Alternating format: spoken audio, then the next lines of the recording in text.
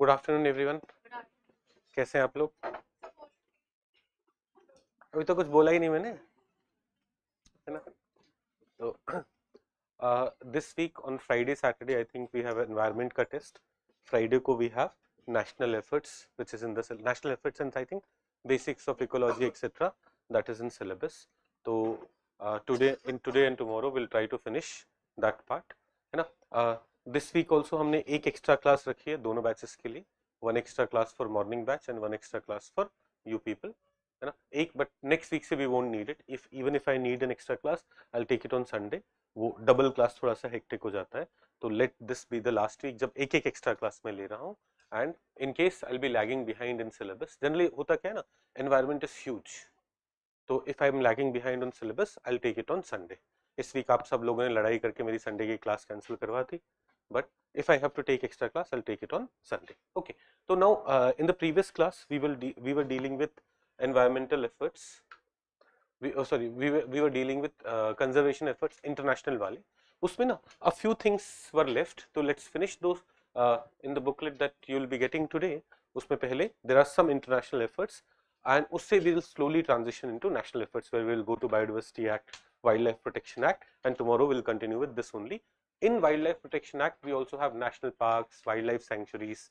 तो ना जैसे अपन ने टाइगर रिजर्व्स पूरे roughly याद किए थे, we know which tiger reserve is located where. In the same way we'll deal with all the national parks, and by the end of today's class we'll be in a position that we would be knowing कि यार कौन सा national park कहाँ है. Not only that, important features of national park, flagship species of national park, we will deal with all those stuff. तो शुरू करते हैं. Let's start with international efforts.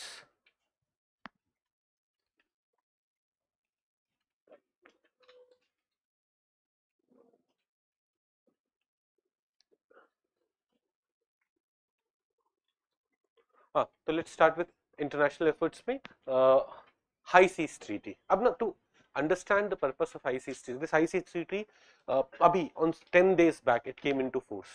On 17th of January it came into force. But to understand High Seas Treaty, first let us understand what the issue is, what the problem is, and to solve that problem, to deal with that problem, they've come up with this treaty. देखो, when we look at the world's ocean, so some part of the ocean comes under national jurisdiction, that is jurisdiction of some countries, but then the rest of the ocean are part of what is known as high seas. Okay, so for example, let's say this is India's land border, so up till 12 nautical miles we have territorial water. This is part of India's domestic territory, but for another 200 nautical miles it is part of India's exclusive economic zone. So though it's not part of India's territory, but economic resources here can only be utilized by India. Okay, but now when we go beyond this, if we go beyond 200 nautical miles, 1 nautical mile is equal to how many kilometers? 1.85 kilometers roughly. No? 1 mile is equal to around 1.6 kilometer. 1 nautical mile is equal to 1.85 kilometers. So if we go beyond 200 nautical mile, we have what is known as high seas. वहाँ पे कोई दूसरी country होगी, it may have its exclusive zone, but this part is known as high seas. Now this part is rich in biodiversity. This part is also facing problem of pollution. This part is also facing problem of plastic debris. This part is also facing problem because of climate change, right? And this is a large part of Earth. In fact, अगर आप यहाँ पे आओगे, you will see that it constitutes of 64% of the ocean surface, and of the entire Earth it constitutes 43%. This high sea, which is not under any country's jurisdiction, is so important, so crucial. More than 60% of the ocean is high sea. More than 43% of the Earth is high sea. It is so significant from the perspective of the biodiversity that it has 2.2 million marine species and trillions of microorganisms which we haven't yet been able to study. But in spite of that, only around 1% of high sea is of the high sea is protected. Only 1% of high sea is protected. तो because it belongs to no one, because it's not protected, it faces a lot of challenges, it faces a lot of issue. तो अपना एक convention है UN convention on law of seas, UN convention on law of seas. जैसे अपना we have United Nation framework convention on climate change, ऐसे we have a convention which determines की what will happen in the sea, कि territorial water कितना है, exclusive economic zone कितना है, all those things are determined by UN Convention on Law of Seas. ये हम पढ़ेंगे when we'll come to international bodies, there we'll talk about it. But under this convention, specifically to protect marine biodiversity, where in high seas or beyond national jurisdiction. High sea क्या है? वो area of the ocean which is beyond national jurisdiction. So to conserve and to protect marine biodiversity beyond high seas, beyond national jurisdiction, इसके अंदर UNCLOS के अंदर एक treaty आई जिसे हम बोल रहे हैं high seas treaty, whereas or its technical name, if you'll go to its technical name, it is Convention on Conservation and यहाँ पे जो इसका नाम देख रहे हो, Convention on Conservation and Sustainable Use of what? Marine biodiversity in areas beyond national jurisdiction. Area beyond national jurisdiction is high sea. तो Convention on Conservation and Sustainable Use of Marine Biodiversity in High Sea.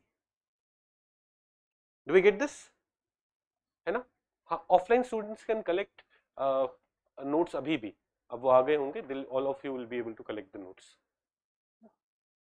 No, come back to this. First purpose समझ में आपको मिल जाएगी. कुछ बच्चों को मिल गए हैं, ऐसा फिर से डिस्क्रिमिनेशन आधे बच्चों के साथ. Okay. Let them, actually again my fault, not their fault. मैंने ही एक 20 पे नोट्स भेजे फाइनल करके. I was updating it with current affairs. तो सारे वो आज ना बहुत सारे नेशनल पार्क्स थे, जहां जहां जो न्यूज में था एक एक लाइन ऐड करनी पड़ी है सब में, पर जिस भी कारण से न्यूज में था I had to do that and that took some more time. Like पूरे साल में कहीं ना कहीं न्यूज़पेपर में सब अबाउट एवरी नेशनल पार्क कुछ ना कुछ अपडेट रहता है, and that's why it took some time. It's not their fault. It's दूसरा ये बुकलेट भी 50 पेजेस वाली हो गई है, तो प्रिंट करना भी थोड़ा सा टाइम कंज्यूमिंग होता है, but you will get it. पर नाम से समझ में आया, convention on conservation and sustainable use of marine biodiversity in areas beyond national jurisdiction. इसे हाई सी ट्रीटी बोल रहे हैं या इसे BBNJ, biodiversity beyond national jurisdiction. BBNJ term will also be used. So this is a convention for conservation and sustainable use of marine biodiversity. But which marine biodiversity? Marine biodiversity in high seas, marine biodiversity in areas beyond national jurisdiction. And it's a convention under what? Under United Nations Convention on Law of Seas, UNCLOS के अंदर है. क्या हम सबको समझ में आ रहा है? All of us get this. अभी we'll go to the provisions, but first we should like exactly. अब देखो common sense हमें once we know it is a convention for conservation and sustainable use of marine biodiversity. तो अब just इतना conservation and sustainable use, उसके लिए आप conservation के लिए you will say let's create marine protected areas. Only 1% of the high sea is protected. तो protection provisions क्या होने चाहिए? Let's create marine protected area. Sustainable use, okay, for any project which is launched in high sea treaty there should be some environmental impact assessment, है ना, तभी तो हम sustainable use कर पाएंगे. इसमें they're also talking about कि यार high sea doesn't belong to any single country. So when you extract resources from there, genetic resources from there, you should not get IPR over it. The entire world should be able to use it. The benefit that you get from there should be the benefit for the entire humanity. And advanced countries, because they have more resources, they'll be able to exploit more of these things. So it is their responsibility that they help developing countries, underdeveloped countries with the technology, with resources. Generally ये provisions होंगे. अभी we'll go through the things formally, but क्या common sense से हम ये सोच पा रहे हैं कि if we have to conserve biodiversity in areas beyond national jurisdiction, if we have to promote its sustainable use, हम कुछ areas को protected areas बना देंगे. हम बोलेंगे let's do environmental impact assessment before launching any project. तभी तो sustainable use हो पाएगा. Then general things, biodiversity protect करने, we say that there should be equitable sharing of benefits also. Because high sea doesn't belong to any country, तो उस पे IPR right should not, just because USA is able to reach some place before because of large technology, it is able to extract life form from there, and from there it is, let's say हम एक underwater नया fish ढूंढते हैं which we were not aware of. Now using material from that, if a company can cure cancer, it should not get IPR over it. High sea did not belong to them, तो IPR पे restrictions होने चाहिए यहाँ. The benefit that you are able to get from the resources in high sea, you should be sharing it with everyone. And advanced countries have this advantage. They should also be helping developing countries in extracting these resources. Do we get this? Do we understand this? तो यही किया गया है कि if you'll come to the main provisions, if you'll come to the main provisions, 4 main objectives, उसके through 4 main provisions are there. First one is the what? Conservation and protection of marine ecology. How? By demarcation of marine protected areas. सबसे पहले what are they saying? They're saying marine protected areas बनाओ. Now, did we have a fund of marine protected area under Antarctic Treaty System? In the last class we studied Antarctic Treaty System. Do you remember? Saturday ko Lokesh, we studied Antarctic Treaty System. There we studied CCAMLR. Do you remember? उसके अंदर marine protected areas बन रहे हैं. But we have seen recently creation of these marine protected areas have faced issues. Why? Some countries have opposed it. Russia and China have opposed it. ऐसा हुआ था. So from there we learned कि यार let us not go by consensus, because if we'll go by consensus, 1 or 2 countries will prevent creation of marine protected area. So under this convention, High Seas Treaty, they have said in order to create a marine protected area, how much vote you will be needing? You will be needing 3/4 of the majority vote, not 100% of the majority vote, which was needed under the the Antarctic Treaty System. तो पहला provision क्या है? To protect biodiversity, to conserve biodiversity, to promote sustainable use of biodiversity, marine biodiversity in areas beyond national jurisdiction. We are saying some places will be converted into marine protected areas. How will they be converted? They will be converted using 3/4 of the majority, not complete consensus, because complete consensus has been seen to create problems in the past. Problems in the CCAMLR वाला mechanism. क्या हम सब समझ पा रहे हैं?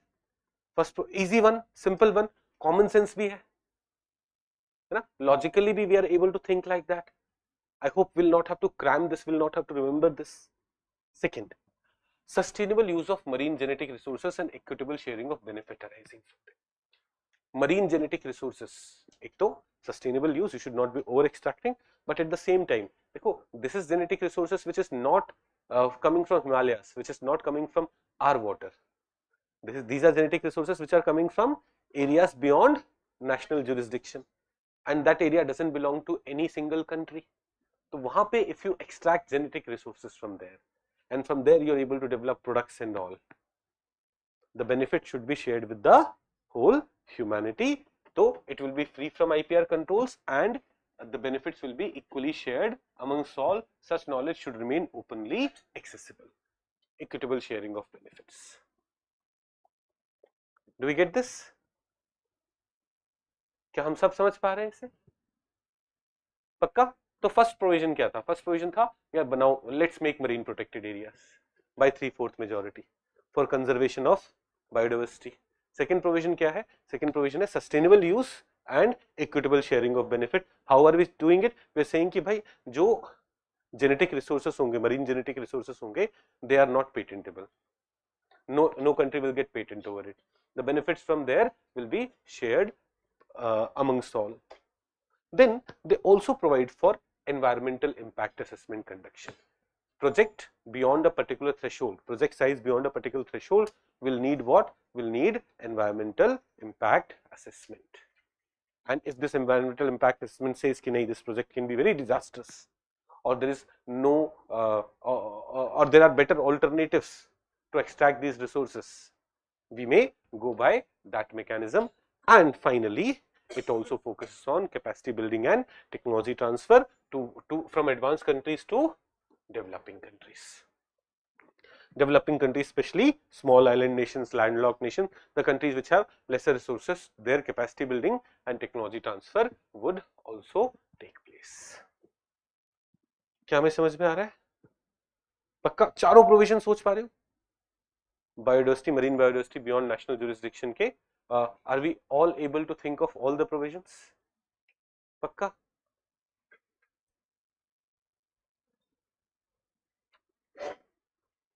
Sir PYQs alert, हाँ बेटा मुझे पता है ना, अब आप ही क्लास नहीं लेने दे रहे हो, मैं क्या करूं, आप पे लोड ज्यादा हो जाता है ना. I wanted to take a class on Sunday, Satyansh को इतने सारे मैसेज आ गए, एक दिन तो छुट्टी दे दो, मिल रही थी 26 जनवरी की छुट्टी, है ना. तो अब व्हाट शुड आई डू, या तो मैं कम पढ़ाता हूं या मैं क्या करूं, वो भी नहीं कर सकते ना. तो will do that. I promise you not a single PYQ will be leaving, not a single PYQ. मैं आपको क्लास में करा के दूंगा, है ना. मे बी जब संडे को क्लास लेंगे, संडे को आप अपने घर से कर लीजिएगा. अगर नहीं आना चाहते हो, will first do all the PYQs. अपने जो बायोडाइवर्सिटी के हमने 100 प्लस PYQ दिए, आई थिंक 50 प्लस दोनों बैचेस में हो गया, एंड 50 और करने हैं this Sunday. Let's do that. उसके साथ नेशनल एफर्ट्स, इंटरनेशनल एफर्ट्स के भी सारे PYQs कर लेते हैं. Are we getting this now? Sir target prelims 2025 के नोट्स भी रेफर कर सकते हैं बेटा. If you have these notes please cover it from here, because a lot of things are updated. देखो ये तो लास्ट ईयर BBNJ का क्या नहीं था, it was not in force, no.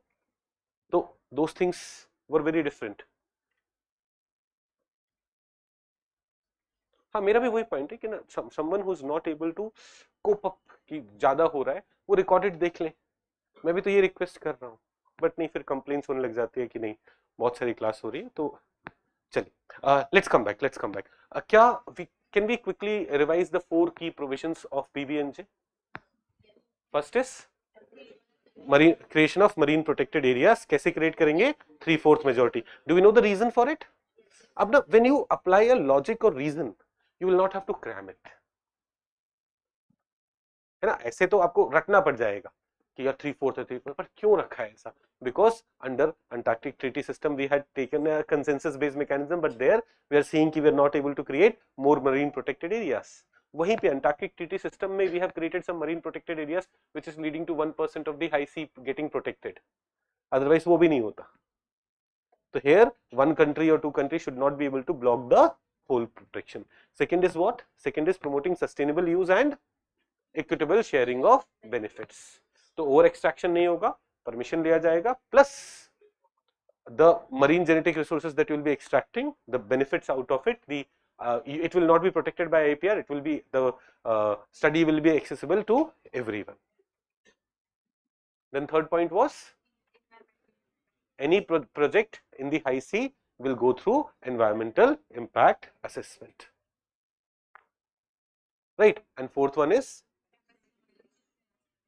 capacity building and technology transfer. Developed countries से developing countries को, island countries को, landlocked countries को capacity building and technology transfer.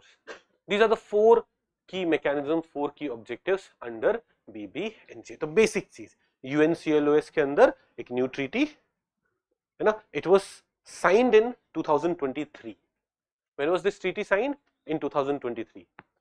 In 2 years, it achieved 60 ratifications.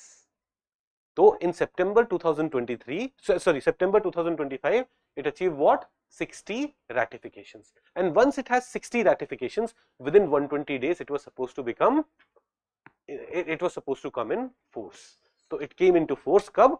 10 days back on 17th of January 2026. अब देखो problem यहाँ मैं बताता हूँ.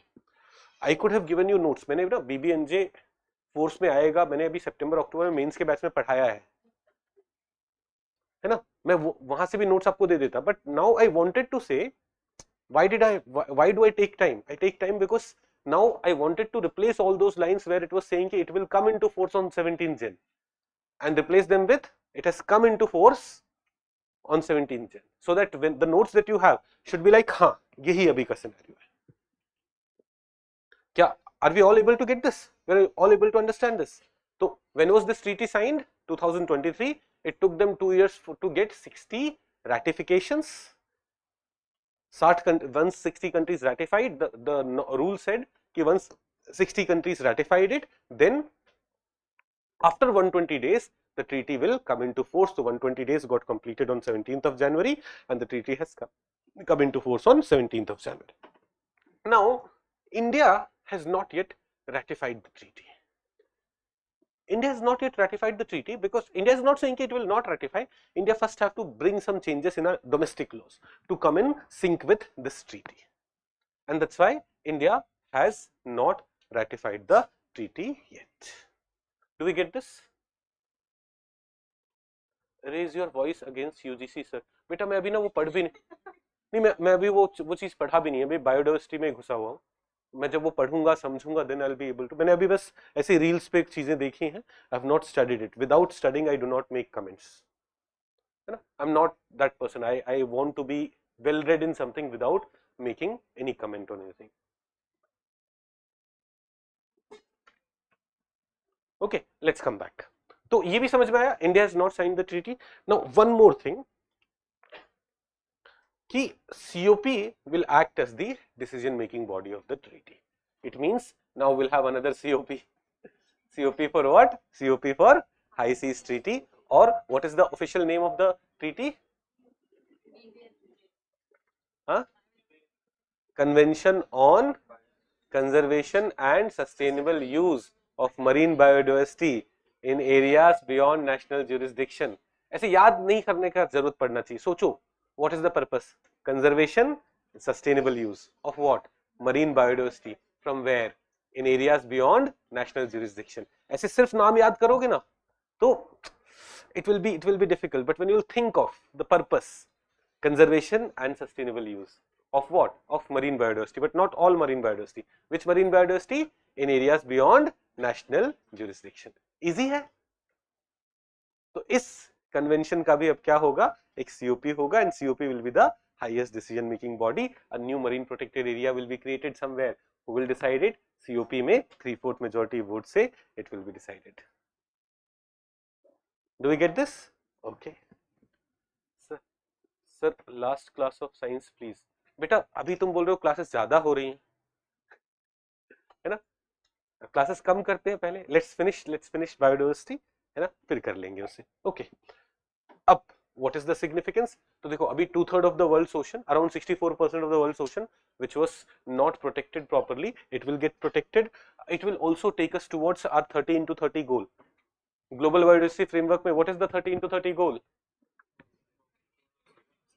30% of the terrestrial, marine, aquatic ecosystem, वो 30% by 2030 should become protected.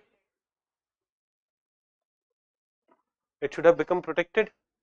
Now क्या हाई सी में अगर will create marine protected area तो will it take us towards 30% of marine, like 30% of the thing getting protected. तो will it help us go towards 30x30 goal. आपने realise किया of all the targets, the 5 targets, if you remember, we will be able to solve most of the questions. वो 5 target अपन ने याद किए थे, हमें सबको पता है. आज देखूंगा कितना पता है. आ जाने दो नेशनल पार्क पे, है ना. Vikas is like sir I am ready. हर नेशनल पार्क पे आऊंगा, पहले मैं पूछूंगा टाइगर रिजर्व बताओ उसके, फिर आगे बात करेंगे. Okay, this is understood. Now देखो, when it came to sign, this treaty was discussed for long, है ना. treaty was signed in 2023 finally, but it was discussed for a long period, and even after 2023 there were lots of worries, will we get enough ratification or not. And one reason for this was developed countries not wanting this kind of treaty. Developed countries have the technology, their companies want to access marine genetic resources and take advantages out of it, है ना. फिर ये बोल दे कि मैं झूठ बोल रहा था, इसलिए आप सबको दिखाया मैंने पहले, है ना. बोलो मैं झूठ बोल रहा हूँ, है, इसलिए मैंने सबको दिखाया पहले कि ये ऐसे बोल देते नहीं सर आप मेरे पीछे पड़े हो. These were her words.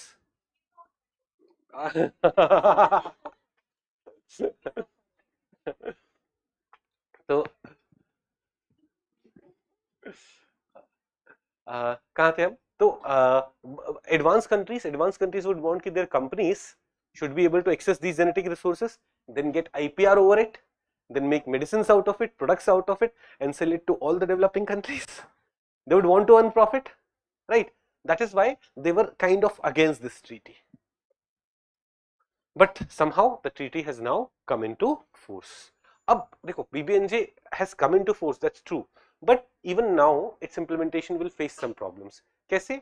जैसे benefit share कैसे होगा? They have said कि benefit sharing would occur, but जैसे we'll have to create more rules regulations, no?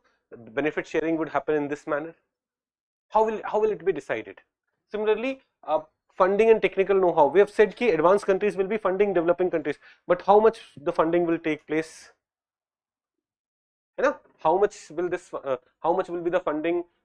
Which countries will get the fund? Will a country like India, a developing country like India, will get it? How that will be distributed? All these things have to be decided before these things become operationalized, right? Okay.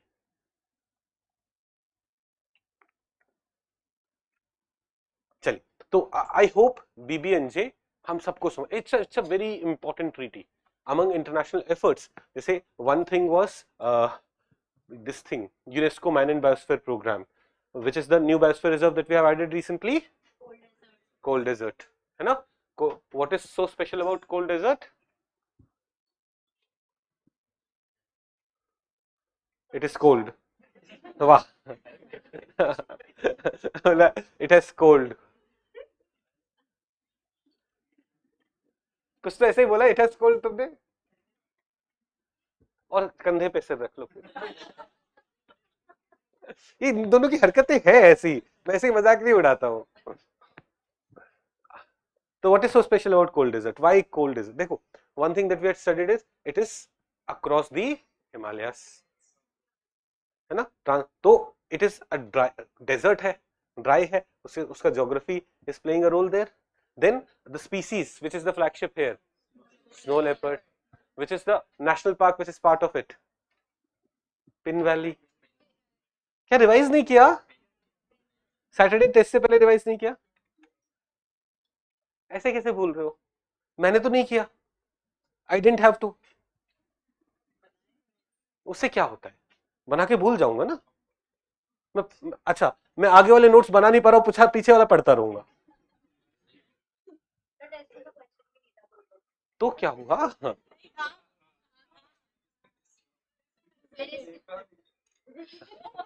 चलिए, कोई बात नहीं. तो please please keep on revising, please keep on revising these things. जैसे revise करते रहोगे ना, it will get more connected. Okay, चलिए, तो BBNJ is clear. Let's go to IBAT. IBAT ना एक छोटा सा इनिशिएटिव था जो न्यूज़ में. आप लोगों को गर्मी नहीं लग रही है? प्लीज यार एसी चल. नहीं, ये पीछे का चलवाएंगे. हाँ प्लीज एसी चलवा दीजिए यार.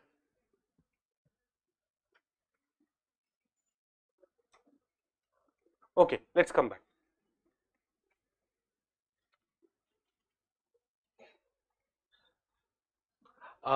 IBAT, Integrated Biodiversity Assessment Tool.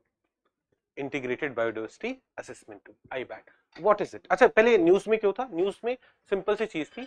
IBAT Alliance double its investment in biodiversity from 2023 to 2024. Basically, IBAT is investing more money. अभी in down to earth, this was the news. Now, what is IBAT? First of all, like in preliminary examination, if they'll ask questions, they'll be like, what is IBAT? IBAT is an alliance of 4 of the influential conservation organization. They're not all UN organization. जैसे we have BirdLife International. BirdLife International was what? नहीं, रोहित जी ये वाला चला कीजिए. BirdLife International was what? An alliance of a number of NGOs were forming part of it. है ना? BirdLife International, Conservation International, International Union of Conservation for Conservation of Nature, IUCN, and then United Nations Environment Program के अंदर World Conservation Monitoring Center. These 4 entities, BirdLife International, Conservation International, IUCN and UNWCMC, इनका एक alliance है IBAT. First thing, when you hear the term IBAT, please understand this. Okay, Do we get this? Second, there is a IBAT platform. What is that? IBAT is the alliance, we understood. IBAT platform is basically providing a right data about biodiversity.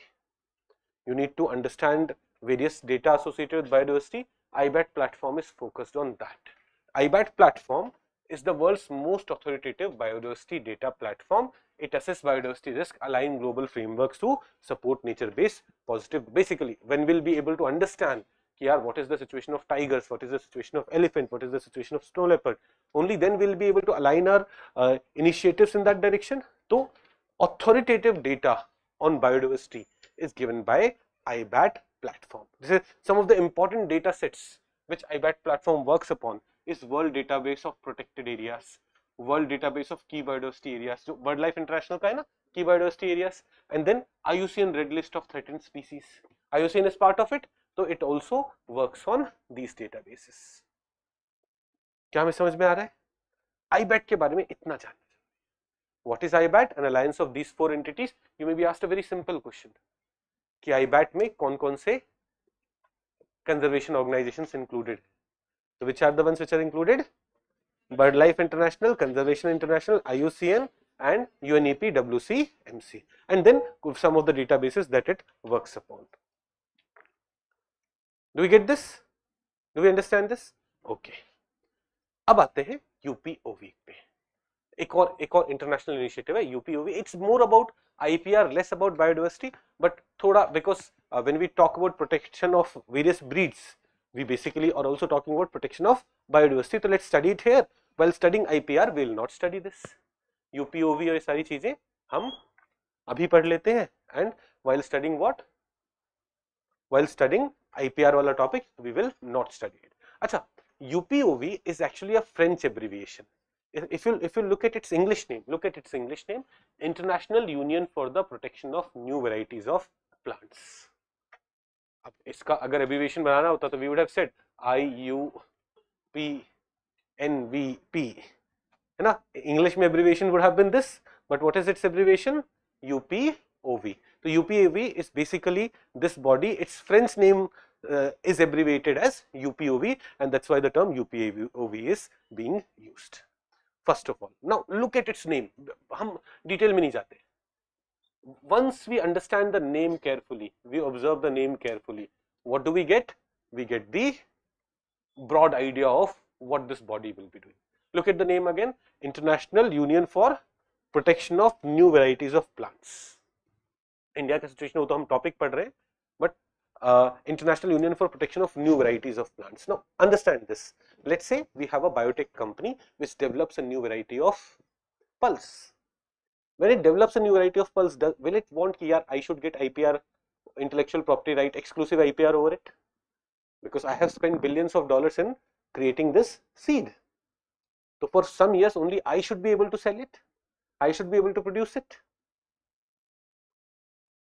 For that purpose, at international level, what do we have? We have UPOV. ये नए varieties of plants, seeds, plants, trees, इन सबको नए varieties को protect करने के लिए बना है.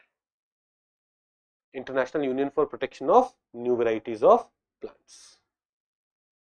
Okay, now this international union was established in 1961, and there are two conventions under it. One is UPOV 1978, other is UPOV 1991. Now it is UPOV 1991 which is in force. So what is the main difference between UPOV 1978 and UPOV 1991? UPOV जो 1978 था ना, it had given more freedom to farmers. Now understand the issue. There is this biotech company. If we give more rights to it, farmers will be in trouble. Farmers will face more difficulties.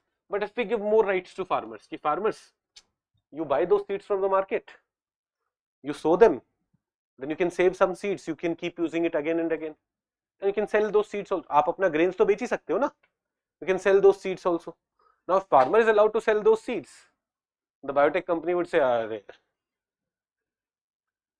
है ना? So there is a थोड़ा सा tussle between the requirement of this biotech company and requirement of the farmer.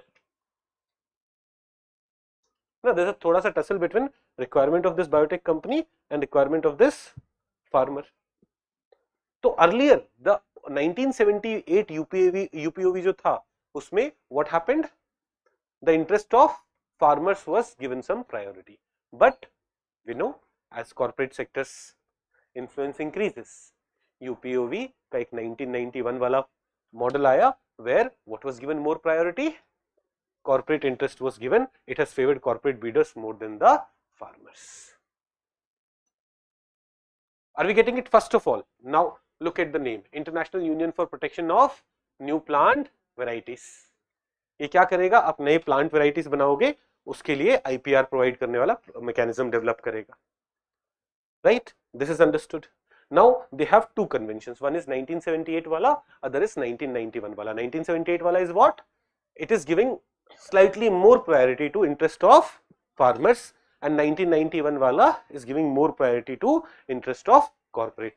Makes sense? Do we understand the rationale and the tussle between them? Okay.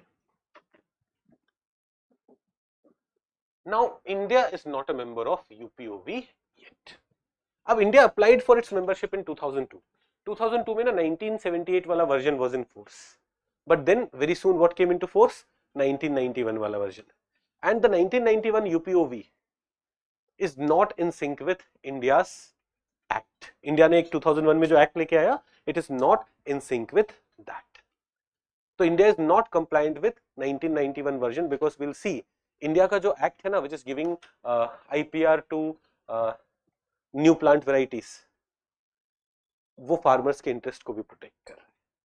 So it is not in sync with 1991 Act, and when it is not in sync with 1991 Act, India cannot become member without modifying the 1991 Act. But if we modify the 1991 Act, what happens? Farmers' interest go down.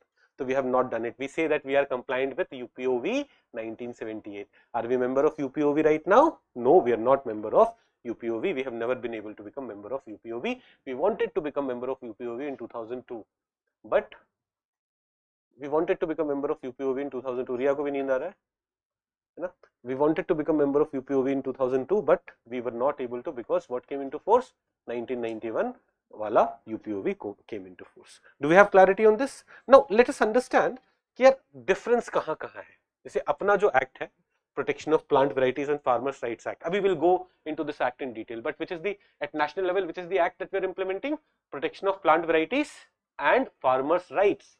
हम farmers के we are also prioritizing farmers' rights. We are saying जैसे 1978 वाला UPOV था, the 1978 UPOV had prioritized farmers' rights also. So we are prioritizing farmers' rights also. So what are the main difference between 1991 UPOV and our act? Why our act is not exactly in sync with the 1991 UPOV? First thing is, what can you do with farm saved seeds? Farm saved seeds का मतलब meaning we understood. Suppose I went to a biotech company and I bought their seeds. Then I sowed those seeds. Grains came. I saved some of the grains to be used as seed in future. So under UPOV, can I use it for my own purpose again? Yes, I can use it. But can I sell these seeds? So no, I cannot. But India का जो act है, it allows unbranded sale. That is, let's say I bought a seed, let's call it branded seed 3. Branded seed 3 is of let's say potato. I know potato का seed नहीं होता वो. I understand. And I understand that. है ना? ऐसे मत सोचना कि सर गवार आदमी इनको क्या पता. पोटैटो में पोटैटो काट के हम लगाते हैं. I understand that. है ना? But let's say it is that potato के लिए BS3 एक variety develop हुआ है. Now under UPOV 1991, a farmer will sow this. He will save some of it, and in future he can again sow it. But can he sell these seeds? No, he cannot sell these seeds. India में a farmer will sow it under Protection of Plant Varieties and Farmers' Rights Act 2001. We can sow these seeds, we can resow, like save some of it, resow it, but we can also sell it, but not branded one. We cannot sell it as BS3. Brand तो उनका है ना, दो varieties same, we will not be able to sell it as BS3, but we are allowed to sell. Did you understand one difference between UPOV and protection of plant varieties? Sowing, saving is allowed in both, but what is not allowed here? Selling. Here unbranded sale is allowed. If you go to this table, farmers can sell it in unbranded form, unbranded form. I say make it unbranded form.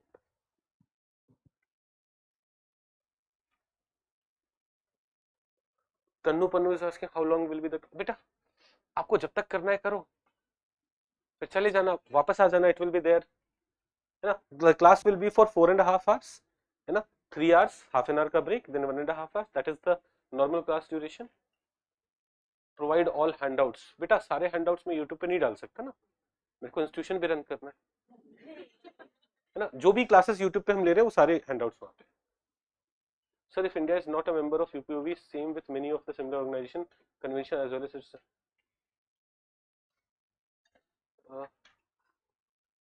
So is it rational to study these organization or convention per se? हाँ, it is rational ना. If India is not a member, they can still ask you कि UPOV का India member है नहीं, specifically because India is not a member. You should know this. And then अभी ना Protection of Plant Varieties Act is in news. उस पे amendment की बात अभी आते हैं ना यार. I didn't teach UPOV last year. I'm teaching it this year. There's a reason for it, no? Trust my wisdom. है ना? चलिए. Let's come back. So first, farm safe seeds वाला ये difference. Did we all understand? Second is royalty on harvest. Now, what is this? Let's say this farmer used my seed, the company's seed, without paying any, without getting any license or without paying any royalty. Now UPOV say that in this scenario, the company has some right over his harvest. When he would grow the grains, he would grow the final product, the company may have some right over the harvest. Whereas Indian Act says you have right over the seed, not over the farmer's harvest. Did we understand this? They say if the farmer has used protected seed without paying royalty, it allows royalty on harvest, but we say the breeder's right is over the seed, not over the harvest. Breeder, like the company which is producing this, its right is over the seed, not over the harvest. Do we get the difference? Third thing, patent protection. Ab, when we talk about IPR, because in science tech abhi main IPR cover nahi kar paa, so I'll briefly explain intellectual property rights. Intellectual property rights can be of many types. One such right is patent. You can get patent on new inventions. You know, ab you can get patent on new inventions. You will develop a new medicines, you can get patent over it. Patent, you can have patent for 20 years and so. Right? Abhi hum padhenge iske bare mein. When we will come to IPR, we will understand this. But UPOV says that when a plant breeder is there, a new plant variety is developed, you can either get patent or some other form of IPR, some other plant breeder's right. Indian Act says patent nahi milega bhai. The plant breeder will not get what? Plant breeder will not get patent. Will plant breeder get some protection? Will plant breeder get some IPR? So yes. But what is not applicable? Patent is not applicable. Patent is not applicable. Do we get this? A plant can be protected under breeder's right and also under a patent. Here breeder's right can also be there, patent is also there, but Indian law says what? It doesn't allow patent for plant, animal, seed, species, etc. In fact, the Patent Act 1970 itself does not allow it. And finally, benefit sharing for locals or conservers. ऐसे समझो, let's say this person, what is your name? Rajkumar. So Rajkumar runs Rajkumar Industries. Rajkumar Industries are seed industry. Now he visits some remote area, tribal area, and find some plant variety, जिससे some resources can be extracted. Now, Indian law says that because those tribals have conserved these plants for centuries, they should be getting some benefits. Whereas UPOV is not prioritizing farmers' interest, right? UPOV is prioritizing more corporate sector's interest. UPOV has not specified for it, and we have made it mandatory. Under Protection of Plant Varieties and Farmers' Right Act, this provision is mandatory. The main difference, I hope we understand this. Main differences हमें समझ में आए. Main difference between UPOV and Protection of Plant Varieties, UPOV 1991 and Protection of Plant Varieties and Farmers' Rights Act. These are the 4 core differences. Do we get this? Okay. चलिए. So UPOV is understood. UPOV is a, what is it? International Union for Protection of New Plant Varieties. India is not part of this union because Indian Act is not in sync with UPOV 1991. How Indian Act is different from UPOV 1991? Do we understand this? Yes. Are we in sync with UPOV 1978? So yes, we are in sync with UPOV 1978. समझ में आ रहा है? जो आपने पहले पढ़ा हुआ उसके बियॉन्ड कुछ मिल रहा है? चलिए, let's come to Protection of Plant Varieties and Farmers' Right Act 2001. अपना एक्ट भी थोड़ा पढ़ ही लेते हैं ना. हाँ sir, can we get 2026 pre? बेटा जो भी ना, कुछ बात समझो, जो भी मुझसे यूट्यूब पे लाइव क्लास में बोलता है कि मुझे ये नोट्स फ्री में मिल जाएंगे क्या, ऐसे अपलोड, प्लीज समझो यहाँ पे ना, there are 1000 students who have paid for these classes. अगर मेरे को फ्री करना भी होगा तो मैं अभी अनाउंस नहीं करूंगा ना. My existing students are going to feel bad. तो तुम यहाँ पे मांगो कि थोड़ा सा कॉमन सेंस लगाओ ना, है ना. You will say कि sir make everything free. I cannot do that because I'm teaching a paid class right now. Please understand this.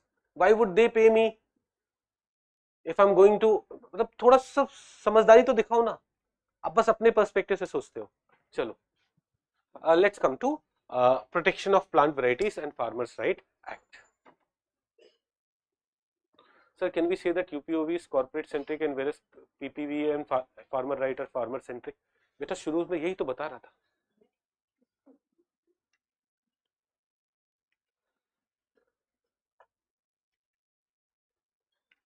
Let's come to Protection of Plant Varieties and Farmers' Right Act, R Act. अब look at the name. It is protecting plant varieties also, but it's also giving interest to farmers. Why did we need this act? In 2001, we came up with this act. Why this act? पहली बात simple है, because the Patent Act 1970 does not allow for patent to plants. So if I am developing a new variety of plant, if I am developing a new variety of seed, Patent Act, India में तो Patent Act will give you the protection. Patent Act is not applicable on plants, seeds, etc. So to protect them, do we have to come up with some IPR mechanism, some intellectual property right mechanism?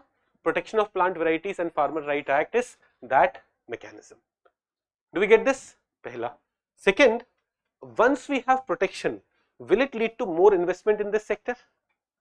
Ab think of Rajkumar Industries, the famous Rajkumar Industries. If he develops some new seed variety and he doesn't get any protection, he develops that seed variety and every one of us are using it. You know, each one of us are using it without paying him anything. What would happen? He will not be interested in investment. So another reason why we needed Protection of Plant Varieties Act, because Patent Act nahi hai, we have to, in Patent Act, the patent IPR is not being available. So we'll have to provide some protection. For that, we needed it. Then we also had to fulfill the mandate of TRIPS. WTO का एक agreement है, trade related aspect of intellectual property rights. आज boring चल रही है क्या class? सबको नींद विंद आ रही है? बोरिंग हो रही है?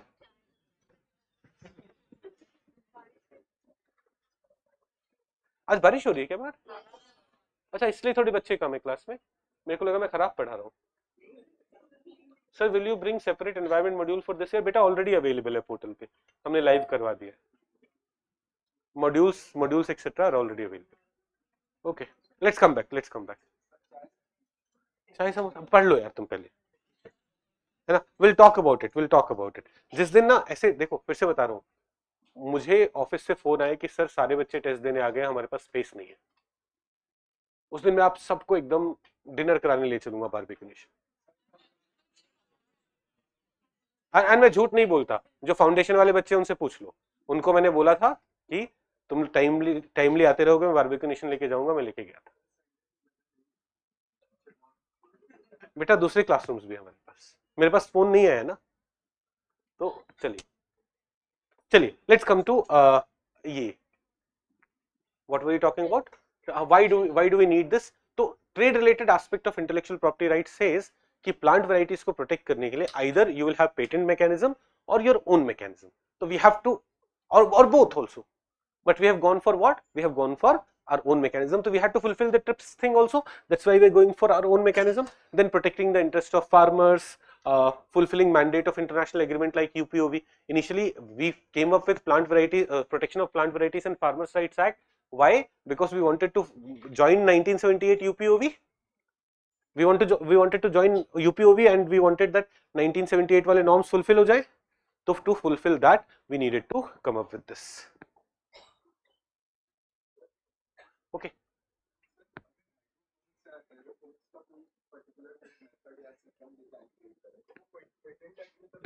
नहीं, इंडिया में ये मैकेनिज्म, प्लांट्स वाले मैकेनिज्म, सीड्स वाले मैकेनिज्म, नया जानवर बना लो आप, है ना.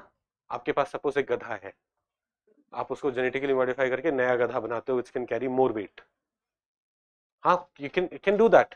Will it be protected under patent act? तो नहीं, इंडिया में plants, animals, these things are not protected under patent act. Are we getting this? Okay. So why did we need it? We understand it. Let us understand what the act is. So act is granting IPR. Act is granting what? Act is granting intellectual property rights. Patent नहीं मिल रहा. India में patent is not applicable on plant varieties, but it is providing other forms of protection, other form of IPR. किन किन को दिया जा सकता है? It can be given to plant breeders. Plant breeders are basically the developers, biotechnology companies. It can be given to researchers. Researchers, they are not producing those seeds at large scale, but they are the ones who researched it. And then farmers. Farmers may have saved some variety of seed. There may be a region of India where some special type of rice is being grown. It is those farmers who have for centuries saved them, or it is those farmers who through some mechanism may have developed that. तो उनको भी तो for existing varieties also you may get protection. So who can get exclusive rights over plant varieties? Breeder can get it, researchers can get it, and farmers can also get it. Objective वही stimulate R&D ये सब ठीक है. Let's come to provisions. Let's come to provisions of protection of plant varieties and Farmers Rights Act. Sonu ji मुझे बहुत गर्मी लग रही है. नहीं मुझे पता है मैं हॉट हूँ, उसके अलावा एसी ये वाला एसी नहीं चल रहा है, मैंने बोला भी था.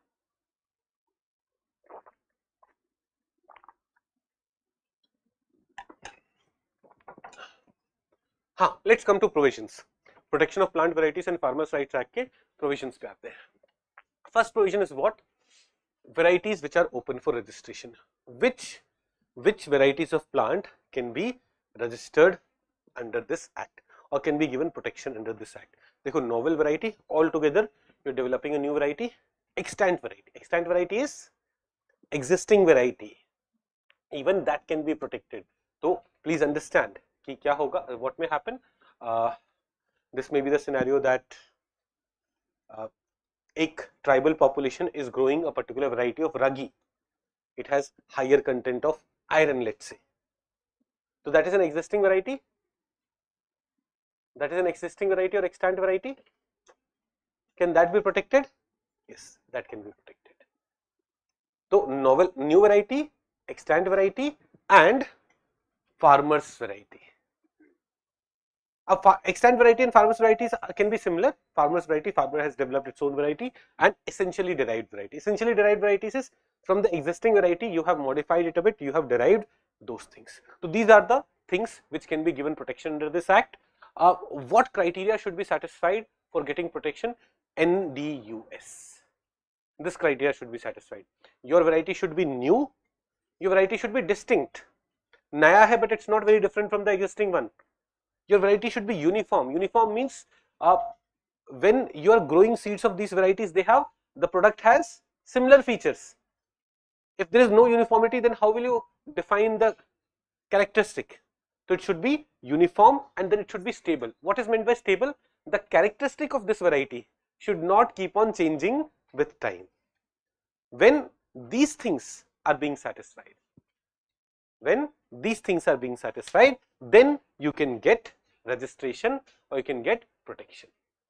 क्या हमें समझ में आ रहा है ना? Two things. One, what are the varieties which are open for registration, and what is the condition that has to be satisfied. Then you get two rights. One, the right over the variety, and other, the right over the denomination assigned or the brand assigned. Then farmers. बोलो. हाँ, नहीं ऐसा नहीं बोलते, फिर से समझते. Wait. एक हम यहाँ पे बोलते हैं which are the varieties which can be given protection under this law. एक, it can be completely new variety, novel, अभी आपने लैब में नया बनाया है उसे. एक, it can be existing variety also. Extant variety is existing variety. फिर एक some farmer may have done something in the land and may have created a variety, even that is protected. देखो अच्छा, न्यू वाला नहीं कर पाएंगे, agreed. New वाला नहीं तो बिकॉज देखो, न्यू वाला criteria is applicable for novel variety. It will not be applicable for extend variety. It will not be applicable for farmers variety. Are we getting it? अरे एग्जिस्टिंग वैरायटी तो new नहीं होगा ना. Existing variety तो already exist करता होगा. In a database, in registration it may be new. Are we getting it? है ना? Now, is it clear? अब समझ में आ रहा है? Which are the varieties which can be registered? What is the condition that has to be satisfied? Let's come to rights of farmers. Farmers के पास क्या क्या rights है, इसे अच्छे से समझो. Because I'll make a question on this कि farmers के पास इनमें से कौन कौन से rights हैं. And because it is in news, अभी हम देखेंगे Protection of Plant Varieties and Farmers Rights Act is in news. We have transitioned to national efforts. Protection of Plant Varieties and Farmers Rights national effort में आएगा. Now it is about IPR, but please understand, when हम किसी variety को protect कर रहे हैं, are we also promoting biodiversity? We're kind of promoting. इसलिए थोड़ा सा इसे यहीं पढ़ लेते. I could have done it with IPR, but what are the Protection of Plant Varieties and Farmers Rights Act? What are the rights it gives to farmers? सबसे पहला, we had seen that कि farmer is entitled to save, use, sow, resow, exchange or sell his farm produce including seeds of protected varieties. Only चीज क्या है? They can't sell branded seeds. First point सबको clear है? What are the rights? Farmers can sow, save, use, sow, resow, exchange or sell also his farm produce including the seeds, but he cannot sell it as that brand. Do we get this? पहला point सबको समझ में आया? Farmers rights में first point. Second, registration. Farmers have the right to register their own traditional variety. Farmers variety register किया जा सकता है. Farmers have the right to register their own traditional varieties, but some key thing has to be kept in mind. Let's say this is a tribal community and you are growing a type of rice. Let us call it black rice. जैसे काला मांस, काला chicken होता है, कि आप एक black rice उगा रहे हो. Now Rajkumar has got some more exposure. He goes to government and says, sir, मेरा black rice, please give me protection over it. Government will say, no, not you. It's the rice of the whole community. If the protection will be given, it will be given to the whole community. If its benefit will come, it will come to the whole community. This is the part. Important to involve all communities associated with its conservation. While you can be farmers variety को rights दिए जा सकते हैं, but for what right? Right will be given to all the communities which are involved in the protection of this variety. Similarly, suppose Rajkumar, a variety which Rajkumar himself has developed. He's a farmer in his field using this black rice. He made some changes and made it brown rice. अब सिर्फ colour नहीं बदला है, the properties of the rice has also changed. So he has developed a new variety. We are saying कि यार, for a farmer also, it's important to consider spousal contribution. Right? Ownership over the new breed will not only be given to him, will be given to his spouse also. Why? Because she has also contributed in that agricultural activity.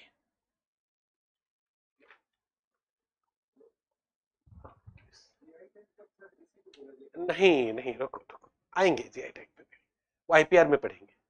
This is not GI tag, this is protection given to new plant varieties. समझ में आ रहा है? Okay. Now, farmers right for reward and recognition. अब ये 2 points है. Farmers के benefit sharing के rights भी है. देखो, आपने फार्मर का वैरायटी को यूज करके नया ब्रीड बनाया, तो should farmer be getting some share, है ना? उसके लिए they have created a national gene fund where the breeder, where the beneficiary will be putting some money, and that money will be going to people who have contributed in this breed. Then farmers right to receive compensation for undisclosed use of traditional varieties.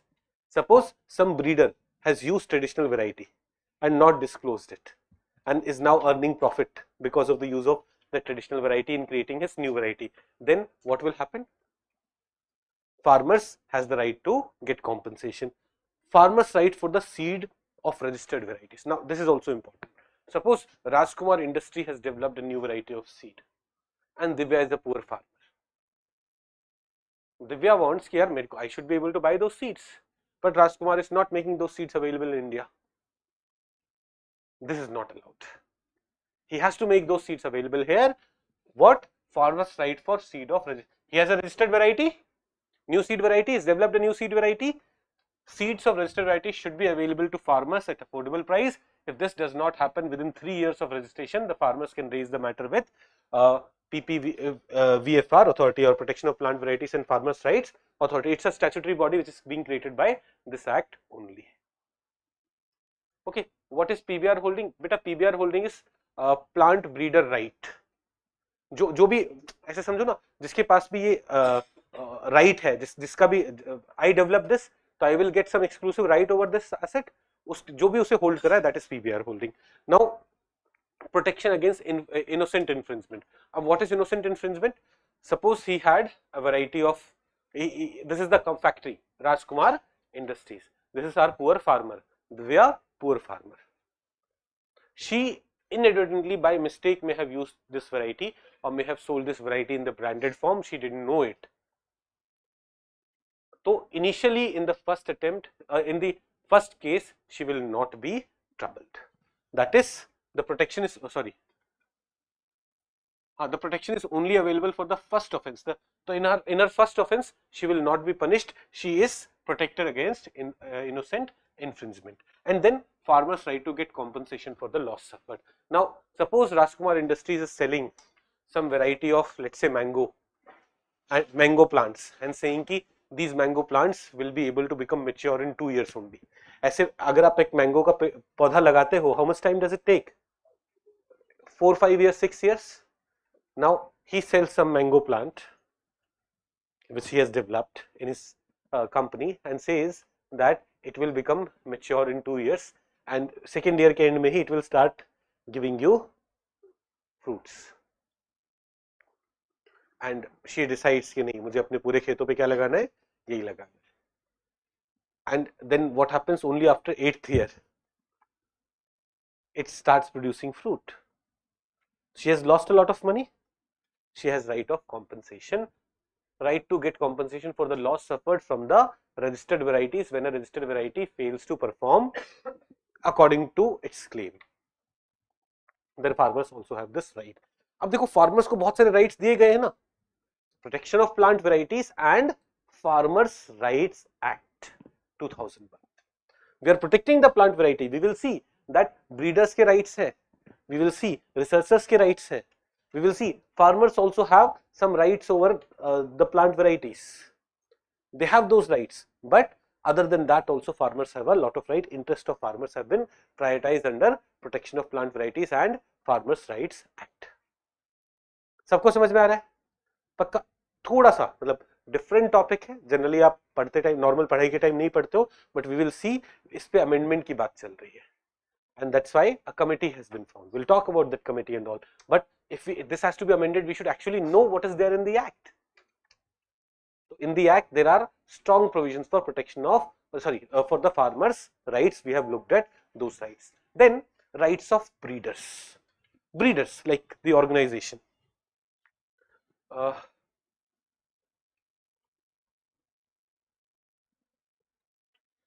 Sir innocent infringement क्या होता है? Innocent infringement बेटा violation of the right unintentionally. इसके seeds है, राजकुमार industries के seeds बेच रहा है ये RJK01. शी बाइज दो seeds, she grows it in the field and then she sells it. कैसे? RJK01 के सीड्स ले लो मेरे से. शी डिडंट नो कि डूइंग दैट इज इलीगल. तो ये इनोसेंट इन्फ्रिंजमेंट हुआ, उसे पता नहीं था. Her intention was not criminal, but she didn't know कि this is not allowed.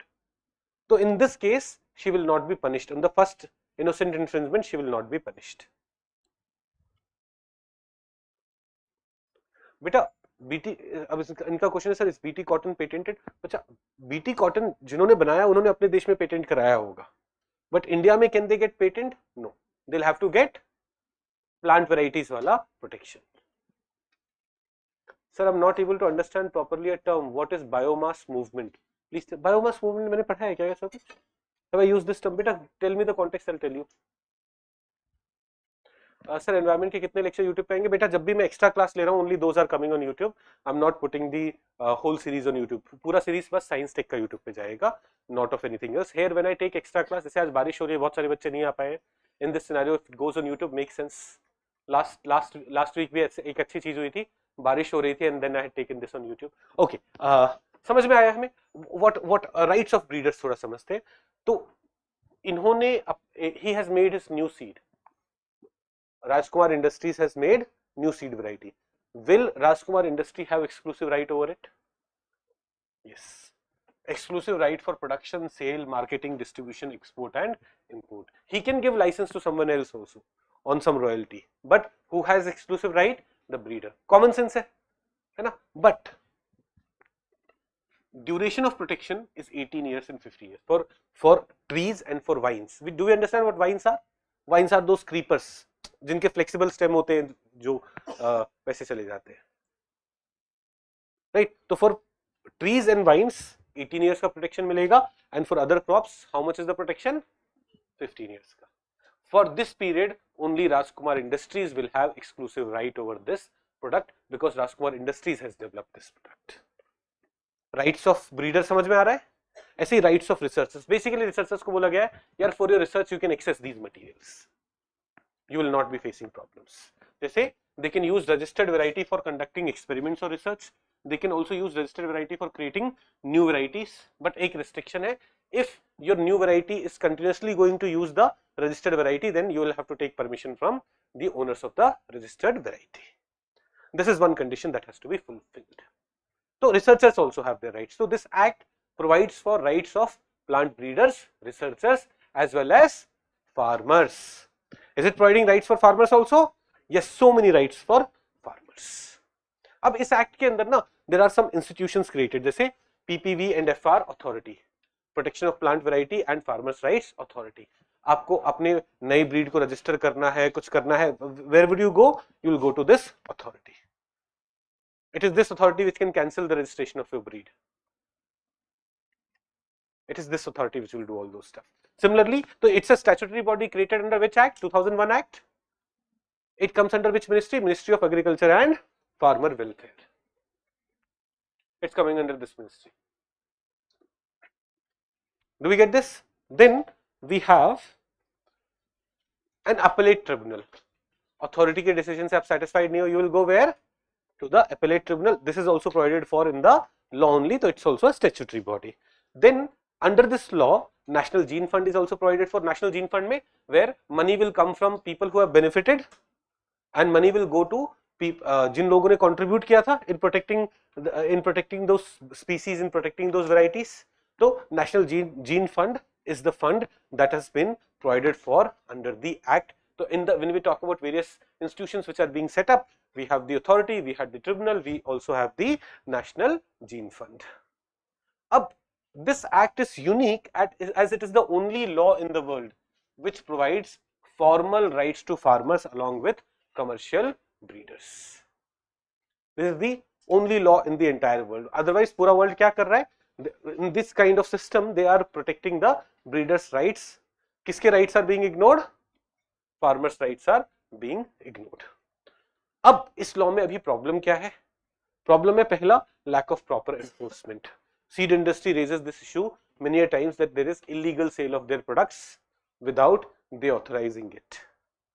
कुछ लोगों ने सीड्स खरीदे, सीड्स को फिर रीपैकेज करके इलीगली बेच रहे हैं and reduce controlling it has really not been possible. And this is not only about seeds, in general India में बहुत सारे डुप्लीकेट प्रोडक्ट्स मिलते हैं. दूध, पनीर सब हम कुछ गड़बड़ी कर रहे हैं. बिस्लरी की बोतल भी आ गई.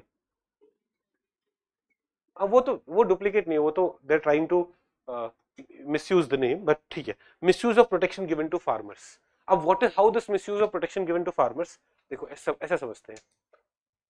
Rajkumar Industries developed a seed, and let's say Divya is not a poor farmer.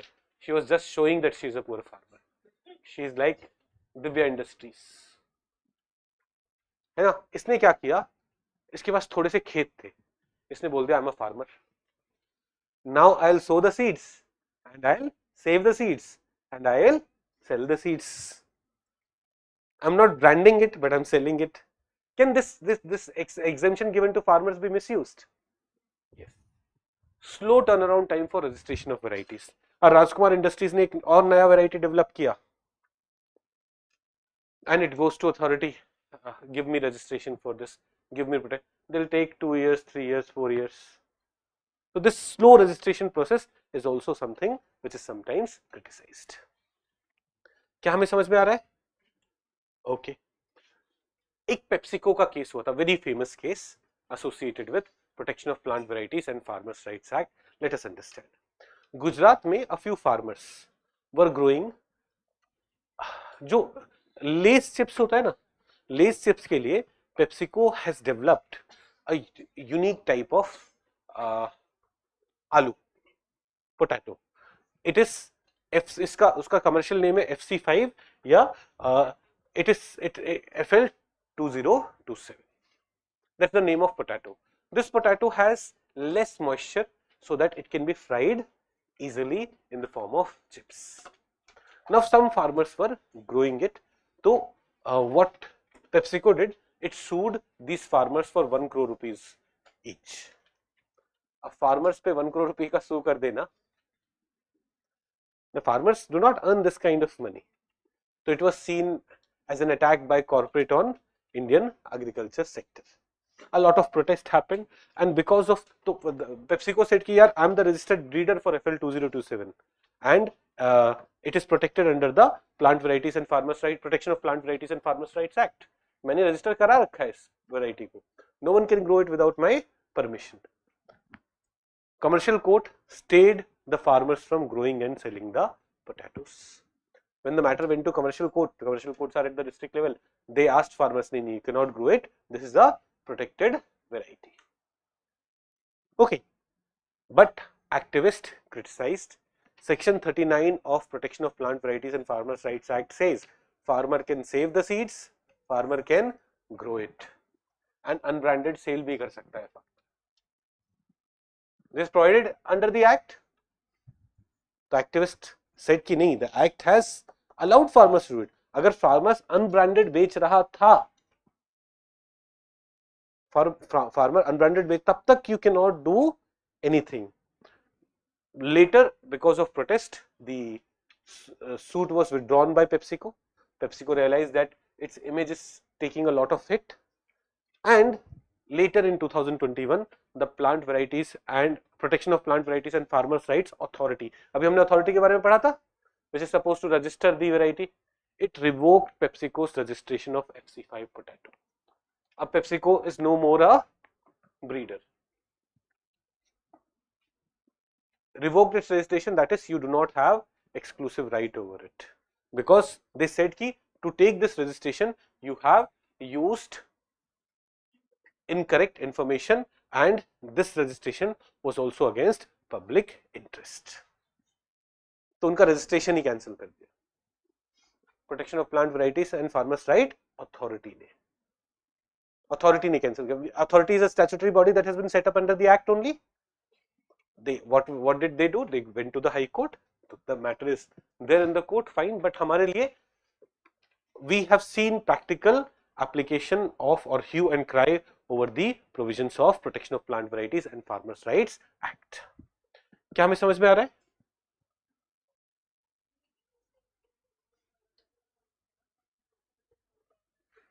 They knew about it, but point is कि even after knowing it they can do it unless they are selling the branded seeds. If they are not selling the branded seeds, उसके बाद ये कर सकते हैं. तो basically what happens is PepsiCo ना contract farming पे कुछ farmers को लेता है कि grow this potato. Now some farmers may save those seeds and tomorrow even if PepsiCo do not give you the contract, you may still grow the potatoes. Now you are allowed to save the seeds. You will grow the potato. PepsiCo says कि नहीं, you will not grow it. Now farmers will sell it to other chips वाला. हमारे यहाँ बहुत सारे local brands हैं. They are tastier also. बस वो concern रहता है, quality concern थोड़ा रहता है. Local brands जो होते हैं, otherwise they are tastier also. Anyways, do we get the whole issue? अब आते हैं changes planned for Plant Varieties Act. तो अभी in November 2025, the Agriculture Minister Shivraj Singh Chauhan ji said that Centre will amend Protection of Plant Varieties and Farmers Rights Act after consulting all the stakeholder, और उसके लिए उन्होंने एक committee बनाई है, R.S. Paroda committee. R.S. Paroda is an eminent agricultural scientist. He is heading the committee and he would be, or the committee will be consulting all the stakeholders and would thus be would be submitting the report to Protection of Plant Varieties and Farmers Rights Authority, and this authority will then submit the report to Agriculture Ministry and the process of amendment will take place. A process of amendment will begin. तो ये भी news में चल रहा था कि Protection of Plant Varieties and Farmers Rights Act will get amended, तो हमें वैसे भी पढ़ना था, but इसी से associated UPOV था. We understood that, तो वो पूरा you understood the storyline, you understood the timeline, but amendment क्या क्यों करना है, मतलब वो तो हमें पहले we should understand no what is Protection of Plant Varieties and Farmers Rights Act. समझ में आ रहा है? Any doubts so far? No. Let's go to Biological Diversity Act. Any doubts, online students? Sir, does this case not violate breeder's right? Beta, breeder's right is subject to other provisions of the law, no? Breeders have exclusive right, but farmers को भी तो right दिए गए हैं ना, so they are subject to that. एक second दे दीजिए बेटा. Sir, is PPV and FR in conflict with aim to protect biodiversity of crops like rice? No, it's not in conflict. Farmers though can, it's in fact creating the balance. Can farmer save those seeds and grow them? Yes.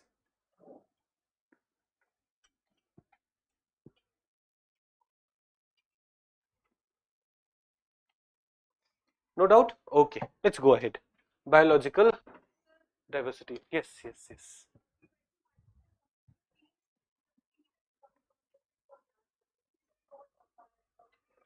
बेटा देखो फिर से समझो ना, when a new area is there, it's not something जो आया हुआ है. जैसे नेशनल पार्क्स में क्या पूछते हैं, हम बोलेंगे उसका रिवर ऐड कर लो, उसका स्पीसीज याद कर लो, उसका फॉरेस्ट याद कर लो. तो आप नेशनल पार्क देखोगे मैंने सबके बारे में तीन चार लाइन बताई हुई है.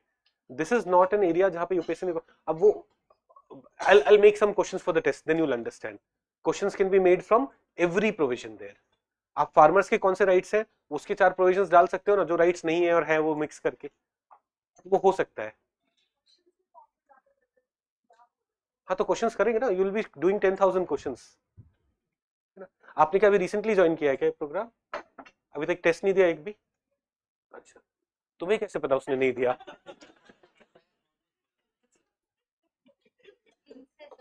इनसे? ओहो, कैसे बात करते हो अजी, सुनते हो? चलिए, लेट्स कम हियर। हाँ, तो as you solve questions you get to know कि ये तो keep on revising and with questions your revision will become strengthened. Okay, now before we come to biological diversity act, do you remember CBD, convention on biological diversity, है ना? When was CBD signed? 1992 Earth Summit. What is the objective of CBD? One of you please raise your hand, I'll answer that. आप बताओगे?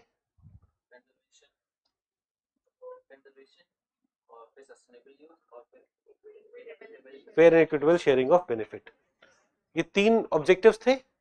Convention on biological diversity क्या कर रहा है? Biological diversity का conservation की बात कर रहा है, बायोलॉजिकल डाइवर्सिटी के सस्टेनेबल यूज की बात कर रहा है, एंड बायोलॉजिकल डाइवर्सिटी के fair and equitable sharing of benefits की बात कर रहा है, राइट?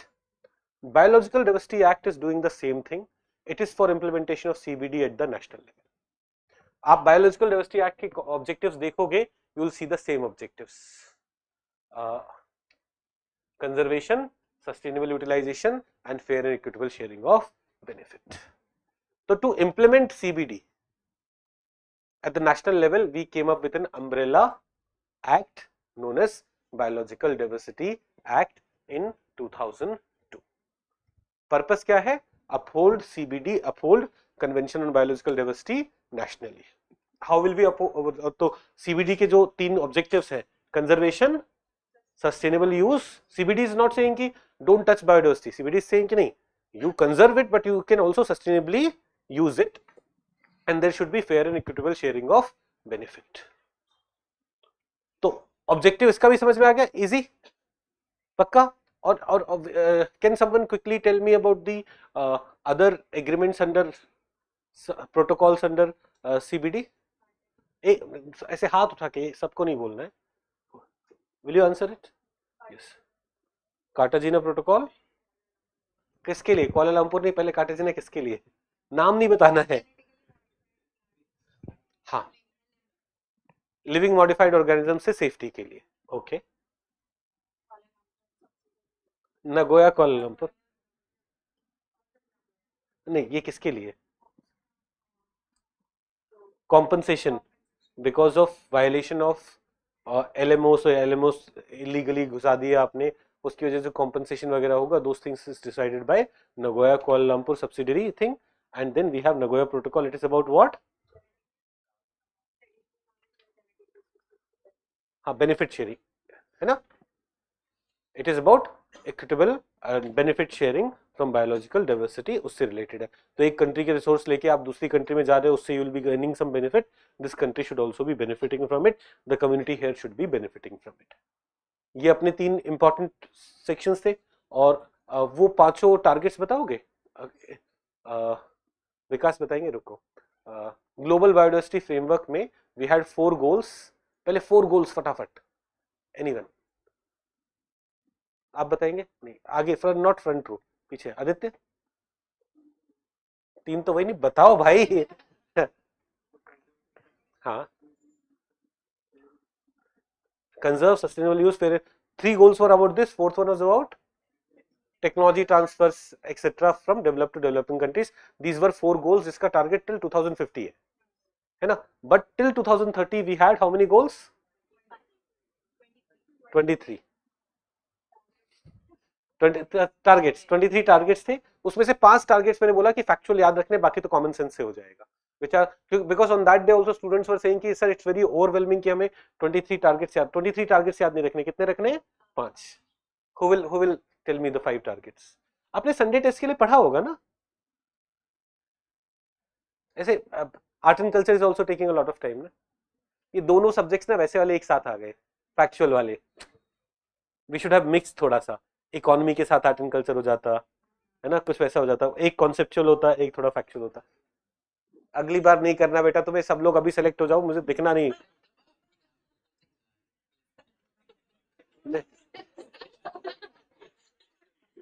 मेरा भी, मैंने रिटायर ही हो जाऊं. नहीं, तो अपने जूनियर्स की भी इतनी चिंता कर रहे हो? चलिए बताइए 5 टारगेट्स क्विकली, सौम्य बताएंगे।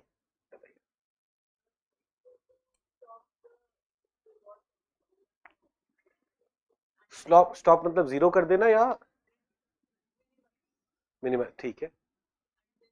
एक हमने पहला टारगेट देखा था कि stop the loss by 2030, ensure की जो एग्जिस्टिंग अपना जो इकोसिस्टम में जो लॉस हो रहा है, बायोडाइवर्सिटी लॉस हो रहा है, that reduces, that stops. Okay, previous damage ecosystem उसका 30% रिस्टोरेशन बाय 2030। हाँ, प्रोटेक्टेड एरिया में ले आना है 30% of terrestrial, marine and other aquatic ecosystem. Great.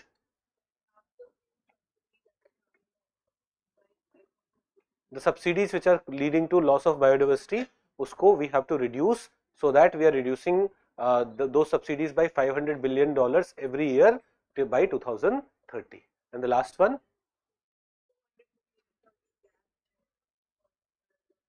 Gap तो $700 billion का है, उस अप टू $200 billion हमें मोबिलाइज करना है by 2030 every year for the purpose of biodiversity protection and to ensure that developed countries से developing countries को help मिले। राइट, ये 4-5 डेटा रिलेटेड फैक्ट्स थे जो हमें याद रखने हैं। राइट, रिवाइज रिवाइज रिवाइज, भूलना नहीं है। Okay, let's go ahead. Biological diversity act.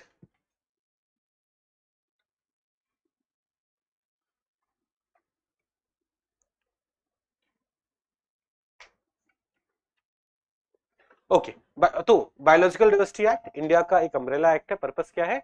Implementing CBD at the national level. तो objectives are the same, conservation, sustainable use and fair and equitable sharing of benefit. How does it do it? How does it achieve these 3 objectives? What is the act doing? So one, it regulates extraction of biological resources. देखो, sustainable use होना चाहिए ना, the use should not be over exploitation and all. So it has to regulate the extraction of biological resources. चाहे वो Indian companies हो, चाहे वो foreign companies हो, we will see that this act has provided mechanism where you have to take approval. If a foreign company comes and extracts some biological resources, they'll have to take approval from National Biodiversity Authority (NBA). And अगर state अपनी कोई domestic company होगी, they will have to take permission from the state authorities. So one thing that it is doing is what? It is regulating extraction of biological resources. Will this regulation help us in sustainable development? Oh, sustainable utilization? Yes. Protection of biodiversity heritage. आज हम पढ़ेंगे. We'll understand the concept of biodiversity heritage sites. देखो, after Biodiversity Act, we are going to Wildlife Protection Act.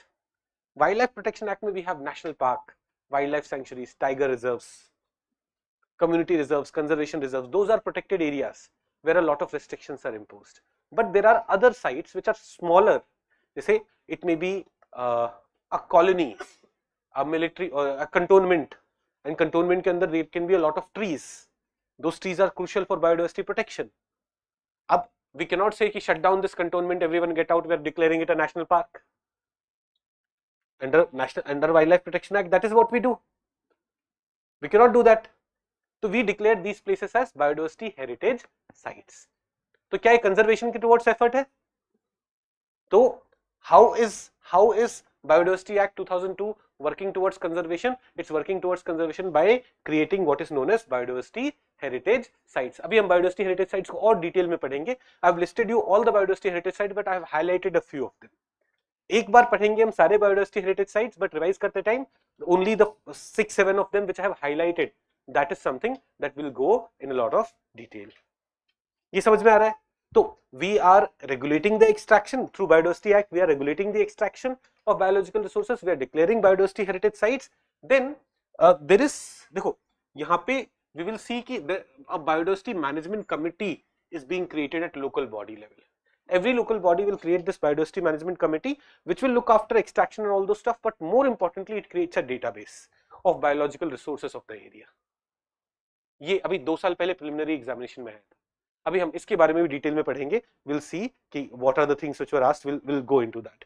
Then there are provisions for conservation of endangered species. The Act prohibits transfer of any endangered species parts or products without permission from the State Biodiversity Board or National Biodiversity Authority. So in this way, it is focused on conservation and sustainable utilization. अभी fair and equitable sharing of benefit पे आते हैं. It is also focused on that because this is also one of the objectives of the act. It also provides for conservation of traditional knowledge. It says that traditional knowledge is very crucial for biodiversity conservation and therefore it needs to be protected. तो इसके लिए database banana, and then for people who are using traditional knowledge to produce something commercial, benefit sharing के provisions are also provided for in the act. The act specifically provides for benefits for indigenous local communities who have protected certain species. It says कि आपका जितना cell हो रहा है उसका 0.5% should be going to the indigenous communities who have contributed in saving biodiversity, using which you are producing the products which are being sold. This has changed a bit. अभी हम ना नए 2025 rules पे आएंगे. We'll talk about 2025 rules and sometimes the latest rules which have come into play. Abhi in April, May that came into force. We'll talk about that. These things have changed a bit, but here what I'm trying to say is through these mechanisms, हम benefit sharing की बात कर रहे हैं, हम conservation, how are we doing conservation? Through biodiversity heritage sites and through by preventing transfer of endangered and threatened species. Similarly, we are also regulating the extraction of resources. Extraction is allowed.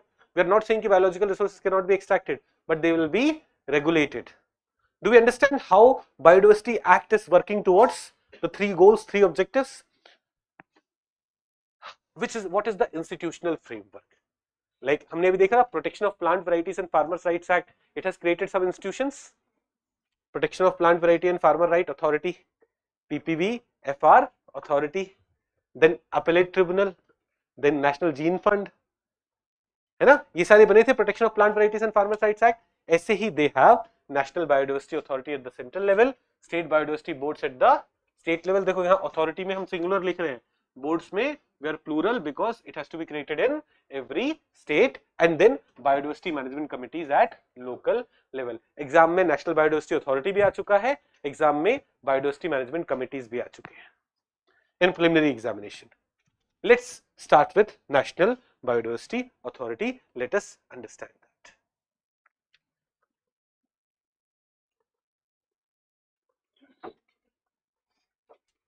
National Biodiversity Authority.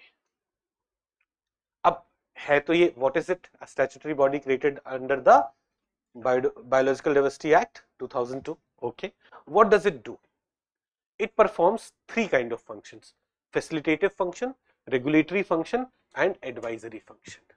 It facilitates some things, it regulates something, and then it advises central government on certain matters. जैसे it lays down procedure and guidelines to govern activities provided under section 346. क्या activities? For obtaining biological resources. तो उसके लिए procedure and guidelines. If you have to get some biological resources, who will be making procedure and guidelines for that? It is NBA for transferring the result of any research, and for certain collaboration research projects or collaborative research projects which may be exempted from benefit sharing and all. For all those things, who is providing the provision? NBA. So NBA has some facilitative, some regulatory, and some it advises government of India कैसे? By notification of threatened species, in designating institutions and repositories for different categories of biological resources, exempting certain biological resources normally traded as commodity. तो उनको like from this act से exempt करने के लिए, it also encourages states in setting up state biodiversity boards. State biodiversity boards are also statutory, but it will be helping states in setting up those boards. It builds database and documentation system. It creates awareness through mass media campaign. So it has facilitative role also, it has regulatory role also, it has advisory role also. ये statutory body है, and this statutory body is chaired by, यहाँ पे एक बार मैं इसे confirm करूँगा, most probably prime minister chair करते हैं, अभी बात करते हैं इस पे. Then नहीं, प्राइम मिनिस्टर वाली दूसरी बॉडी है वाइल्ड लाइफ प्रोटेक्शन एक्ट में. एक बार मैं इसे देख के बता दूं. Let's come to biodiversity management committee. Let's understand what biodiversity management committee is.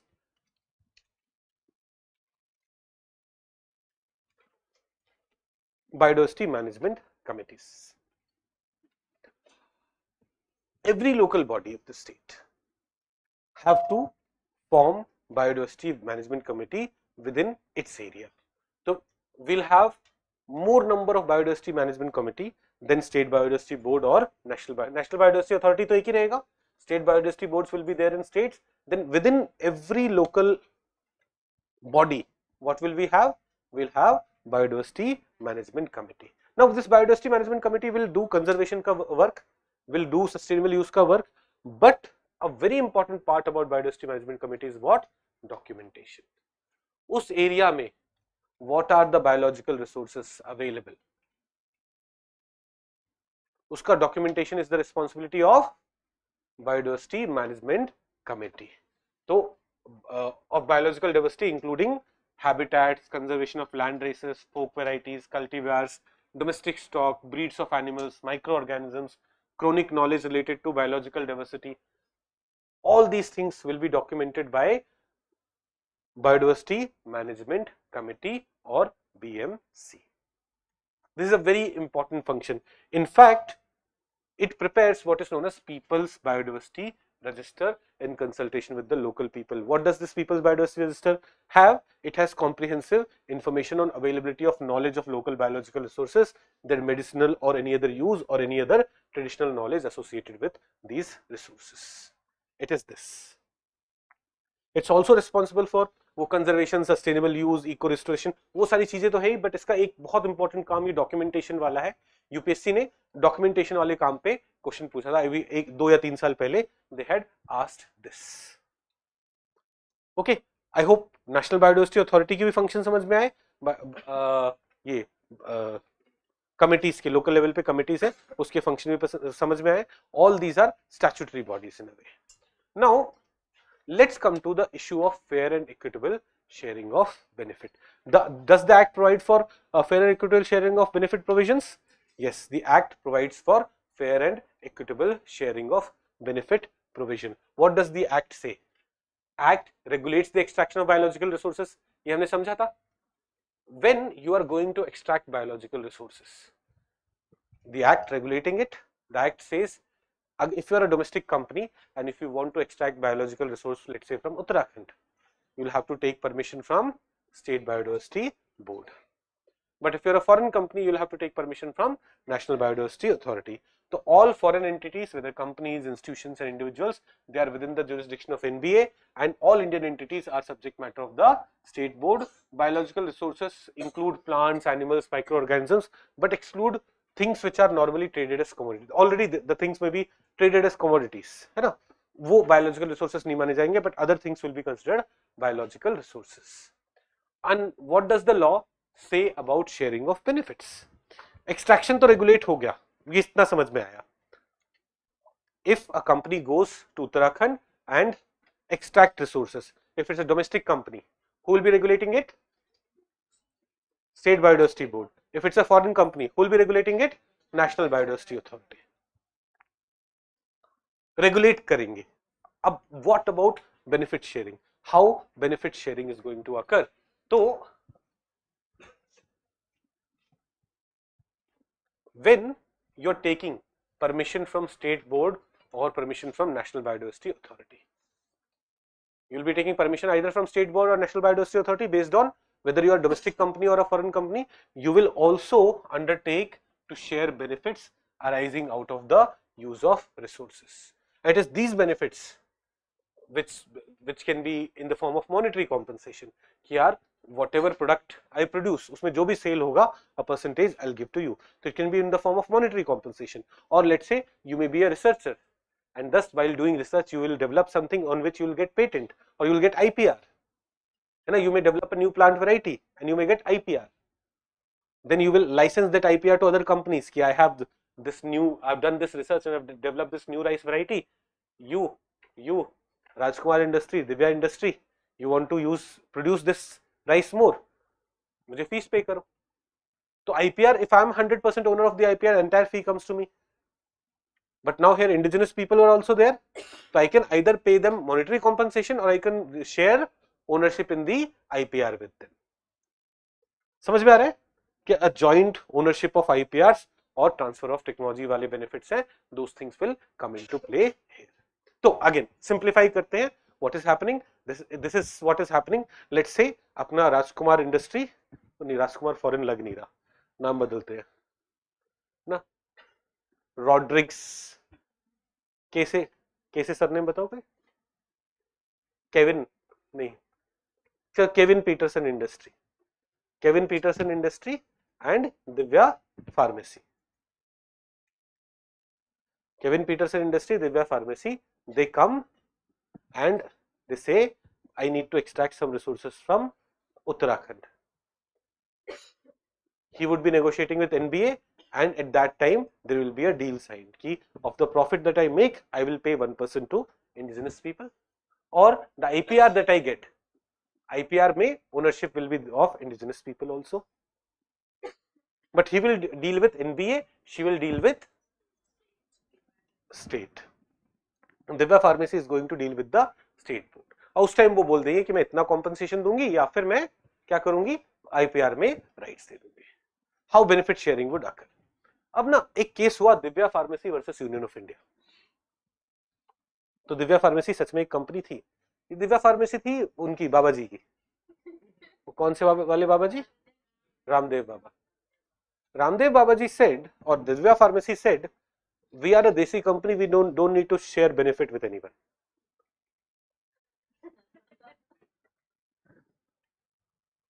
ये विदेशियों के लिए है benefit sharing and all, it's not for देशी company. matter went to high court, high court ने बोला बकैती बंद करो. look at the law, even the domestic companies are supposed to do benefit sharing. ये ही जजमेंट था. बताइए वो क्यों सोच लेते हैं कि when in the law it is clearly mentioned, but फिर तो they can also make वो कोविड का ट्रीटमेंट भी ना, तो उनका कुछ भी हो सकता है. Coronal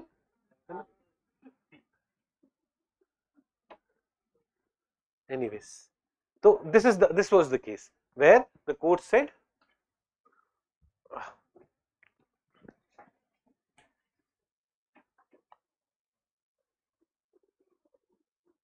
the court held that rights of indigenous and local communities have to be protected equally from outside as well as from inside.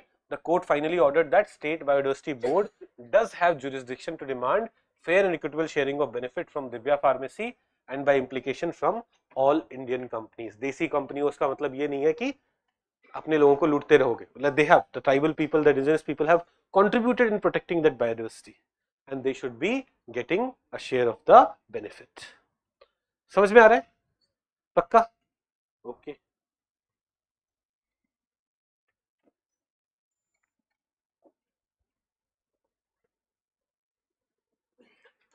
Does BDA 2002 will just lay down CB? हाँ, convention on biological diversity CBD के goals है, objectives उनके similar है. What is the difference in jurisdiction function of NBA? बताया ना, अगर domestic company है what will come into play? State biodiversity board. अगर फॉरेन कंपनी है what will come into play? National biodiversity authority. अब ना, तो this was our biological diversity act 2002.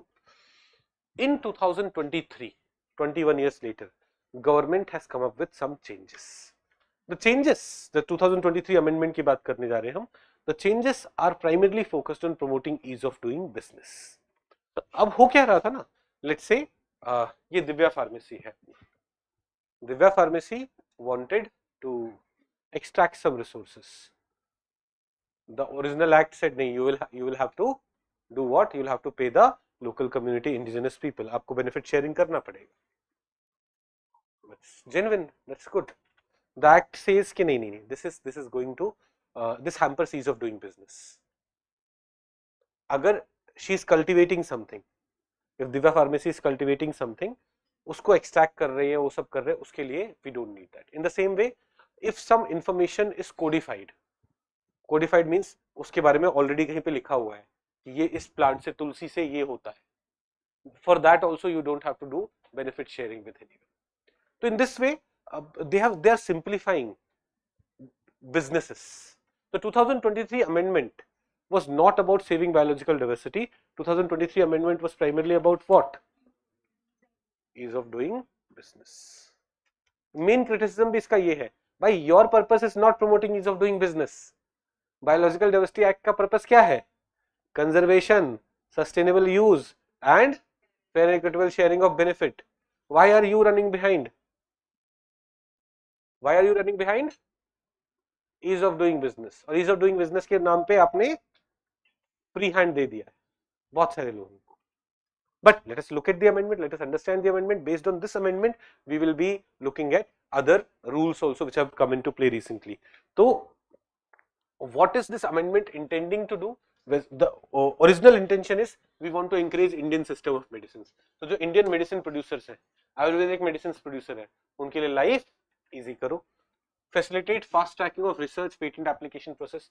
तो इन लोगों के लिए जो Indian companies हैं, उनके लिए patent application process is also being simplified. Then attract more foreign investment in preservation and commercial utilization of India's biological resources.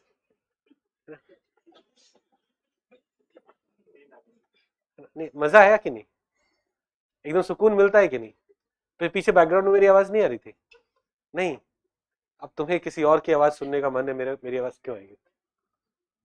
कोई बात नहीं. It also intends to attract more foreign investment. तो just simplifying foreign investment का भी mechanism. We'll look at it. पहले please understand what is the intention of the 2023 amendment.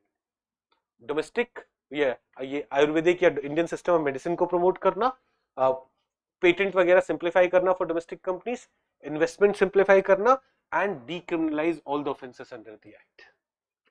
Now under this act there is no criminal offence. There are penalties involved but there is no criminal offense. Again, ease of doing business. Do we get this? So let us look at the provisions. सबसे पहला provision, the amendment. It is the amendment to 2002 Act, 2002 Biological Diversity Act as amended in 2023. First thing, decriminalizes all offenses. Under Biological Diversity Act, जो भी offense criminal offense थे, where you could have gone to jail, have all been converted into civil offense. Now only penalties will be applicable, and penalties varying from rupees 1 lakh to rupees 50 lakh. And government officials will hold inquiries to determine the penalties. अब think of Divya Pharmacy. Suppose she has violated something. Penalty is going to be determined by government officials. Government official बोलेगा बताओ 50 lakh penalty लगाओ कि 5 लाख लगाओ. Divya will say 50,000 ही लगा देना यार. वो बोलेंगे नहीं पेनल्टी 1 लाख से 50 लाख है, तो लेट मी चार्ज यू 1,50,000, बाकी 5 लाख तुम मुझे दे देना. I'm not applying 50 lakh rupees of penalty because I am supposed to decide आप पे कितनी penalty लगेगी. Can it promote corruption? Can it promote corruption? एक criticism इसका ये आ रहा है कि such discretion with government officials may promote corruption or rent seeking. Then it has simplified compliance requirement for domestic companies. Again, ease of doing business. It exempts, this is a very important part, Ayush practitioners. Ayush practitioners कौन? आयुर्वेद, योगा, यूनानी, ये सारे जो सिद्ध, homeopathy, इनके practitioners को, local people को, and communities of the area, including growers and cultivators of biodiversity, from giving prior intimation to State Biodiversity Board for accessing biological resources for commercial utilization. Earlier, you had to take permission for extraction of biological resources. Did you have to take permission from State Biodiversity Board? Did you have to take permission from State Biodiversity Board? Now that permission is not needed. बोल रहे हैं कि this will boost herbal industry.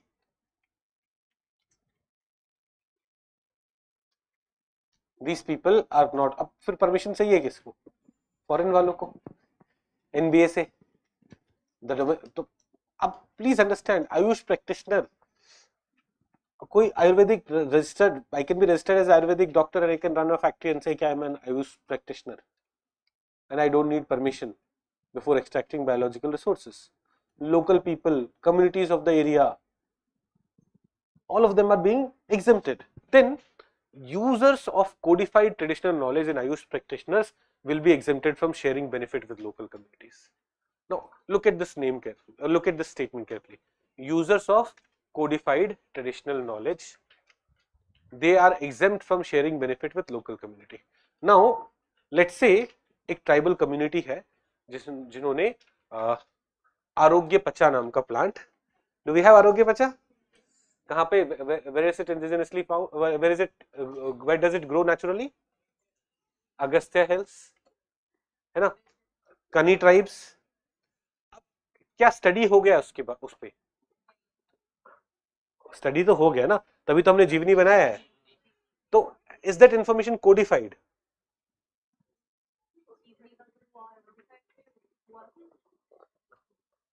अब अगर codified हो गई, ये बोल रहे हैं कोडिफाइड इंफॉर्मेशन आप ले रहे हो तो क्या होगा, आपको कोई बेनिफिट शेयरिंग नहीं करना पड़ेगा लोकल कम्युनिटी के साथ।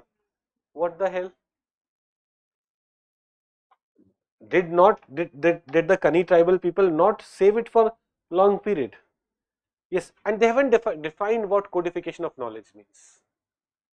तो ये भी एक क्रिटिसिज्म हो रहा है। Then removes research and biosurvey from the purview of benefit sharing. Benefit sharing will be based on terms agreed between user and the local management committee. अब देखो यहाँ पे भी एक प्रॉब्लम है, benefit sharing like Rajkumar will be negotiating with management committee and not with the local people. Again management committee में क्या हो जाएगा, मैनेजमेंट कमेटी वाले लोगों को थोड़ी रिश्वत दो एंड शेयर कम कर दो, ऐसा हो सकता है। Companies registered in India and controlled by Indians are now treated as Indian companies even if they have foreign equity or partnership, thereby reducing restriction on them.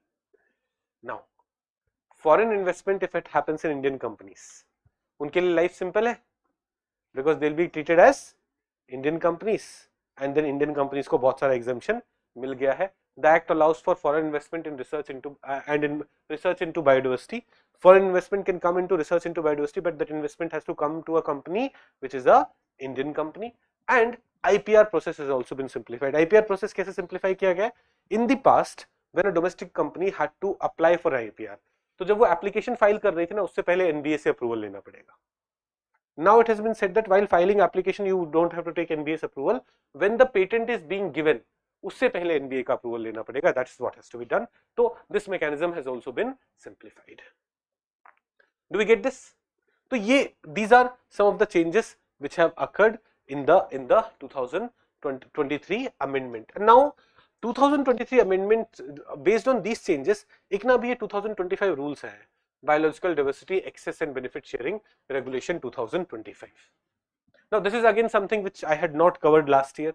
ये rules ही इस साल वाले हैं, है ना. There are so many things that I'm telling you. जैसे protection of plant varieties वाला part मैंने लास्ट ईयर कवर नहीं किया था, यूपीओवी मैंने लास्ट ईयर कवर नहीं किया था, आईबैट मैंने लास्ट ईयर कवर नहीं किया था. तो I am covering a lot of current updates and I am removing a lot of older things also.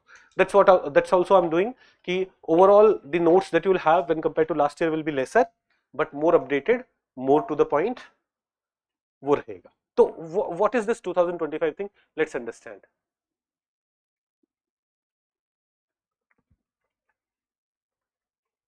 Sir, under the fair and equitable sharing of benefit scenario, if penalty occurs because of any violation knowingly or unknowingly, the final penalty burden occurs on whom? Company or all beneficiaries? Companies ना बेटा. Extraction resource का कौन कर रहा है? Company कर रही है. कोई वायलेशन करेगा कौन करेगा? कंपनी करेगी. आप ट्राइबल लोगों से ये नहीं बोलोगे ना तुमने बेनिफिट शेयरिंग लिया था चलो तुम भी पैसे वापस दो. नहीं, कॉमन सेंस लगाओ ना. Why will we come up with an act like this? Okay. Biological Diversity Access and Benefit Sharing Regulation 2025. 2023 में लॉ अमेंड हुआ. लॉ अमेंड होने के बाद बेनिफिट शेयरिंग वाला सिस्टम थोड़ा चेंज होगा. लॉ अमेंड होने के बाद बेनिफिट शेयरिंग वाला सिस्टम थोड़ा चेंज होगा. Earlier benefit sharing was determined by 2014 rules, but 2014 rules did not cover digital sequence information. जैसे आपका जेनेटिक कोड वो डिजिटली लिस्टेड है, it did not cover that. So what companies were doing, they were doing something like this.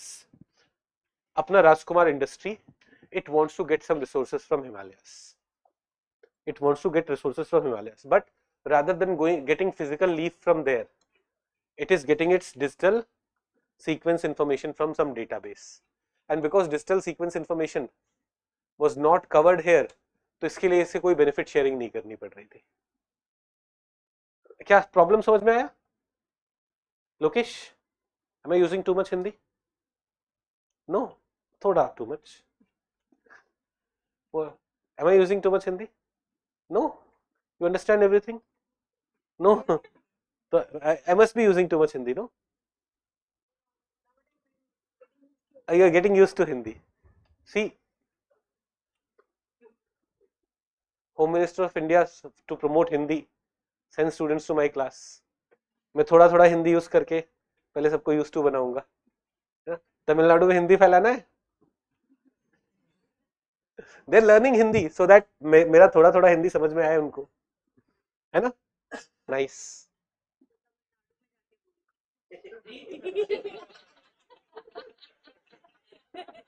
बेटा रुक जा, कुछ दिनों में तमिलनाडु में जाके भी पढ़ाएंगे एंड सारे तमिल बच्चे पढ़ने भी आएंगे. अब बीच में मैं 5% हिंदी बोल दूंगा. अब क्या करूं.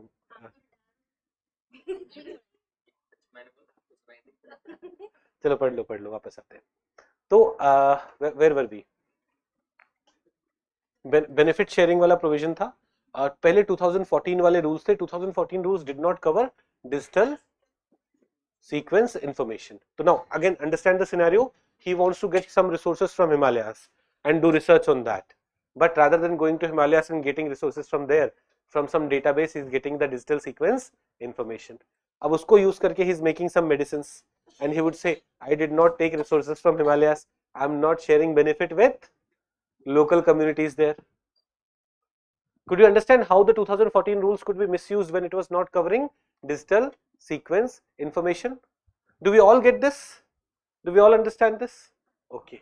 So one thing that has been done under the new rules, which has replaced the 2024 rules, is that the rules will guide sharing of benefits of the biological diversity, including digital sequence information or knowledge associated with it. Please note, DSI or digital sequence information has been explicitly brought under the benefit sharing net. Digital sequence information which was not brought under the benefit sharing net, now it is exclusively available. एक minute. It's bearable though because of your classes in MMP and PMP. Now I'm able to speak Hindi more than average. Nice. Telugu में तो I only know to say how to say I love you. हाँ, नेनु निन्नु प्रेमस्तिन्नानु. Telugu people, can you confirm? Right? No? Right pronunciation? No mistakes? Okay, let's come back. क्या समझ में नहीं आया बेटा, एक बार बताते हैं. DSI. अरे DSI कुछ नहीं है यार, जेनेटिक इंफॉर्मेशन डिजिटली आपने लिस्ट कर रखा है. डीएनए जीन आरएनए का information you have stored it digitally, digital sequence information. So rather than getting the resources from jungle, you can always go to digital sequence information and get the information, get the right genes and use that for producing product. So earlier DSI was not included in benefit sharing clearly. When DSI was not included in benefit sharing clearly, what was happening? A lot of misuse of DSI was being happened. So now DSI has been brought under the benefit sharing norm explicitly. बताइए, are we able to understand this? सबको समझ में आ रहा है? Okay. Now, first major change that has happened in 2025 rules. What is the change that has happened in 2025 rules? DSI has been explicitly brought into the system. Clear? Second, now we have come up with slab based benefit sharing norms on the basis of turnover. आपका जितना ज्यादा turnover है, your benefit sharing will also be higher.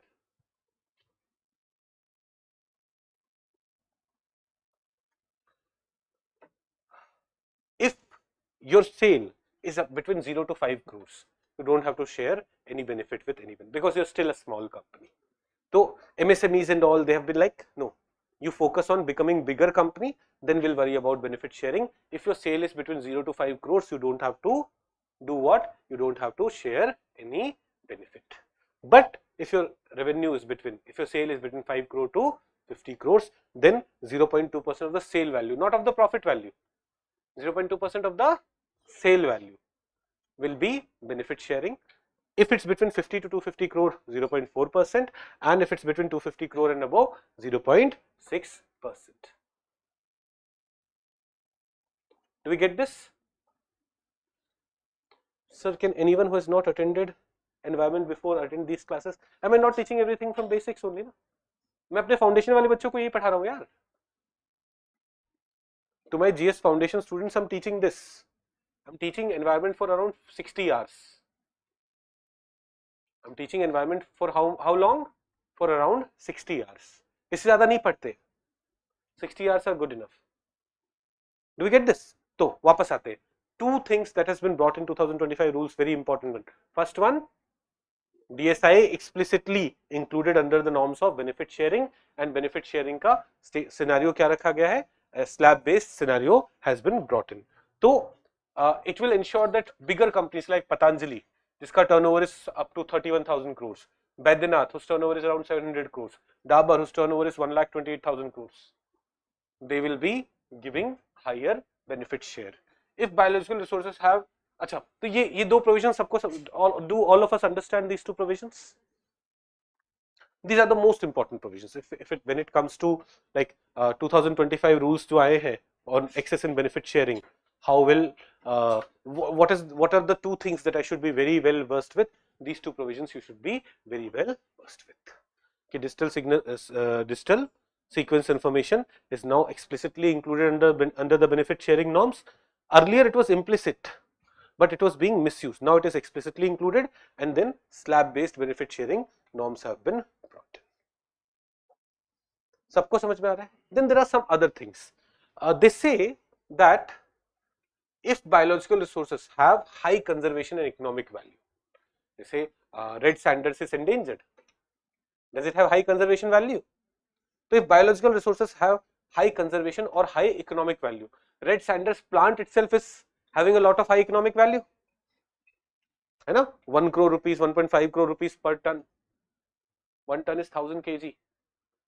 For 100 kg you may get up to 10 lakh rupees. For 10 kg you may get up to 1 lakh rupees. That's how expensive those things are. In that case, benefit sharing will not be less than 5%. It will not be 0.2, 0.4, 0.6.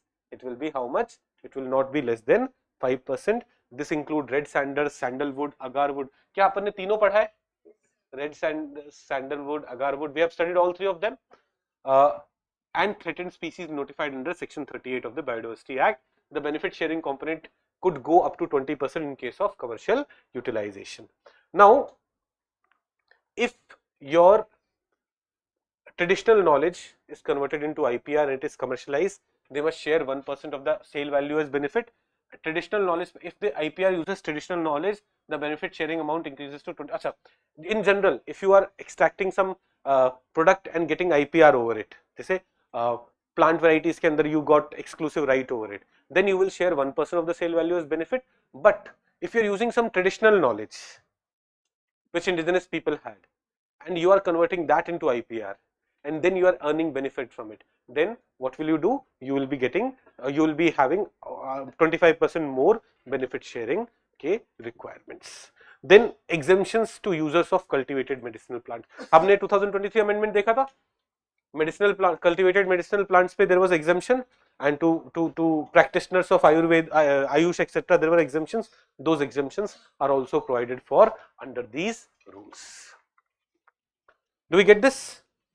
Pakka? The 2025 rules are also fully understood. 2025 rules are also fully understood. What is ex-factory sale? Beta, ex-factory sale is without including the transportation cost and all. जैसे ना, suppose मेरी factory से जब मैं कोई product बेच रहा हूँ, तो my sale price may be 100 rupees, but after transportation it's 120 rupees. But what is my sale price? 100 rupees ना. उसका 0.6% or 0.4% or 0.2% will be given in the form of benefit sharing. Okay.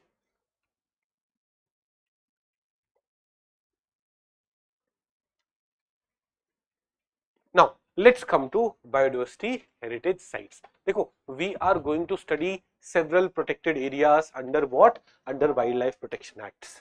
We will study national park, we'll study wildlife sanctuary, we'll study a tiger reserve, we'll study conservation reserve, we'll study community reserve. वो सब कहाँ पे आएगा? वो सब आएगा Wildlife Protection Act में. But under Biodiversity Act 2002, there is something known as Biodiversity Heritage Sites. What are these biodiversity heritage sites? Let us understand this a bit. How is it different from the protected areas mentioned under Wildlife Protection Act? Let us also understand that. These biodiversity heritage sites are well defined areas which are unique. Unique in the sense they may have some fossils which no other place has. They may have some plants which may be very, very old. They may have some unique kind of vegetation, unique kind of animals which are ecologically fragile ecosystems. They may be terrestrial, they may be coastal, they may be inland, they may be marine, they may be having rich biodiversity which may comprise of any of the following things. It may have a lot of wild as well as domesticated species. It may show high endemism, an area which shows high endemism, a lot of endemic plants or animals. There may be presence of rare or threatened species, or there may be past preeminence of biological component represented by fossil beds. Like in the past, it had biological components which can now be represented, which can now be got from the fossil beds, or it may be significant from cultural, ethical, or aesthetic value. These predefined areas, limited areas, can be declared as biodiversity heritage sites. इसे ऐसे समझो, if you have a, suppose I studied at IIT Roorkee. In that campus, let's say 50 years down the line, हमने बहुत सारे अलग अलग पेड़ लगा रखे. 50 years down the line, it becomes rich in biodiversity. अब we cannot declare it a national park. फिर national park declare कर देंगे तो हम सब लोगों को बाहर निकालना पड़ेगा. We cannot declare it a national park, right? But this place can be declared what? A biodiversity heritage sites. Ground क्या दे जाएगा? It has lots of trees. It has lots of birds on them. Those are unique kind of birds. So this is a biodiversity heritage site. बहुत सारे criteria है, and we will see that you will understand all this when we will look at the examples. We will look at examples of many of these things. There you will understand. So biodiversity heritage site is provided under which act? Biological Diversity Act 2002.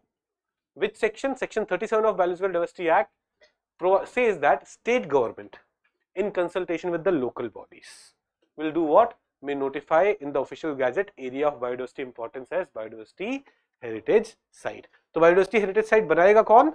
State government.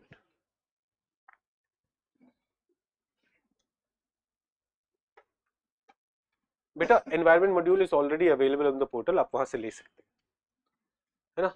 All those students who are asking कि when will separate environment module be available, it's available on the portal. You can take it from there. All the modules have been made available. We've just not made the announcement. I couldn't get time for that, but because there were lots of requests coming कि हमें बस module चाहिए, हमें art and culture का module चाहिए, हमें environment का module चाहिए, हमें इकोनॉमी का मॉड्यूल चाहिए, हमें बस पॉलिटी का मॉड्यूल चाहिए, हमें ज्योग्राफी का मॉड्यूल चाहिए. तो we have made those modules also available. But if you plan to take more than 2-3 modules, take the entire PMP, it will be cheaper. PMP आपको 10,000 रुपीज में, मॉड्यूल आपको 3,500 rupees में है कुछ. तो 3 मॉड्यूल्स लोगे, उसमें PMP के 7-8 मॉड्यूल सारे आ जाएंगे. तो take PMP only in case.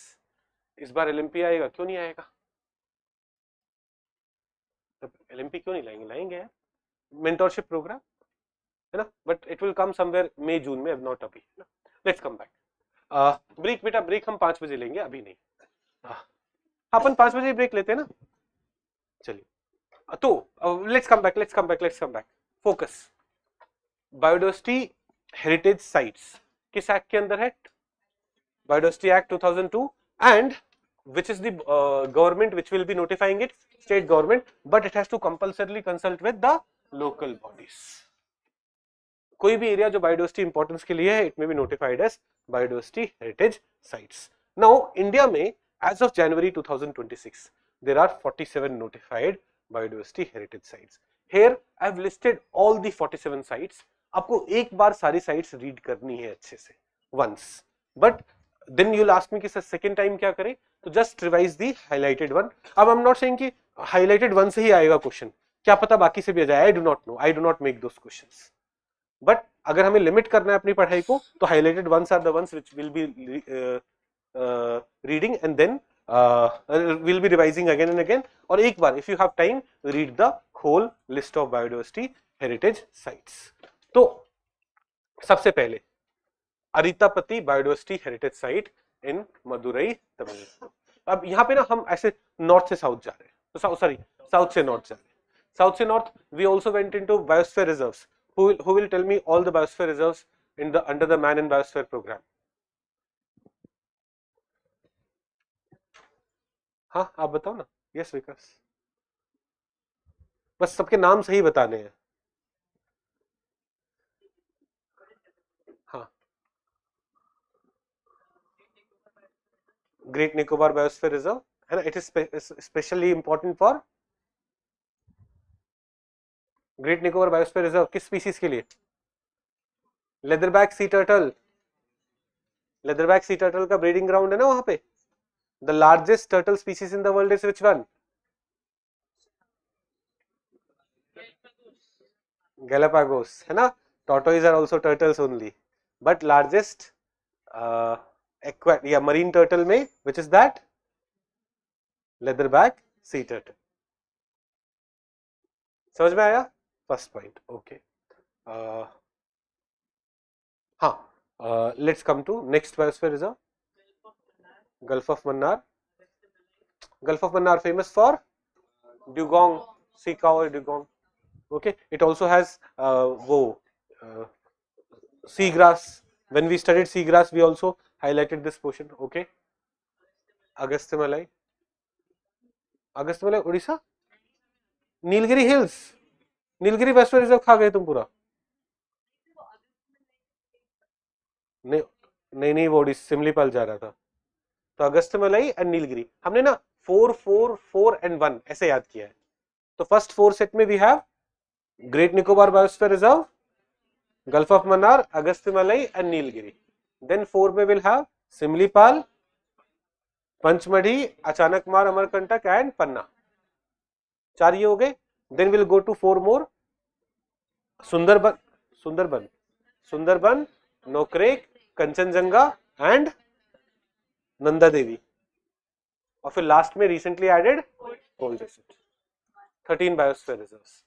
5 biosphere reserves which are not part of man in biosphere program. वो कर शेषाचलम है ना.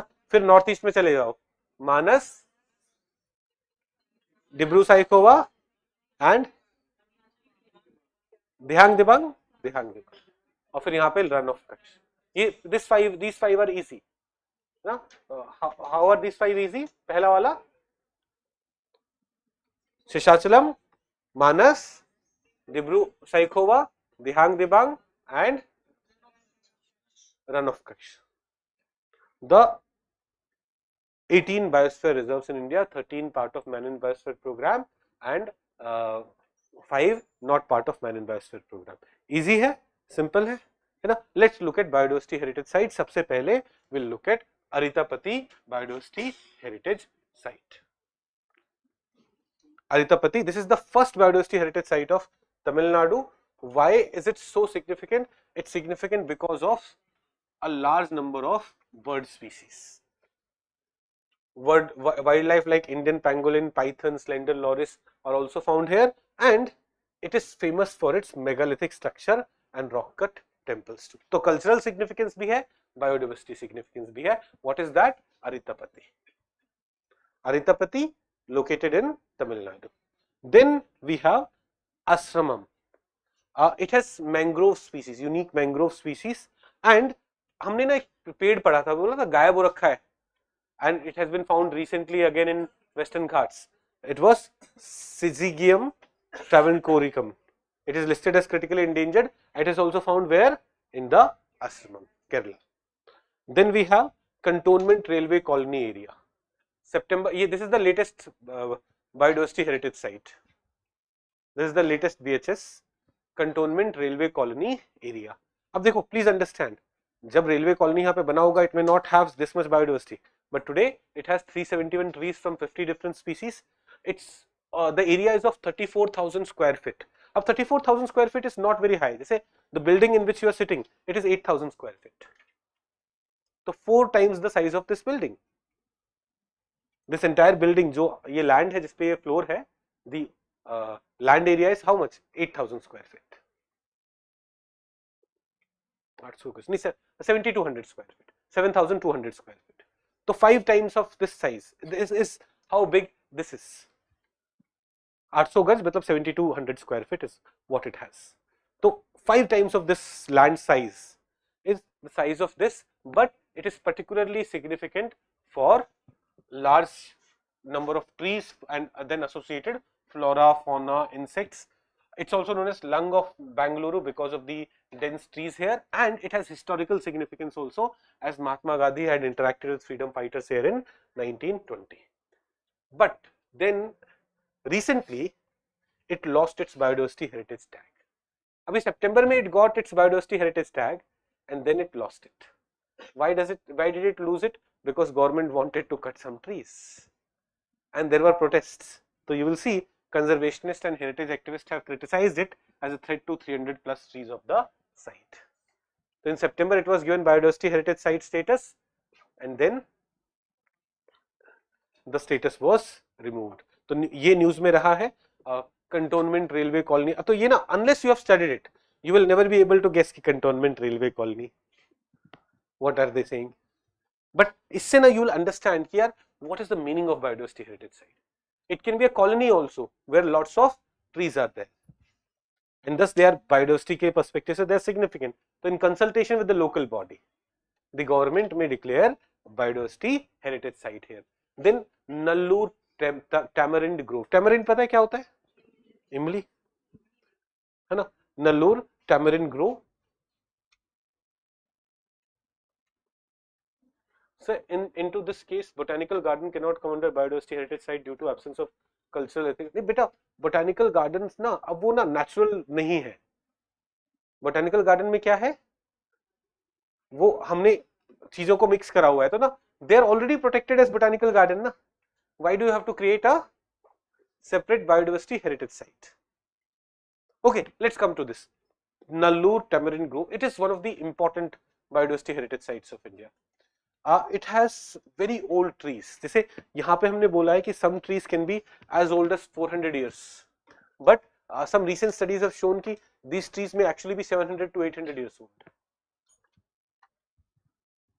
And thus, are they significant? Yes, they are significant. Nallur tamarind grove. It's a 54 BHS is spread over 54 acres and comprised of nearly 300 trees and some of the old plants standing like a ageless sentinels.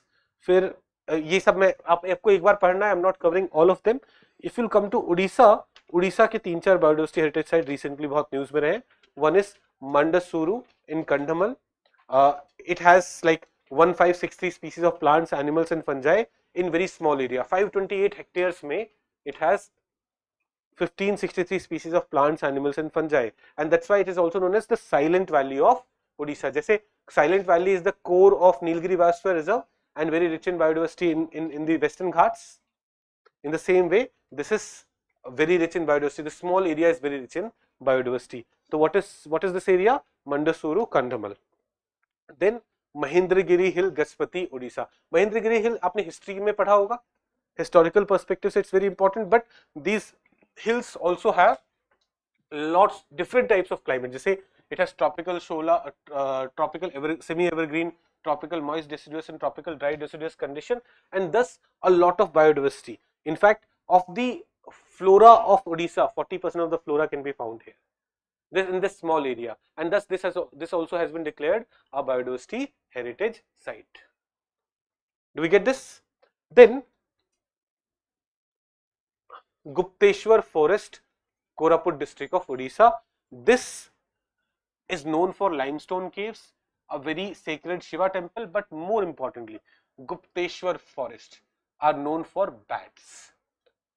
There are 16 bat species found in Odisha.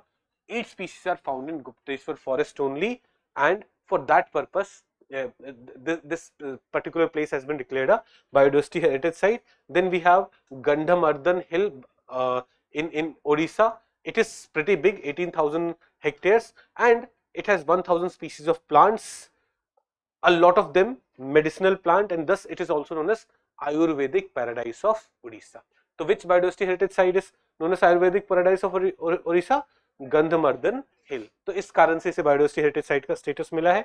Then we have we are not covering each of them in class, class में हम थोड़े थोड़े cover कर रहे हैं, but पढ़ने के लिए जैसे एज्यूम कि this is also your text book. In class we are covering the most important part, but in textbook you should once read textbook end to end. तो ध्यान से just go through this textbook once पूरा. Now चिल्कीगढ़ कनकदुर्ग in West Bengal. In this small area there are 25 species of animal, more than 380 species of plant, and this place is full of local tradition, local belief system. For that reason, it in West Bengal has been given a biodiversity heritage site ka status. Where if I have to take you to more sites, 𝐂𝐭𝐡 Wood Fossil Park in West Bengal. It was made a biodiversity heritage site abhi recently 2023 mein. It has geological and paleobotanical features.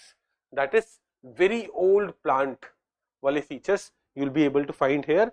It contains wood fossils from the Jurassic or Cretaceous age also. So ye old biodiversity can also be, or old fossils can also be contributing to declaring a site as biodiversity heritage site. Then we have Haldi Char in West Bengal. It is a river island on Haldi river. ऐसे तो देखो, which is the river island which is very famous? Majuli. पता है Majuli is also a biodiversity heritage site. अभी आएंगे. But another river island which is biodiversity heritage site. Which one is that? Haldi Char. ये हल्दी river पे है, and it is populated by various mangrove species. It's also famous for what is known as स्वर्ण घोड़िका or yellow monitor lizard. Monitor lizard तो we understand? India में monitor lizard मिलते हैं. Yellow monitor lizard or स्वर्ण घोड़िका is found here. It's an endemic species. The wetland is most conducive for the species to thrive. So what is this? Haldi Char in the West Bengal region. Then Ghadial Rehabilitation Center. Ghadial Rehabilitation Center कहाँ पे located है? Lucknow Kukrail reserve forest में located है. यहाँ this is another biodiversity heritage site. As we go ahead, 𝐂𝐭𝐡 in Sikkim. It is Sikkim's first biodiversity heritage site. And देखो ये जो term है ना ढो, it is a term used for lake. So you will see it is one of the oldest natural lake which is directly related to 𝐂𝐤 clan of Lepcha community in. हंसे क्यों यार? 𝐂𝐤. This is a clan of Lepcha community. It is associated with them. It is connected with them. One of the oldest things and one of the oldest lakes, and it is specially protected area for aboriginal or indigenous primitive tribes, especially the Lepcha tribes. For that purpose, it is a biodiversity heritage site. Majuli Island. We know about Majuli Island. You know, largest river island in the world. It has ecological as well as cultural heritage. It is home to Assamese Neo-Vaishnavite culture. Then we have इसे क्या बोलेंगे? Law. क्या बोलेंगे? Claw. क्लॉकुर. Same पढ़ लेना, देख लेना. Dailong village in Manipur. It's known for Indian wild orange, this particular species. Then I think this one is the last one. यासा सो. अब सो नाम आता है तो हम कहाँ चले जाते हैं? लद्दाख. सो मोरिरी, सोकर वेटलैंड कॉम्प्लेक्स. ये दो वेटलैंड्स हमने देखे Ramsar sites. We also have याया so. It is the first BHS of Ladakh and it is known as bird's paradise. It is nesting site for black-necked crane. Black-necked crane is the state bird of Ladakh. Right? Kerala का state bird कौन सा है? Great Indian bustard. वाह.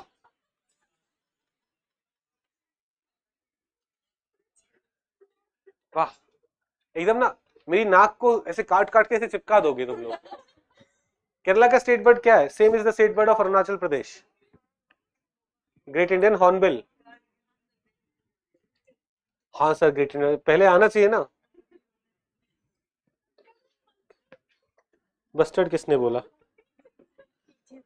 Lokesh? No? विकास? वही तो, तुम नाम ही गलत ले दोगे. वो फ्रेंड्स में होता है ना, वो लंदन में शादी कर रहा होता है, नाम रिचल का निकल जाता है. तुम्हारे साथ ऐसा ना हो जाए. पंडित बोले नाम लो इसका, तुम एक्स का नाम ले दो। अच्छा होगी नहीं उसकी। चलिए, तो this were biodiversity heritage sites. ठीक है, तो with this we are done with biological diversity act. देखो, when we talk about national efforts for biodiversity conservation, सबसे पहले क्या बात करेंगे? बायोडाइवर्सिटी एक्ट ही ना, national efforts for biodiversity conservation, biological diversity act. In biological diversity act we have studied so many things. अब पूछे क्या पूछेंगे? If they want to talk about heritage sites, we'll talk about that. If they want to talk about 2025 rules, we'll talk about that. If they'll want to talk about in general the provisions, we will talk about that. है ना? अब थोड़ा सा 15 minute और पढ़ेंगे, थोड़ा wild life protection act को थोड़ा शुरू करते हैं and will finish most important part. फिर ना उसके बाद ना ब्रेक के बाद हमें बस नेशनल पार्क्स याद रखने का जरूरत पड़ जाए रह जाएगा कि हम in 1.5 hours will try to remember all the 100 national parks, 100+ national parks, और जो याद नहीं होंगे वो आप घर पे जाके करोगे, right?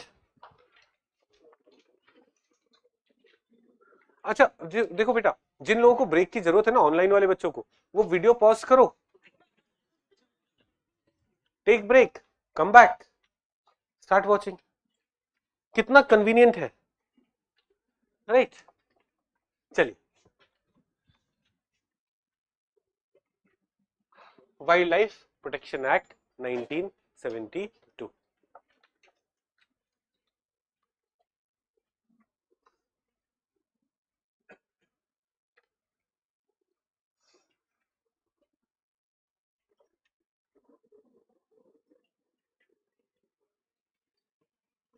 Wild life protection act 1970। देखो, बायोलॉजिकल डाइवर्सिटी एक्ट, बातें बातें कम।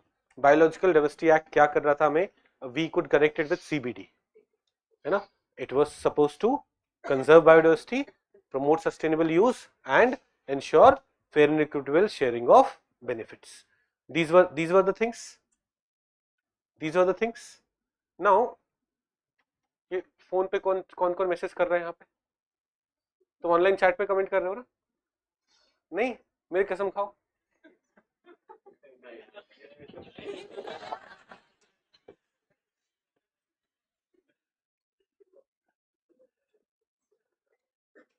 Okay, let's come back. तो अब wild life protection act, look at the name. पहले ना forget everything, look at the name, wild life का प्रोटेक्शन के लिए एक्ट, सिंपल सा चीज। तो अगर आपसे पूछा जाए कि यार हंटिंग को बैन करना है, तो which is the act which will do it? Wildlife में आपको प्रोटेक्टेड एरियाज बनाने हैं, which is the act which will do it? देखो, बीएचएस जो था, it was not wildlife. मेरे please understand, biodiversity heritage site मेरे college के कैंपस में, अब जंगली बच्चे रहते हैं वहां किसी भी कॉलेज के कैंपस में, but we still don't call them wildlife. बच्चे मतलब उसमें बच्चियां भी इंक्लूडेड है। Are we getting it? तो that's why that's not wildlife. तो उसका प्रोटेक्शन कहां हो रहा है? बायोलॉजिकल डाइवर्सिटी एक्ट में, through biodiversity heritage sites. But when will talk about कि यार हंटिंग को बैन कर दो, व्हेन विल टॉक अबाउट कि जंगल का जो एरिया है ना, वहां पे क्या बना दो? वहां पे नेशनल पार्क बना दो, वाइल्ड लाइफ सेंचुरी बना दो, टाइगर रिजर्व बना दो, create more these protected areas. Where will it come? Wildlife protection act में। वहां पे जो वाइल्ड लाइफ है, protect them in schedule 1, schedule 2, schedule 3, schedule 4। Where would that happen? In the wildlife protection act. तो बस एक when you hear the term wildlife protection act, a lot of things should automatically come into your head. Are we getting this? So the act was enacted to provide protection to wild what? Animals, birds, plants, wildlife, है ना? And thus if we protect them, if we protect wild animals, wild birds, wild plants, it ensures environmental and ecological security. But how does it define wildlife? It defines wildlife in a very broad way. जैसे any animal, bees, butterflies, crustacean, fish, moth, all of them are part of wildlife. Aquatic or land vegetation which form part of any habitat, they define all this as wildlife, and the act provides for its protection. तो act क्या क्या कर रहा है? What are the things? Wildlife Protection Act is providing for what norms? पहला, prohibition of hunting. Like before wildlife protection act और before we saw कि वो राजा महाराजा लेके बंदूक निकल लेते थे. Now that is not allowed. Hunting is not allowed. Vermins को आप मार सकते हो, पर जो सलमान भाई कर रहे थे, उन्होंने जो ब्लैक बक के साथ किया है किसी और के साथ किया. If it was wild life, it was protected. Unless it was vermin, you were not supposed to kill it. So hunting is prohibited. Protection and management of wildlife habitat, protected areas banana, establishment of protected areas, national park, wildlife sanctuaries, tiger reserves, conservation reserves and community reserve. 5 different kinds of protected areas are created under Wildlife Protection Act. And then management of zoo, very very important. India में zoo management किस act के अंदर होता है? Wildlife Protection. तो जो central zoo authority बनेगा, the authority to regulate zoos in India, the authority जो अनंत अंबानी को बोलेगा नहीं तुम प्राइवेट जू बना लो. वन तारा मतलब जंगलों का तारा, Vantara, the star of the jungle. Vantara का मतलब ये है. Who will authorise it? Central zoo authority का एक body, central zoo authority. And this body is created under what? Wildlife Protection Act, because zoo का management is purpose of Wildlife Protection Act. तो यहाँ पे 5 types of protected areas हैं. ये तो I have kept on saying. It also provides for certain statutory bodies, जैसे National Tiger Conservation Authority. Have we already studied National Tiger Conservation Authority? It was not there in the original Act, 1972 Act, but the Act was amended in 2006 to include NTCA, National Tiger Conservation Authority. ऐसे ही Central Zoo Authority. Central Zoo Authority is also a statutory body under which Act? Wildlife Protection Act. Purpose क्या है? Zoo Authority है, तो zoo को regulate करना, zoo को license देना, zoo को shut down करना, all that will be the responsibility of Central Zoo Authority. Then National Board for Wildlife. National Board for Wildlife is a advisory body. It is chaired by Prime Minister. It's a statutory body constituted under 1972 Act. It is chaired by the Prime Minister. National Board of Wildlife. What does it do? Advisory body है. It advises center on policy decision. It reviews all wildlife related issues. It will approve projects in and around national park and sanctuaries. It also provides that, the Act says that boundaries of national park or wildlife sanctuaries, they cannot be changed without permission from National Board of Wildlife. National Board of Wildlife is chaired by prime minister. तो अब state governments चाहे कि किसी wildlife sanctuary का area कम कर देते हैं. जैसे I think we were talking about tiger reserve जिसका एरिया थोड़ा कम करने की बात चल रही थी सर. इसका अब देखो इशू क्या है. राजस्थान में भी बीजेपी गवर्नमेंट है, सेंटर में भी बीजेपी गवर्नमेंट है, राइट. तो पॉसिबिलिटी है कि वो हो जाए. Otherwise only suppose the state government was of some other party, the chance that वो, तो इसीलिए who has been given that authority? National Board of Wildlife has been given that authority. Then March 2000, अब ये ना एक छोटा सा news भी देखते हैं. March 2025 में, around 10 years back, after more than 10 years, around 10 months back, after more than 10 years, National Board of Wildlife की पहली मीटिंग हुई. The last meeting of National Board of Wildlife had taken place in 2012. उसके बाद meeting of national board of wild life took place in 2025. It was held in Gir. The last meeting had taken place in 2012 and was chaired by Prime Minister Manmohan Singh. 2025 meeting held at Gir National Park. It reviewed host, the NB National Board of Wildlife reviewed host of flagship wildlife conservation programs and new conservation initiatives for ghadial, Great Indian Bustard, etc. were announced. So National Board of Wildlife, a statutory body chaired by Prime Minister, has been created under which Act? Wildlife Protection Act. ऐसे ही it provides for State Board of Wildlife. State Board of Wildlife is chaired by the Chief Minister. We have Wildlife Crime Control Bureau, another statutory body. Wildlife crime, देखो बहुत सारी statutory bodies बनी है इस act के अंदर. Preliminary examination में these are the things which can get regularly asked. तो Wildlife Crime Control Bureau is a statutory body. पहली चीज, is it created under Wildlife Protection Act? Yes, it has been created under Wildlife Protection Act. अब काम क्या करता है? Look at the name, Wildlife Crime Control Bureau. So it will study wildlife poaching and associated things. It will inform state governments about them. It will suggest them what measures to take. So It collects, collate intelligence. It establishes centralized wildlife crime data bank, and it assists foreign authorities and international organizations concerned to facilitate coordination and universal action for wildlife crime control. And ये जो collect and collate intelligence है, it disseminates it to the state government also to take action against them. ये point समझ में आया सबको? Which are the statutory bodies which are getting created and what their functions are? पक्का? देखो biological diversity act में जो हमने स्टैट्यूटरी बॉडीज पढ़ी है उस पे भी क्वेश्चंस आए हैं. ये स्टैट्यूटरी बॉडीज जो आप पढ़ रहे हो इन पे भी एग्जामिनेशन में पहले क्वेश्चंस आ रखे हैं. You should be prepared. Yes.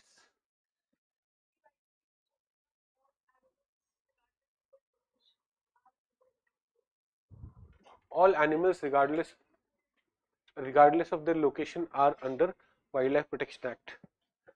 नहीं बेटा, जैसे अब स्ट्रीट डॉग्स वगैरह की बात करोगे, वाइल्ड एनिमल्स तो यस. हाँ, वाइल्ड एनिमल्स तो यस.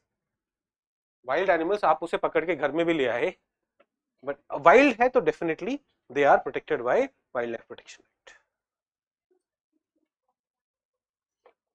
रिगार्डिंग तो क्या कंफ्यूजन था? देखो, अगर वो जू में भी है तब भी वाइल्ड लाइफ प्रोटेक्शन एक्ट उसे रेगुलेट कर रहा है. अगर वो बाकी, हाँ, यस डेफिनेटली. नहीं, देखो, इज किलिंग अलाउड? तो yes, in some circumstances killing is allowed under wildlife protection act. Is killing of some animals allowed? तो in some circumstances, not only vermin, मान लो लेपर्ड किसी को अटैक कर रहा है और हम कुछ नहीं कर पा रहे तो वहां पे किलिंग अलाउड है, आते हैं उस पे. अभी will come to that, will understand. क्या बेटा? फॉरेस्ट में तब तो वो कवर्ड है ही ना. फॉरेन में वो वाइल्ड लाइफ प्रोटेक्शन एक्ट नहीं कवर कर रहा होगा. अच्छा, तो ऐसे, अच्छा, इनका पॉइंट है कि सर ऑल का मतलब तो वो वाले भी होंगे ना जो दूसरे देशों में है. इतना बिना टेक्निकलिटीज में नहीं घुसना है. when they are referring to this, they are referring to these species. Okay, let's come back. Schedules. अब अपन ने वाइल्ड लाइफ प्रोटेक्शन एक्ट के अंदर अलग अलग शेड्यूल्स की बात करी थी. अब ना 2022 में वाइल्ड लाइफ प्रोटेक्शन एक्ट में अमेंडमेंट हुआ है. उससे पहले we had 6 schedules, now we have 4 schedules. तो ना I first want to talk about these 6 schedules because some changes have taken place जिससे 4 शेड्यूल बने हैं. तो what changes have taken place उसको हम थोड़ा सा समझेंगे. Do we get this? तो before 2022 amendment, Wildlife Protection Act had how many schedules? 6 schedules. उसमें schedule 1, 2, 3, 4 were about protected species. Schedule 1, schedule 2, schedule 3, schedule 4 were about what? They were about protected species. पहला point. अभी तो now today तो we have only 4 schedules, but initially we had how many schedules? Schedules 1, 2, 3, 4. अब पता है जो species schedule 3 और 4 में थी, they were less protected. When they were less protected, they could be declared vermin also. Vermin are those species जिनको मारना allowed है. For example, nilgai for some period may be declared vermin because their population increased so much that they create a lot of trouble. Sometimes some monkeys were also declared vermin because their population increased so much that killing them becomes okay for biodiversity protection only. तो but schedule 1 और schedule 2 वाले species को vermin नहीं declare कर सकते थे. किसे कर सकते थे? ओनली शेड्यूल 3 एंड शेड्यूल 4 वालों को. While schedule 1 to 4 were all protected species. Schedule 1 to 4 were all protected. Please note, I am talking about the situation before 2022. Before 2022, schedule 1 to schedule 4 were all about protected species. But schedule 1 और 2 को ज्यादा protection था, schedule 3 और 4 को कम protection था. And sometimes a species which is mentioned in schedule 3 or 4 could be declared vermin. The species which are declared vermin were allowed to be killed. तो अगर नीलगाय को वर्मिन डिक्लेयर कर रखा होता और भाई ने जाके उसे मारा होता तो भाई would not have been in a lot of trouble. But भाई killed a species which is in schedule 1, highest protection. उसे गवर्नमेंट चाह के भी वर्मिन डिक्लेयर नहीं कर सकती थी. और भाई ने मारा कि नहीं मारा वो कोर्ट डिसाइड करेगा, है ना. अब भाई कौन है मुझे ये भी नहीं पता. कल भाई डिफेमेशन के केस लगा दो मेरे ऊपर, हैं? बोल दिए हो आप, मैं बोलूंगा इसने बोला था मुझे। क्या नाम है तुम्हारा?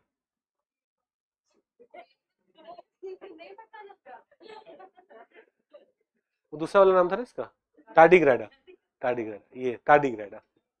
ओके, ये समझ में आया। First four, these were protected species. Then we had another schedule, schedule 5, which listed vermins. Schedule 5 listed what? Vermins.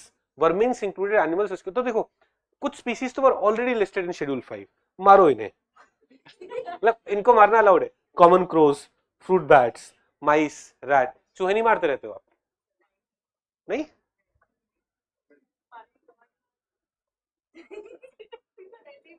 कैसे मारती हो? कतई क्रूएल है यार। तो these were what? These were vermins. Schedule 5 listed what? Please सब लोग सुनेंगे। Schedule 5 used to list vermin species. Schedule 3 और 4 वालों को vermin टेम्परेरी पीरियड के लिए डिक्लेयर किया जा सकता है, टेम्परेरी रीजन में डिक्लेयर किया जा सकता था, बट Schedule 5 में like permanent vermin species were there. And then we had Schedule 6. Schedule 6 में we had some endemic plants जिसका cultivation was prohibited. Like for this cultivation you have to take extra permission from competent authorities, and it included these plants like bedome cycad, blue vanda, kut, lady's slippers, pitcher plant, red vanda. These were some of the flowers or some of the plants which were in Schedule 6. So if I have to summarize the whole thing, it was something like this. Before 2022 amendment, before 2022 amendment, Schedule 1, Schedule 2, Schedule 3, Schedule 4, protected species, है ना?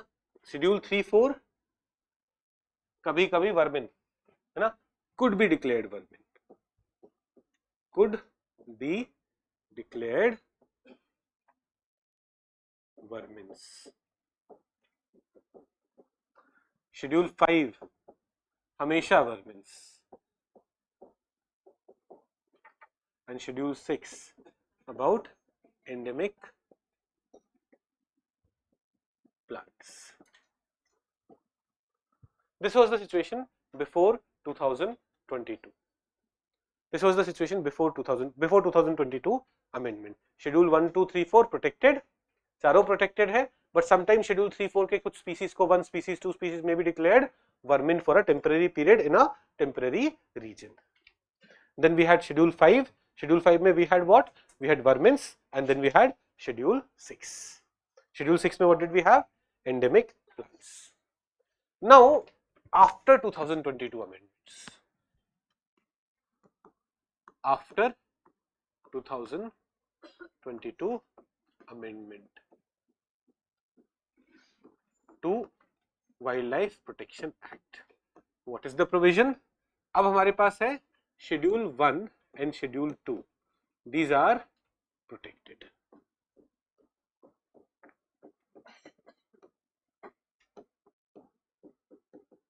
We have Schedule 3, which is about endemic plants.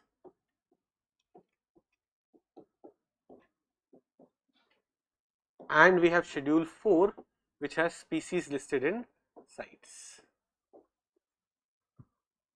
Thoda let it go in. I'll explain you what's happening here.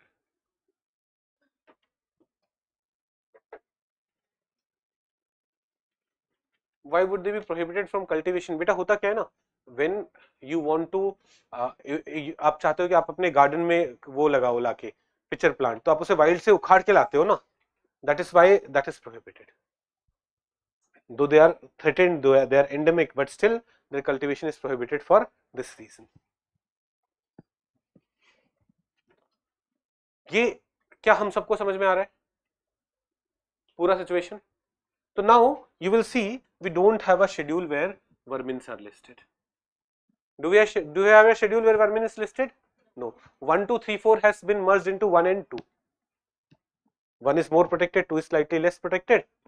So 1 and 2 are converted into 1 and 2. 1, 2, 3, 4 have been converted into 1 and 2. जो schedule 6 था, that is schedule 3 now. Schedule 6 is schedule 3 now. Schedule 5 has been removed, but we have a schedule 4, new schedule 4, which has sites की species listed. तो sites में देखो, tiger is listed in appendix 1. Tiger अपने schedule 1 में भी है, but फिर schedule 4 में भी होगा. Elephant is listed in sites में अपेंडिक्स 1, तो एलिफेंट अपने शेड्यूल 1 में भी होगा और शेड्यूल 4 में भी होगा, बिकॉज वो साइट्स में चाहे आप अपेंडिक्स 1 में हो, 2 में हो, 3 में हो, you will be listed in schedule 4. तो शेड्यूल 4 हैज व्हाट? साइट्स वाली species. Do we have clarity here? What has changed? Do you understand क्यों मैंने आपको पहले वो समझाया? Because this transition is easy to understand. Now it's important to note that we don't have a schedule where vermins are declared, but it doesn't mean that we will not declare a species as vermin. Pehle, only the species which were in schedule 3 and 4 could have been declared vermin for temporary period. Now the species which are in schedule 2 can be declared vermin for temporary period. Now the species which are in schedule 2 can be declared vermin for temporary period. आपका नाम क्या है? सुजन. इतना कितना सो रहे हो? इसको कतई उबासी मारा जा. आज नींद आ रही है? कोई बात नहीं, अब ना ब्रेक के बाद सारे सवाल आप बताओगे. अब नींद नहीं आएगी, डोंट वरी. जैसे ही आता है ना सवाल, आप बताओगी. नहीं, आपके तो पीछे पढ़ना ही नहीं है ना, है ना. तो do we have clarity? Do we have clarity how this schedule changes have occurred? पक्का? Schedule 1, 2, 3, 4, 1 and 2 protected, 2 can be declared vermin. Schedule 2 वाले species can be declared vermin for temporary period, temporary time जिनका killing allow हो सकता है. Schedule 3 में we have what? Endemic plants. And schedule 4 में CITES की species. CITES में appendix 1, 2, 3, all of them are listed here. Okay, तो permitted hunting of problematic wild animals. देखो बेटा, आपका ये वाला सवाल था. Section 11(1)(a) of Wildlife Protection Act authorizes Chief Wildlife Warden to permit hunting of any problem wild animal only if it can't be captured, tranquilized or translocated. If this can't be done, they can be hunted. Okay, then क्या अब even after amendment can we declare a species as vermin? तो yes, Section 62 of Wildlife Protection Act allows for declaration of certain wild animal as vermin. After 2022 amendment, only species listed in schedule 2. पहले species listed in schedule 3 and 4 could be declared vermin because 3 and 4 were less protected schedules. But now which is the less protected schedule? Schedule 2. तो schedule 2 का can be declared vermin by the central government through a notification. अच्छा, vermin states cannot declare it. Vermin का declaration कहां से आएगा? Centre से. Also state मारती रहेंगी, है ना. वर्मिन का declaration, state under pressure of people can keep on declaring species as vermin that can be problematic. So center will do it through a notification for a period as may be specified therein. So it will be for temporary period, and so long as notification is in force, such wild animals shall be deemed not included in schedule 2. Schedule 2 में तो होते तो protected होते ना. तो so till the time this notification will be in force, till the time they are declared vermin, they will not be considered in schedule 2 and they can be hunted, they can be killed there. Okay, ये मैंने आपको पढ़ाई दिया है wild life protection act 2002 में क्या हुआ है और 2022 में अमेंडमेंट में क्या हुआ है. But let us continue with this after the break. Okay, तो it's 5:15 right now. Let's meet at 5:45, है ना.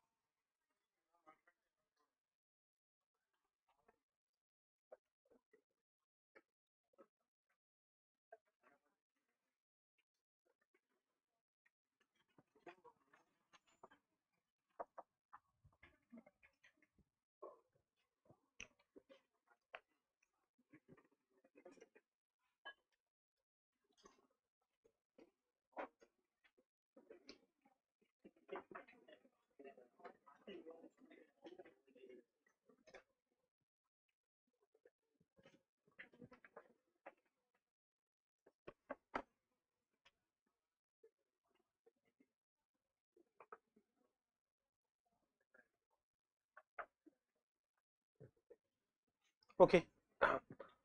welcome back everyone. तुम सुबह से बैठी हो ना? हाँ, आज क्लास नहीं थी? ओके ओके, तो let's continue. Wild protection act 2022 amendment. तो 2022 अमेंडमेंट में व्हाट चेंज इन, एक तो rationalisation of schedule will take place. Rationalisation of schedule में what do we see? We see that 4 schedules, 4 protected schedules have been converted into 2 schedules. No, 4 protected schedules have been converted into 2 schedules.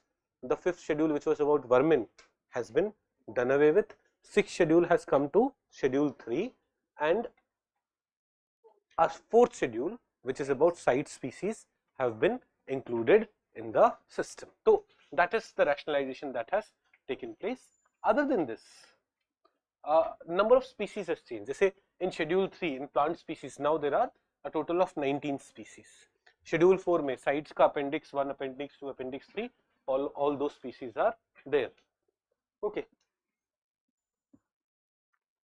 Now, and there is no schedule for vermin species. Now, one more thing that it is doing is that there is an obligation under sites. What is that obligation? That obligation is about कि you should have a management authority which will grant export or import permits for trade of specimens. Sites में ऐसा होता है ना कि export or import, like in sites appendix 1, if anything is to be exported or imported, permission from both the countries is needed. In sites appendix 2, permission from export countries are needed. So that requirement is there. So management authority का provision has been provided for कि it will grant export or import permit for trade of specimen. ऐसे ही there is a provision for scientific authority which gives advice on aspect related to impact or survival of the specimen being traded. If the specimen is being traded, what will be its impact on survival, what will be its impact on the biodiversity of that particular species. उसके लिए तो these provisions have been provided for. Then there are certain other issues, certain other changes which have been brought through amendment. Main change हमने देख लिया वो schedule वाला.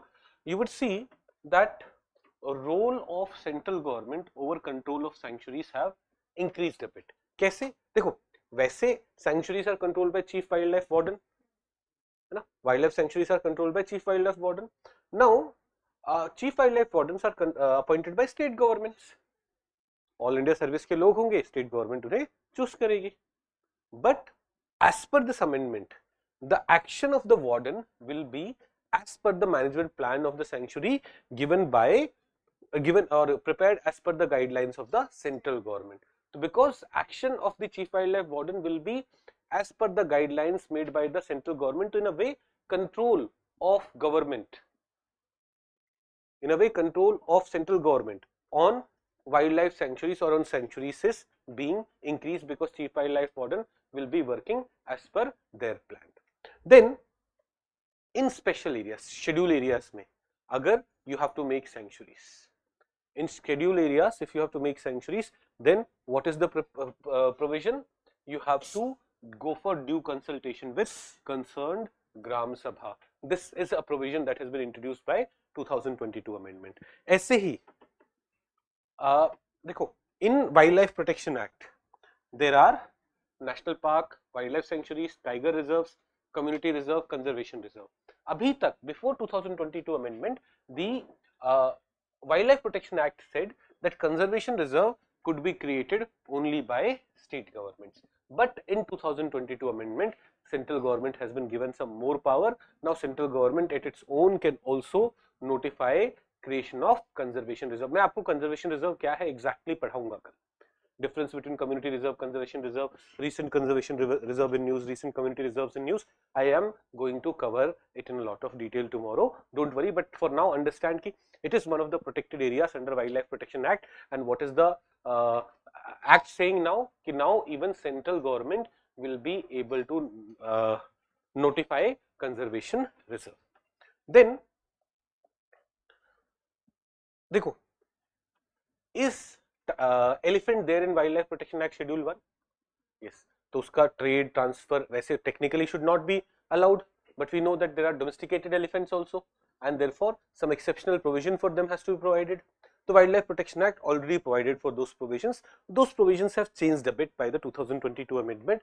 What does it say? It amends section 43 of the Principal Act or of the main act and says to permit transfer or transport of captive elephant for a religious, or so it basically the amendment has basically permitted transfer or transport of captive elephants for religious or any other purpose. Now this is something that has been criticized. Any other purpose though is very vague.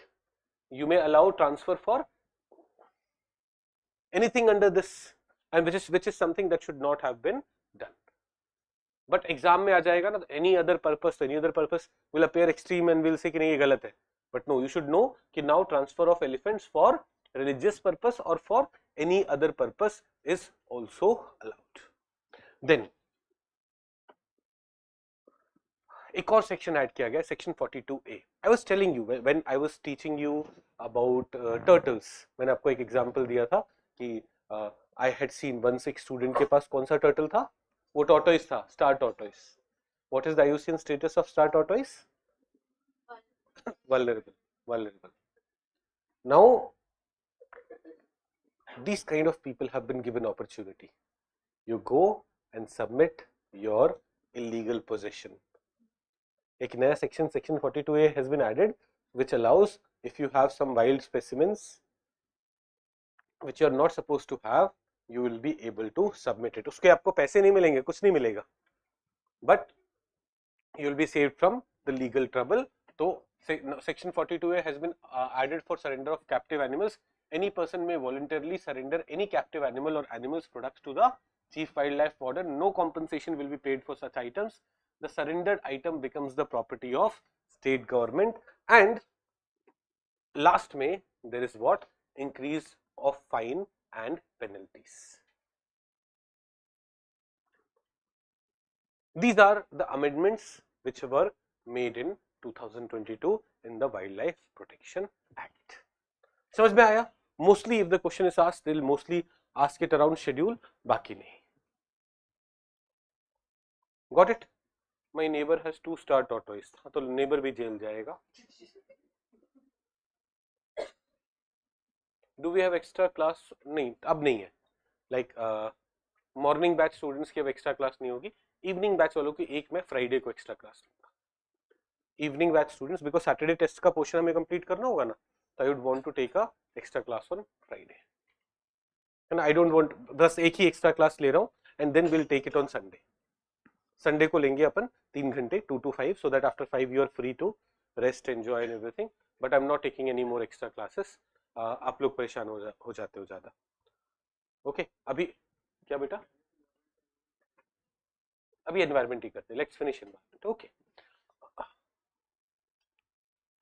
Let's come to Wildlife Protection Licensing Additional Matters for Consideration Rules 2024 or Wildlife Protection Licensing Rule 2024. Let's understand that. है ना? Video team देखना, कुछ volume का issue है online वाले बच्चों को. अब देखो, has the schedule changed? Earlier schedule 3, 4 were there which were less protected. Now schedule 2 is less protected, right? So accordingly, if we were allowing some transfer etc. easily for schedule 3 and 4, now we won't allow that. Now it will be allowed for schedule 2. So those things should change in the rules, and that is what has changed here. पहले इससे पहले ना, we have this 2024 rules now, but before this we had the 1983 rules. What did 1983 rules says? 1983 rules said that issue of license to trade for schedule 1 and part 2 of schedule 2 was prohibited. Any species which was in schedule 1 and part 2 of schedule 2, unka issue of license to trade for them was completely prohibited. Are we getting it? But even if license was given, it was given in very exceptional circumstance. Now the new guidelines have come into play from 2024. It does the same thing only for schedule 1. Now schedule 2 is not given the same kind of protection because now schedule 2 is different. And now schedule 1, 2 kind of have become one. तो now that protection की trade के लिए permission नहीं मिलेगा, licence नहीं मिलेगा. That is applicable for which schedule? Schedule 1. The new guidelines doesn't have licensing restriction for species listed in Schedule 2 of Wildlife Protection Act 1972. It may imply that license for trading in Schedule 2 species can be granted without consulting state government, without consulting central government, which was required earlier. Earlier Schedule 1 and Schedule 2 both were protected. तो उसमें sorry, both were given higher protection. So to give any license for trade, you have to take permission from central government. But now Schedule 1 के case में you have to take permission. Schedule 2 के case में you don't, and thus this provision has been talked about here. ये समझ में आ रहा है? Sir वो ग्रीन पैरेट इलीगल है क्या? बेटा एक बार देखना पड़ेगा. If that parrot is mentioned in any of the schedules, then it's a wildlife and it is prohibited. It should be prohibited. Anyways, तो ये अपना क्या था? 2022 का अमेंडमेंट था and 2024 amendment rules amendment amended थे. वो basically based on the changes in the original law, some changes in the rules have been made. It is in sync with that. तो not a lot of problem. सबको समझ में आ रहा है? Now let's go to जू. जू या चिड़ियाघर, वी कॉल इट चिड़ियाघर in Hindi. Zoo is called चिड़ियाघर. Is there any other name for it? क्या कोई और नाम आपको पता है zoo के लिए हिंदी में? No. What is zoo called in Tamil?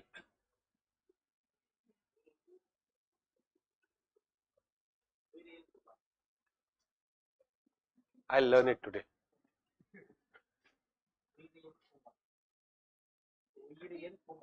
Uiriel.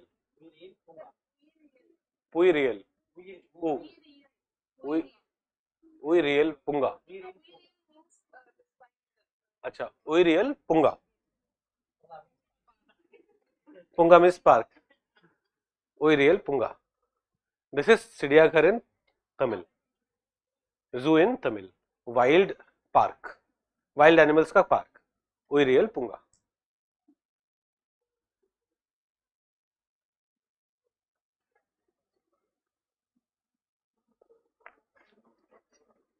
let's go ahead. Zoo. One thing that we have already seen, Wildlife Protection Act में there are provisions for zoo also.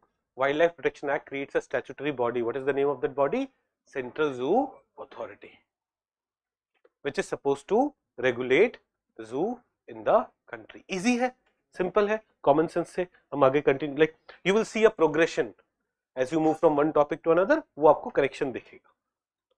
Right, so Central Zoo Authority is the statutory body created under Wildlife Protection Act. Central Zoo Authority is chaired by the Environment Minister. It's chaired by Environment Minister. What is it supposed to do? It is supposed to regulate the zoo in the country. By regulation, it will define what the standards are. Zoo को कैसे रखना है. It will evaluate and assess the zoo. It is also the authority to recognize or de-recognize a zoo. एक zoo आपको नया बनाना है, where will you have to get the recognition from? You will have to get recognition from Central Zoo Authority. If Central Zoo Authority after assessment realizes that you are not keeping the zoo properly, you may be de-recognized also, and all those animals may be sent to some other zoo also. All that work is work of Central Zoo Authority. Various rules, regulations, everything will be created by them. तो इसमें chairperson तो है. Who is the chairperson? Environment Minister, but then there are other members and all. And aim क्या है? Aim यही है कि यार let's complement other efforts of biodiversity conservation. Other efforts कौन से? National park बन रहे हैं, wildlife sanctuaries बन रहे हैं, conservation reserves are there, community reserves are there, tiger reserves are there. All these are mechanisms of natural preservation, like a natural habitat में preservation of biodiversity, natural habitation में conservation of ecosystem. Here they are focusing on ex situ conservation. अपना national park, wildlife sanctuary, conservation reserve, community reserve, tiger reserve, they are all what? They are all example of in situ conservation. जहाँ पे species मिल रहा है. In situ is wherever you are found, we will conserve you there. That is in situ conservation. But zoo is an example of ex situ conservation. Yeah, botanical garden for that matter will be an example of ex situ conservation. Do we understand this? Okay. अब important zoo in India. सबसे पहले उइरियल पुंका. हाँ, am I right? उइरियल पुंका. पोंगा नहीं पुंका.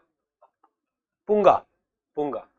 Uirial Punga is Tamil name for zoo or Vandalur Uirial Punga. Vandalur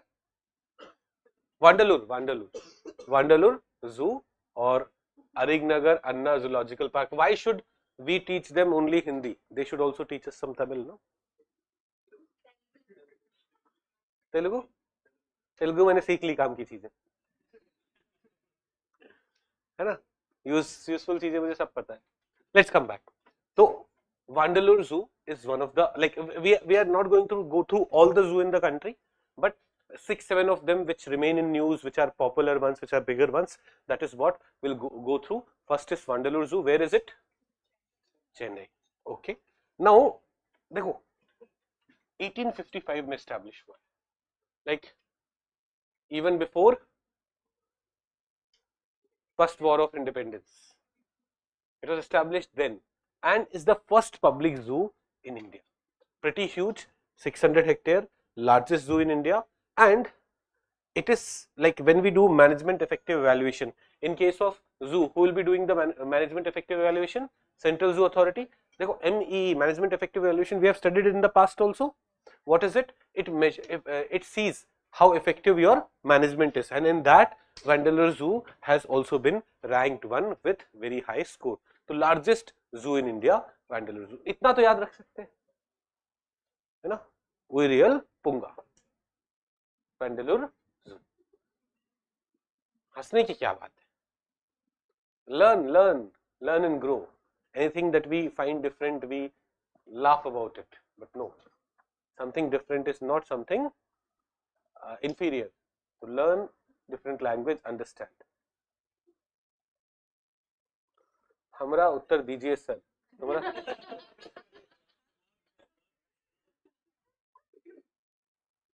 Is there any animal which is wild and can be domesticated? बेटा तुम्हें domesticate कर तो लिया है.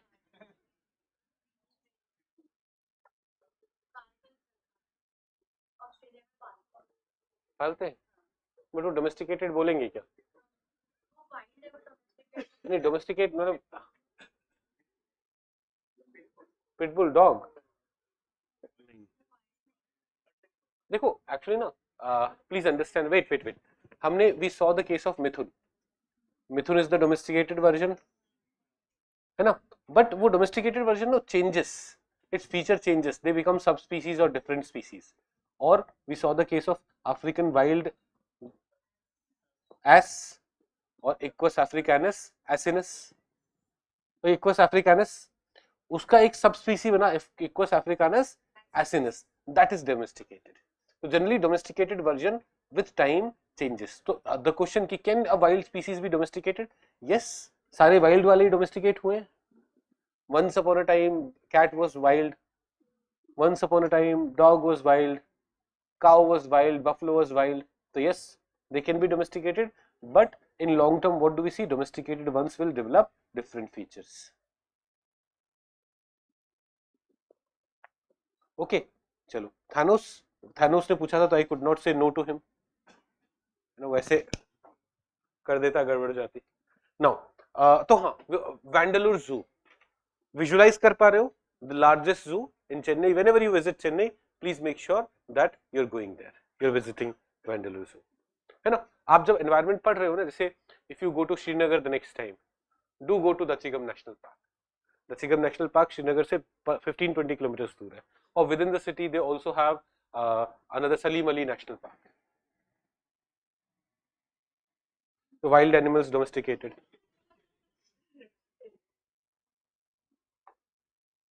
हाँ, समझ में आया? वैंडलूर. Then we have National Zoological Park. ये ना basically Delhi Zoo है. Our Delhi Zoo is called National Zoological Park. It was set up in 1959 on the decision of Indian Board of Wildlife. Now this Indian Board of Wildlife has now become National Board of Wildlife. Who chairs the National Board of Wildlife? Prime Minister. Till 2019, National Zoological Park or Delhi Zoo was directly managed by Ministry of Environment, Forest and Climate Change. It was directly managed by Ministry of Environment, Forest and Climate Change. But now it has come directly under Central Zoo Authority, and this has been criticized. Why has it been criticized? Central Zoo Authority is the regulatory body. It is also managing the zoo. This body will not say that the same body will not say that I am not managing it properly. I am supposed to regulate. So there is a conflict of interest. But why it is called not Delhi Zoo but National Zoological Park? It's called so because it was given the status of National Zoological Park as they wanted to create it as a model zoo for the entire country. And that's why in 1982 Delhi Zoo was named as National Zoological Park. Abhi National Zoological Park को कौन manage करता है? Central Zoo Authority. Though it's regulatory body, it is managing it, and this is something that has been criticized. Earlier it was managed directly by Ministry of Environment, Forest and Climate Change. Got it? Okay. Mysore Zoo. Mysore Zoo is also very old. 1892 में बना था. It was formed on a 10-acre of summer palace, but today it stretches to 157 acres. It has become much bigger. A very important one is Nandankanan Zoological Park. This is one of the most important zoological parks. जैसे हमने Vandalur Zoo पढ़ा, the largest zoo in India, which is that Vandalur Zoo. Vandalur Zoo, right? ऐसे ही one zoo जिसमें like if you'll ask me कि sir if a question on zoo is asked, specific zoo, which is the zoo which is most probable to be asked? Nandankanan. Ab what is so special about it? देखो, first of all, it's built inside a forest, and thus the animals here kind of live in a completely natural environment. Though they are controlled, like caged and all to some extent, but they are living in their natural environment. जैसे एक तो ना शहर के बीच में artificially structure is created, that's not the case. First, second, it is the first zoo in India which breeds both white tiger and melanistic tiger. It has white tiger also, it has melanistic tiger also. It is the only conservation breeding center of Indian pangolins in the world. Indian pangolin का IUCN status क्या है? Endangered. It is the only center to have it. Plus, it is the first zoo in India which was added in World Association of Zoo and Aquarium. Today, ये World Association of Zoo and Aquarium ना a group of zoos है from all over the world which are properly managed. Today, India के 8-9 zoo हैं which are part of World Association of Zoo and Aquarium. But the first one to get added here was which one? Nandankanan Zoo. इसके अलावा a train named Puri New Delhi Express has been renamed as Nandankanan Zoo or Nandankanan Express. This is also for the first time that a zoo के नाम पे what is there? A train has been named, and it is the only zoo where leopard have been kept in open top enclosures. The open top क्या होता है ना? Leopards can climb over it, and thus leopards are generally not kept in open top enclosures. But this is one zoo where it has been kept. This open top is much bigger, but they wanted to create more natural environment rather than a closed, because we have seen in most other species के case में what is there? They are living in their forest environment only. तो यहाँ पे they have tried to do that. So Nandankanan Zoo इसलिए is very important. It is the first zoo to be included in World Zoo and Aquarium Association. या World Association of Zoo and Aquarium, WAZA. So what is this World Association of Zoo and Aquarium? It is a global alliance. Alliance of what? Alliance of associations, national federation, zoo, aquarium. Purpose क्या है? Care and conservation of animals and their habitats around the world. Basically, zoo may ensure that animals are being kept properly. So when if you are a member of WAZA, certain compliances have to be fulfilled, certain conditions have to be met. This ensures that animals are working properly, animals are surviving properly. Then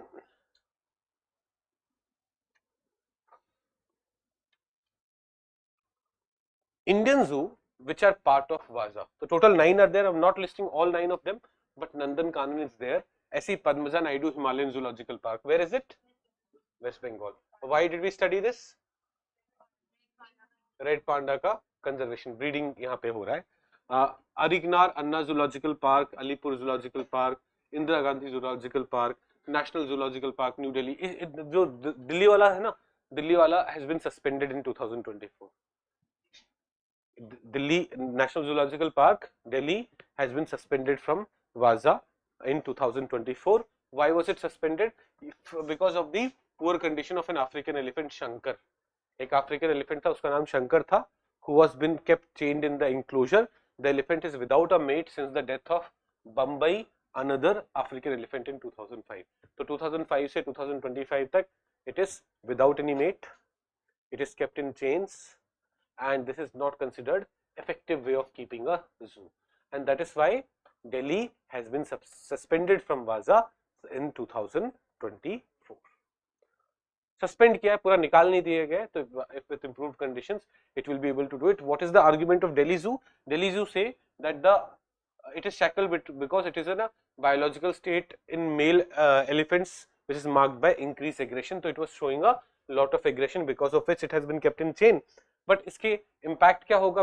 When Delhi is suspended, Delhi will not be able to join conferences and other activities associated with Vaza. Delhi will not be able to participate in it, and then recognition तो खराब होता ही. अब recognition बहुत ही है ना, अब newspaper वाले बोलेंगे तब होगा ना, हमें पता ही नहीं होता है. There are lots of things you are studying when you are studying it here. It should be debated in national media. No, in national media we debate Rahul Gandhi कैसे गधा है. हाँ, these are the kind of things जो इसने ये बोल दिया, उसने ये बोल दिया. वी डू नॉट डिस्कस रियल इश्यूज, environmental concerns, employment concerns. We don't discuss that. And यहाँ पे again I'm not trying to target any political party. यहाँ पे पूरा problem media के साथ है. Like they may face more pressure in US, but media houses like fight back. India में the situation is bad. कुछ और जू की बात कर. देखो, एक है इंदिरा गांधी जूलॉजिकल पार्क.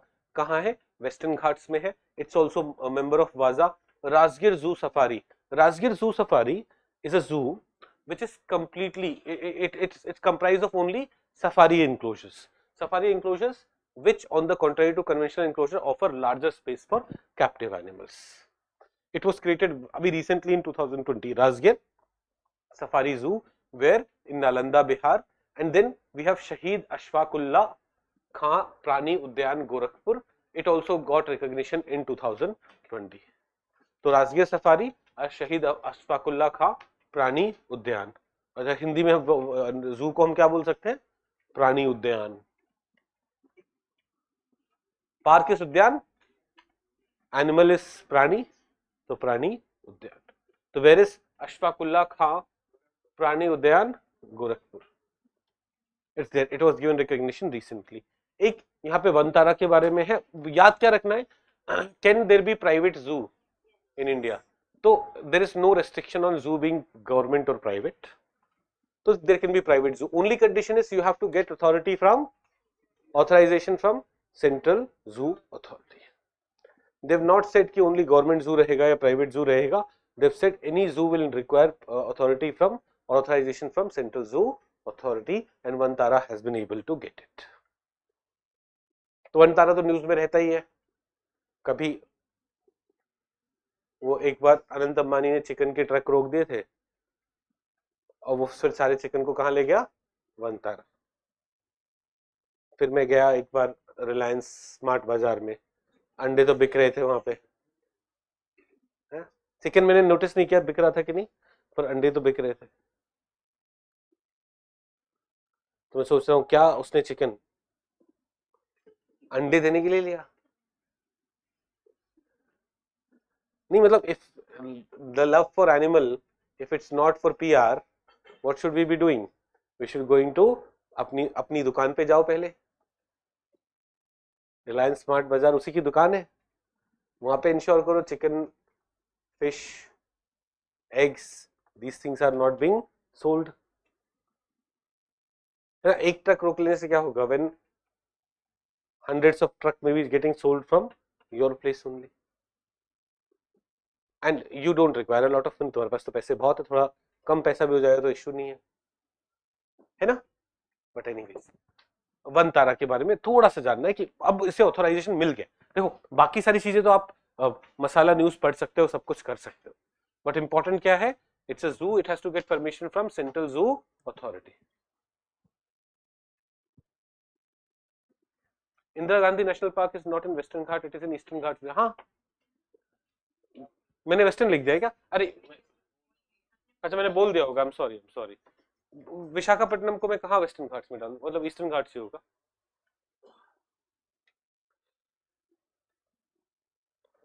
समय की बर्बादी है संतोष सर से एनवायरमेंट पढ़ के, तुम फिर भी पढ़ रहे हो, है ना, मतलब कितनी कितनी बुद्धि कम है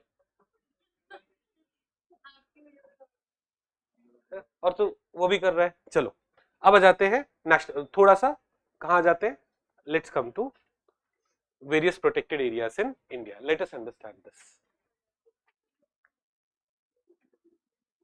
हाँ various protected areas in India, in I don't care.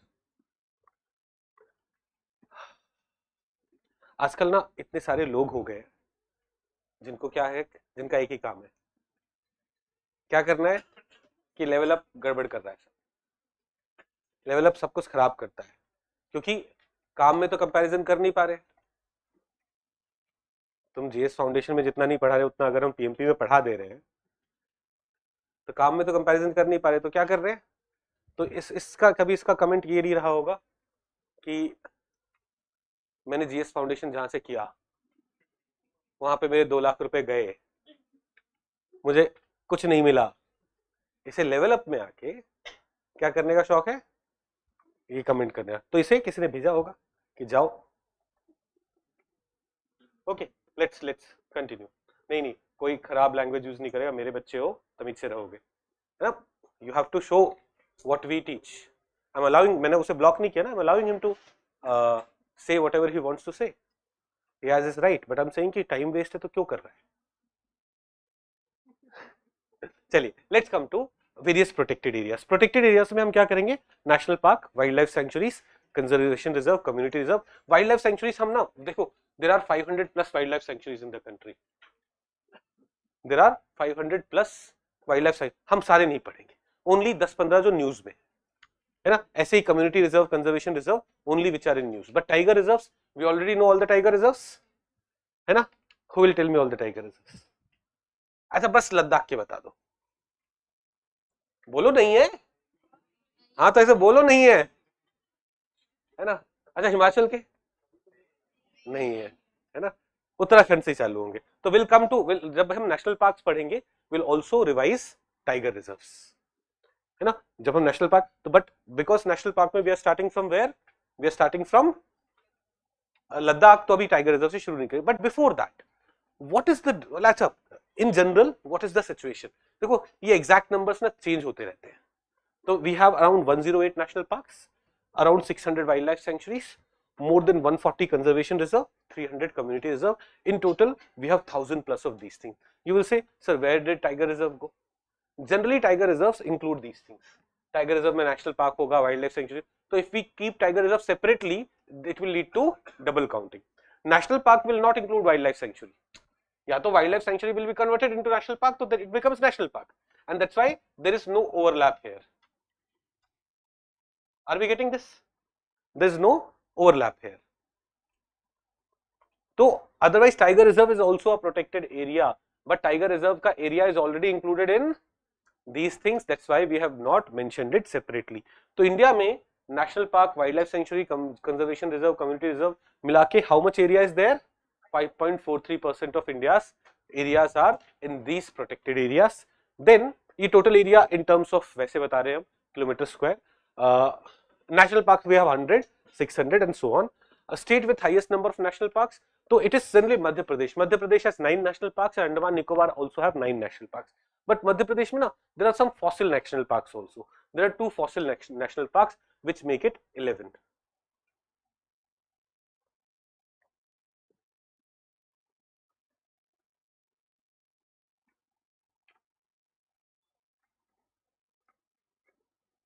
Saloni is saying, sir, please don't take any extra class. बेटा मैं already मना कर चुका हूँ ना. There will only be one extra class this week, है ना. तो जो सुबह वाले बच्चे हैं उनका हो गया. नाउ जो शाम वाले बच्चे हैं इनका एक ही एक्स्ट्रा क्लास होगा, मे बी ऑन फ्राइडे और Saturday. Will let you know. Okay, चलिए let's come back. Let's compare national park and wildlife sanctuaries. Let's differentiate. हम जब कंजर्वेशन रिजर्व, कम्युनिटी रिजर्व पे आएंगे ना, तब तो क्लियर कट डिफरेंस है from national park and wild life sanctuary. But so far we haven't studied the difference between national park and wildlife sanctuary. Let us understand that. Clearly देखते हैं क्या difference है. देखो, when we talk about national park में ना ज्यादा stricter provisions होते हैं, because it is not focused on a particular species. क्या ये वुल्फ के लिए वाइल्ड लाइफ सेंचुरी है? नहीं, it's focused on the entire ecosystem. One core difference between national park and wildlife sanctuary is what? National park is focused on the entire ecosystem, fauna, flora, landscape, historical entities, everything. Whereas wildlife sanctuaries is primarily focused on the population of the wildlife. Sometimes जैसे आप देखोगे, this is a wildlife sanctuary for wolf, this is a wildlife sanctuary for clouded leopard, this is a wildlife sanctuary for this. So it's focusing on particular species, or it's focusing on wildlife more. It's focused on the entire ecosystem. One difference is that. Second is more restrictions here. National parks will have more restrictions than wildlife sanctuary. For example, commercial exploitation of forest produce is not allowed. अब वो commercial exploitation of forest produce is not allowed in wildlife sanctuary also. But activities like hunting, grazing, human settlement are also prohibited in national park. अब hunting is prohibited here also, wildlife sanctuary, but grazing, movement of cattle may be permitted. Similarly, visit requires official permission here. Wildlife sanctuary में no official permission may be required. Whenever you have to enter a national park, what do you have to do? You have to take permission. This may not be required here. So here much less restrictions are there. Grazing may happen, pastoral activities may happen, human activities may happen. Here it's restricted. Technically, अब देखो, national park we have not been able to make them empty, so still forest dwellers and tribals are living, जैसे tiger reserve का case था, but technically they are supposed to be sacrosanct. Then when it comes to national park, boundaries are not very well, or boundaries are very clearly defined कि यहाँ से national park शुरू हो रहा है, because on national park there is a restriction, no, you cannot enter without permission. If you will not have boundary, where is national park starting? How will you be deciding whether you are entering there with a lot of, well, whether you are entering it or not? Whereas wildlife sanctuary में boundaries may not be specified. And finally, a national park refers to category 3 of the IUCN. So IUCN has defined protected areas, उसमें category 2 is national park, whereas category 4 is wildlife sanctuary. तो ये भी एक difference है. अब now you will say, sir, what is there in category 2, what is there in category 4? As the category increases, restriction reduces. So category 2 has higher restriction, category 4 has lower restriction. Broadly difference समझ में आया? Broadly difference समझ में आया? Okay. Now let's go to national parks of India. So in general, जैसे when we talk about national park, तो here settlement and private ownership is not permitted. Traditional activities like grazing, fuel wood collection are also prohibited. National park में ज़्यादा restrictions है. Now you may say, you may come up with an example. नहीं sir, I visited this national park. वहाँ पे grazing was going on. और वहाँ पे एक village was there. हाँ, practically we have not yet been able to empty all our national park. हमने tiger reserve पढ़ते टाइम भी बोला था. Technically in tiger reserve में core area में nothing should be allowed. Core areas are generally national park or things like that. But लोग रह रहे हैं. That is the practical situation. Theoretically, even this is prohibited. Only those human activities which are permitted by chief wildlife warden of the state are permitted inside national park. Okay, are we comfortable? Now let's go through what? Let's go through our national parks. Let us see a list.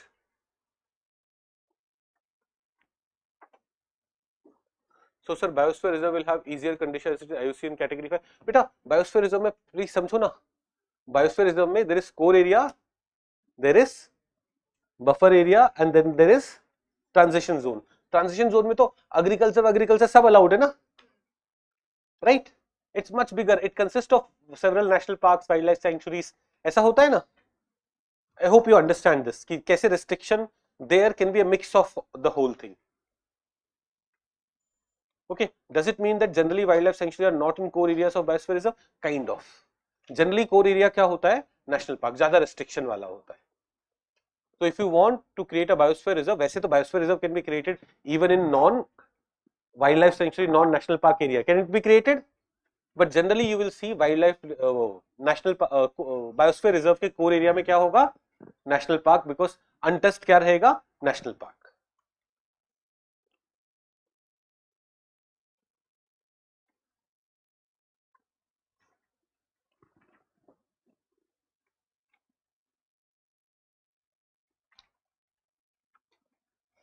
Okay.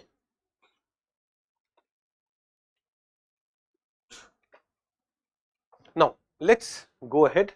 Let us start with Ladakh. सबसे पहले लद्दाख में शुरू करेंगे. And Ladakh has only one national park. Which one is that? Hemis national park. कुछ चीजें हेमिस के बारे में देखो.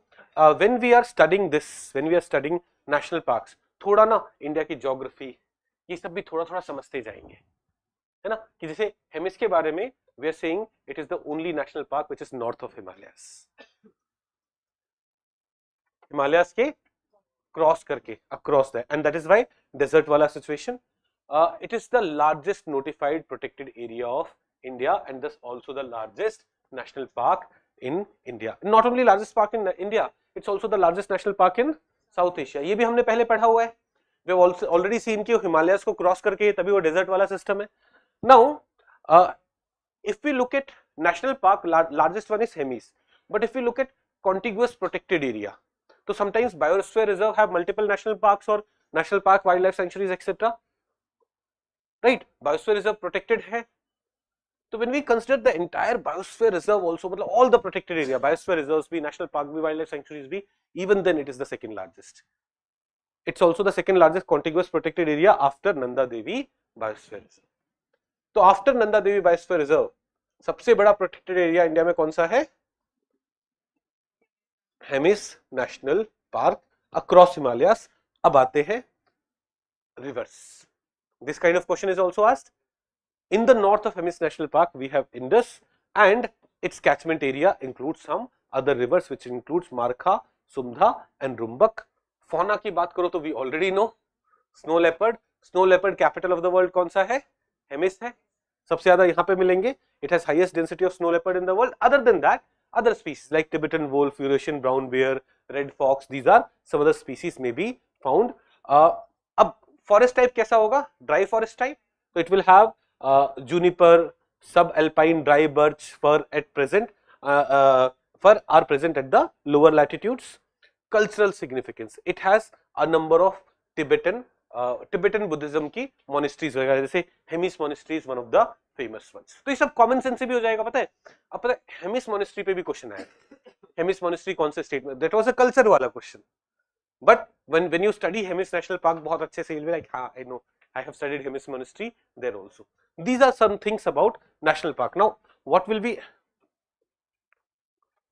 सर एक बायोस्फीयर का एग्जांपल. बेटा एक बायोस्फीयर का example.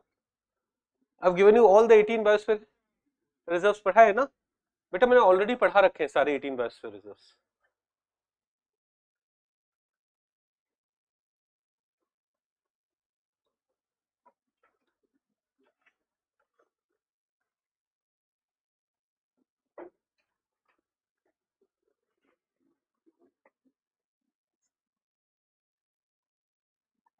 Okay, let's come back. Ab, please understand this.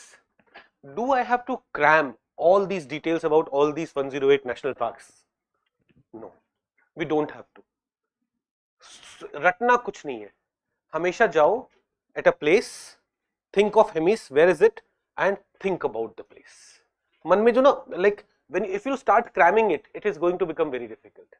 If you will try to visualize things, Hemis है across the Himalayas, हाँ मैंने पढ़ा था. The only national park across the Himalayas. You will say, sir, अभी हमने cold desert में pin पढ़ा था. Cold desert was also across the Himalayas. तो जो पिन वैली नेशनल पार्क है, it should also be across the, वो ना actually पूरा across नहीं, पिन वैली में है ना, तो थोड़ा सा वैसे रह जाता है. Are you getting this? तो the only national park across Himalayas Hemis. Cold dry condition, तो forest type, alpine, birch, these are the things that you will be finding there. Okay. Snow leopard capital of the world, other than snow leopard उसी area के सोचो, Himalayan beer वगैरह मिल जाएंगे, red fox है ना, these are some species which are found there. What else? Ladakh वाला reason है तो मोनेस्ट्रीज, बुद्धिस्ट मोनेस्ट्रीज होंगी, है ना, it is known for that also. ऐसे सोचना है rather than trying to एकदम रट लेना ना सबको, it won't work. हम फिर ना एनवायरमेंट पढ़ने के बजाय हम 108 नेशनल पार्क से रट रहे होंगे. This is not what we want. What do we want? We want कि we think of a place and we get a broader idea about it, we get a broader understanding about it. For everything we think of a region so that we'll be able to recall them, rather than what, rather than बैठ के एक एक like की I should remember each and every line here. No, not at all. है ना. Largest national park Hemis है, second largest contiguous protected area in India after Nanda Devi biosphere reserve is Hemis. कुछ ये चीजें याद रह सकती है, और नहीं भी याद रहेंगी ना when you will see them in the option, because while studying every time when you have come here you have looked at it, when you see that in the optional or options you will be like हाँ I'm sure about. अब देखो we'll take around 1 hour to go through these national parks. जितना होगा वो करेंगे, नहीं तो फिर आप अपने आप से करोगे. नहीं, अभी मैं आधे घंटे ही पढ़ाऊंगा, ज्यादा नहीं, बट आधे घंटे I will take tomorrow also to make it 1 hour. उसके बाद आप खुद से पढ़ोगे. But the point is this 1 hour may not give you even a single question. आप बोलोगे सर नेशनल पार्क से एक भी क्वेश्चन नहीं आया, बट वो इंपॉर्टेंट नहीं है. वो इंपॉर्टेंट है कि while you go through the national parks you are able to understand the entire ecosystem of India. देखो जो भी बहुत प्रोटेक्टेड एरियाज होंगे उसको हमने नेशनल पार्क डिक्लेयर किया है. There are 108 places which have been declared national park. When you study about them, you will study about the ecosystem of the entire country. थोड़ा सा ध्यान आ रहा है, इंडस रिवर किसके, हिमिस के नॉर्थ से जा रही है ना. we are getting to know some other things also, है ना. एक अभी का क्वेश्चन है sir, what is meant by contiguous protected area? Contiguous means together. वैसे ना if we think of cold desert biosphere reserve, we have studied cold desert biosphere reserve. तो cold desert biosphere reserve में there are national park, there are wildlife sanctuary, but they are all contiguous to each other, they are all just attached to each other. So the entire thing can be taken together. So if we look at contiguous protected areas, उसमें भी biggest one is Nanda Devi biosphere reserve, and then this comes into play. हाँ कल नहीं बेटा, आज last extra class है, आज last extra class है. कल जिन बच्चों की नॉर्मल क्लास है वो उनकी क्लास होगी, और जिन बाकी बच्चों की नॉर्मल क्लास थर्सडे को होगी ना सुबह 8 बजे, at that time will take it, है ना. Tomorrow we don't have any extra class. Okay, chill, stress नहीं लेना है. हाँ चिल मारो, एंजॉय करो. कहाँ हेमिस में नहीं मिलता बेटा, वो नुब्रा वैली. देखो बैक्टीरियन कैमल ना डोमेस्टिकेटेड, सुनो डोमेस्टिकेटेड है, तो जहां लोग रह रहे होंगे वहां मिलेगा ना,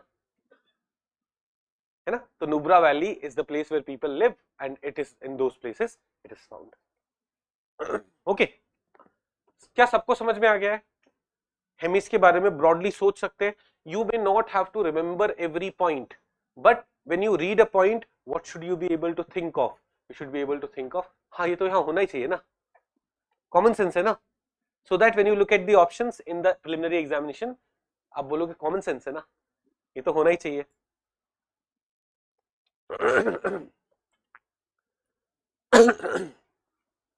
Okay, got it. Now Jammu and Kashmir, the very famous 𝐂𝐤𝐬 national park. Easy, Srinagar में ही है मान लो, 22 kilometre from Srinagar.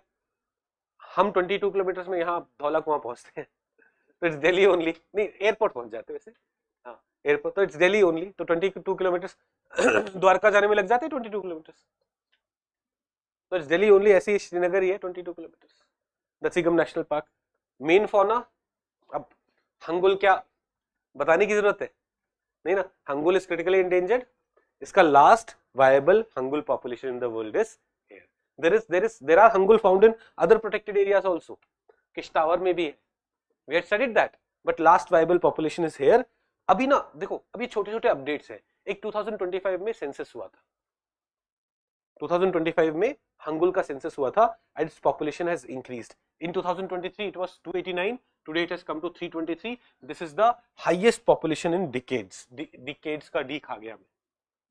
It is the highest population in decades. The 2025 census has taken Hangul population to 323, which is the highest population in decades, showing that Hangul population in 𝐷𝐶𝐬𝐬 National Park is reviving. Other than that, what are the species found here? So leopard, red fox, musk deer, black bear. So we know there is Kashmir musk deer also, है ना? Black bear, brown bear, yellow throated marten, Himalayan weasel. These are some other species but not very important. देखो हमने highlight ही क्या किया है? Hangul 2025 census में numbers are increasing. Are we getting this?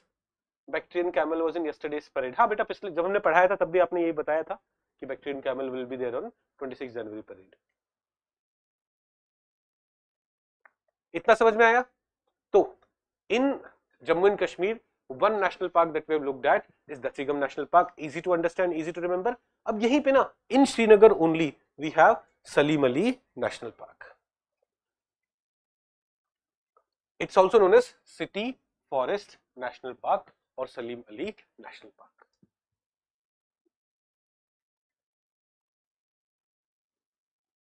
Are we getting it? Salim Ali National Park. Now, it has been named after ornithologist Salim Ali. एक हमारे famous birds को study करने वाले scientist थे. He is Salim Ali. The Salim Ali National Park has been named after him. And अब देखो it's a very small park. देखो it is located within the city.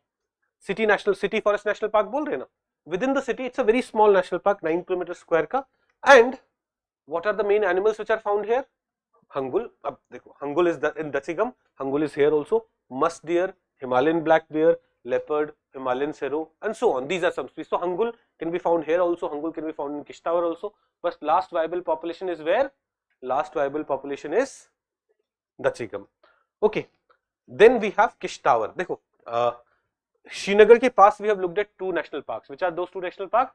𝐷𝐶𝐬𝐬 and Salim Ali. Then if you come here, 𝐾𝐶 Tower National Park. Srinagar से pretty far away on the eastern side. You have 𝐾𝐶 Tower National Park.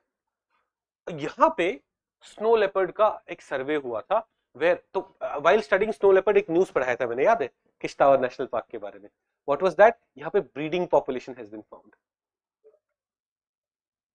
Sir, it's pronounced Kishtwar.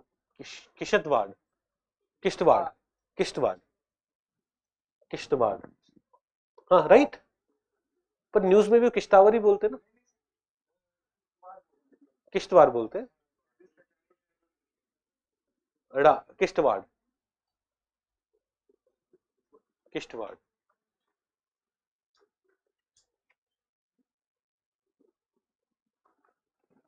ये समझ में आया? किश्तवाड़ वाला point समझ में आया? तो another national park in Jammu and Kashmir is Kishtwar national park. It is famous for snow leopard. हमने न्यूज भी देखा था. न्यूज में व्हाट वाज देयर कि snow leopard which was supposed to be transitionary population here. Sometimes it would come. We have seen them breeding snow leopard with cubs have also been seen in 2025 here at this place. This was the news. So other than snow leopard, musk deer, brown bear, जो general ये कश्मीर वाले species हैं, they are found here. And then a very important national park, 𝐂𝐨𝐧𝐬𝐬 National Park. It is also known as border park as it is very close to LOC. Line of control के बहुत पास में है. It's part of a proposed Trans Karakoram peace park with Pakistan. अब पाकिस्तान के साथ कुछ भी piece करने का शुरू करेंगे तो रुक तो जाता ही है. तो this peace park have not been made, but this 𝐂𝐨𝐧𝐬𝐬 National Park has been commissioned. It's known as border park. It's located in the northern region of Kashmir, and it was created after Kargil war when we realized that on the markhor wild goat. Markhor, do we know markhor? Markhor is the national animal of Pakistan. Uska population had suffered. To deal with that, the national park was set up in Jammu and Kashmir, and this is the 4th national park of the state. And in India, markhor is only found in Jammu and Kashmir, and 𝐂𝐨𝐬𝐬 habitats is the mammal's largest population. जैसे 𝐷𝐶𝐬𝐬 is the largest population for Hangul. Which is where is the largest population of markhor in India? Kazinag. तो चार चीजें हमने पढ़ी है। If we go to Jammu and Kashmir, first thing that we studied was the 𝐤𝐤 National Park. Srinagar से 22 kilometre, we can visualize that, famous for hangul. Other species we can think of, but अभी 2025 census is about hangul population going more than 300, which is highest in decades. इतना याद रखा जा सकता है, easy one. फिर in Srinagar only there's another national park, Salim Ali, named after the very famous ornithologist Salim Ali, है ना, famous for birds. तो ठीक है, सलीम अली है। और यहाँ पे भी नहीं, यहाँ पे स्नो लेपर्ड नहीं, हंगुल ही है ना। हंगुल का हमने कुछ पॉपुलेशन देखा था, right. Then we have Kishtwar. Now I am pronouncing it correctly? Okay, Kishtwar national park. Kishtwar national park थोड़ा ईस्ट में जाके है इस तरफ, है ना। It's famous for snow leopard. Snow leopard in 2025 we have seen breeding population, बाकी वो दूसरी स्पीसीज तो है। एंड देन काजीनाग वेस्ट में जाके, नॉर्थ में, वेस्ट में जाके near LOC, it is also known as border park, and this was created specially for markhor. India में markhor is only found in Jammu and Kashmir, and in Jammu and Kashmir the highest population is where? In Kazinag. Easy है, इतना difficult नहीं है। And one national park that we have already seen, Hemis के बारे में we already know a lot of stuff. 5 national parks तो अपने हो गए, इजी वन, है ना। Will all be able to do it, will all be able to recall it. एक बार यहाँ पे जाके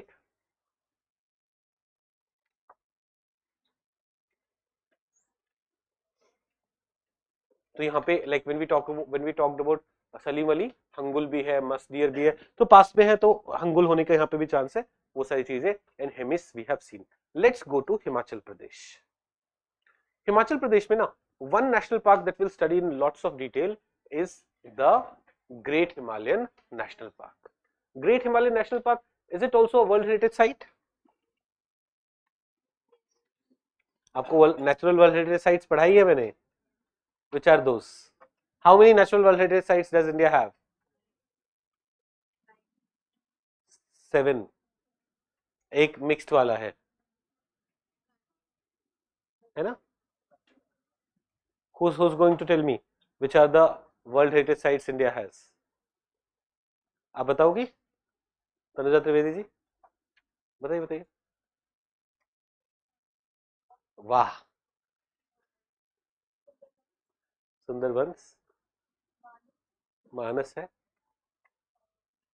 काजीरंगा है, वेस्टर्न घाट्स है, केवलादेव है, और आई थिंक पन्ना भी है क्या?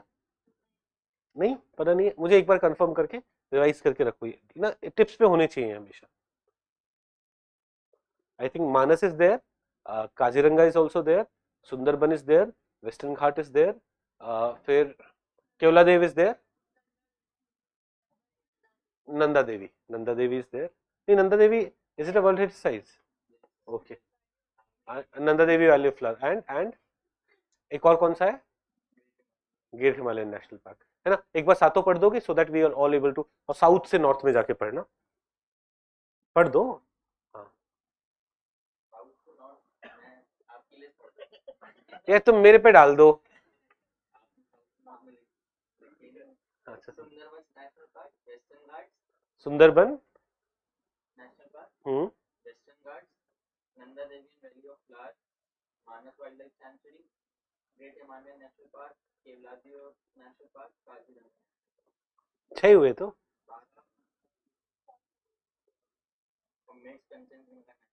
नहीं, वो तो 8वां होगा ना, मिक्स में नहीं। एक बार सातों फिर से पढ़ो। देखो, Sundarban, western Ghats, Kaziranga, Keoladeo, Manas, Nanda Devi and great Himalayan national park, 7 हो गए ना। These are the 7 national parks that these are the 7 places which are natural world heritage sites. तो great Himalayan national park is a natural world heritage site, UNESCO's world heritage site. Important fauna यहाँ देखोगे तो snow leopard, blue sheep etcetera, and it's pretty big, 1171 square, kilometre का size है, it's spread over an area of 1171 square kilometre, इतना ज्यादा कुछ है नहीं। अब ना in Himachal other than great Himalayan national park we have some other national park जिसके डिटेल में हमें नहीं जाना, Inder Kila, Kheer Ganga, Pin valley and colonel Serjung Simbal Bara. Inder Kila, Kheer Ganga, Pin valley and colonel Serjung Simbal Bara, ये चार और एक great Himalayan national park, 5 national park. Great Himalayan national park also world heritage site, natural world heritage site, we can do that, clear. Inder Kila, Kheer Ganga, Pin valley and Sherjung Simbal, colonel Sherjung Simbal Bara, ये चार हम कर सकते हैं, ये चार चीजें करी जा सकती है other than great Himalayan national park. तो total 10 national parks we already know. एक हमने देखा था हेमिस में, 4 we had seen in Jammu and Kashmir and 5 we have seen in Himachal Pradesh. Which are the ones in Himachal Pradesh? Great Himalayan national park, Inder Kila, Kheer Ganga, Pin valley, Simbal ये colonel Sherjung Simbal Bara, है ना, colonel Sherjung Simbal Bara, ये 5 है नेशनल पार्क। बाकी सबके नाम याद रख लो। पिन वैली तो हमें पता है वैसे भी, why do we know Pin valley? Cold desert biosphere reserve का पार्ट है पिन वैली। और which was the wildlife sanctuary which was part of cold desert? Kibber, हाँ, yes yes yes, great, right. 10 biosphere reserve हो गए, सॉरी 10 नेशनल पार्क्स हो गए, almost 10% of the things we are done with, है ना। Who will help me revise all the biosphere reserve, all the national parks so far done so फार?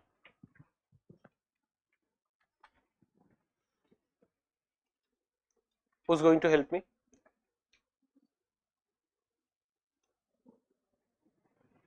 देख देख के करोगे, आप बताएंगे? हाँ, बुलंद आवाज में, जोर से ना। तुम नोट्स ऐसे सामने रख के स्कूल के बच्चों की तरह नहीं बताना है, बंद करके बगल वाले को दो अपने नोट्स। दोस्त तो नहीं है बगल वाला आपका? पहली बार मिले हो, पहली बार में ही प्यार हो जाता है। आ जाओ आ जाओ, बताओ। सब लोग साइलेंस साइलेंस, सुनेंगे। Will keep on revising so that we are able to remember, recall all these things very easily. Yes, please go ahead.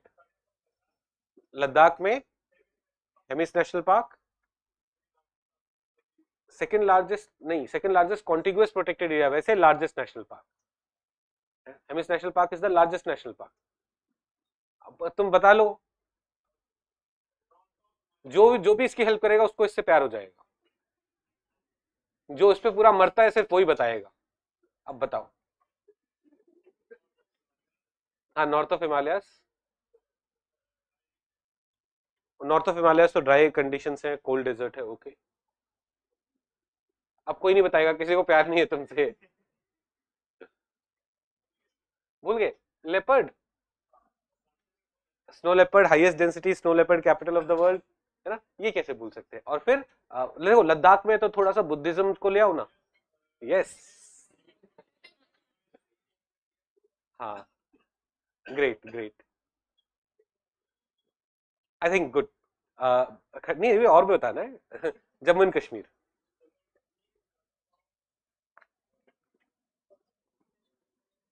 Dachigam, Dachigam national park, largest hangul population. एक न्यूज क्या थी 2025 में, numbers have gone beyond 300 and it's largest in last few decades, इतने numbers नहीं पहुंचे थे वहां पे, ओके। सालिम अली नहीं, ये तो सलीम अली।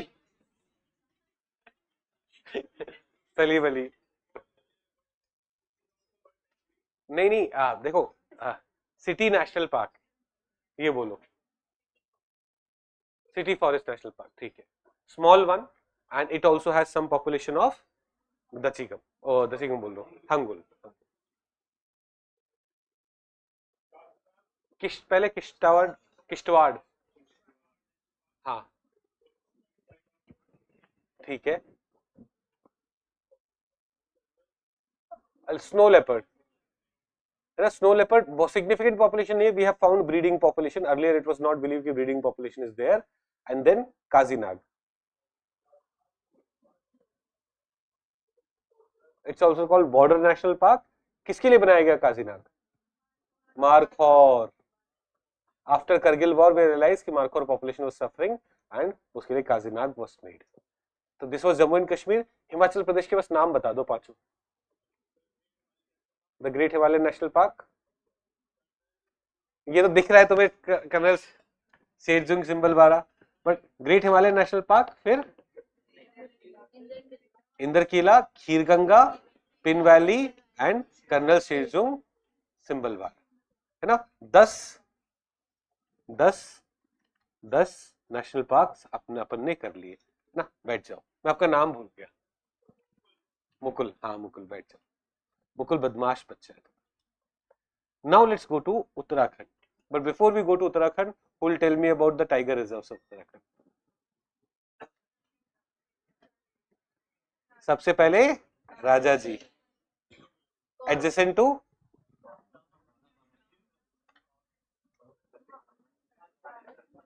कालेसर, हरियाणा वाला Kalesar, and which is the river which flows through राजा जी?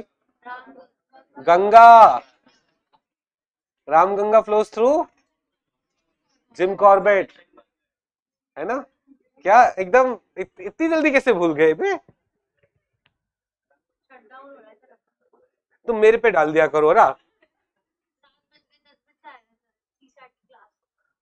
तो हिमांशी मैम को ब्लेम करो ना। Why blame me?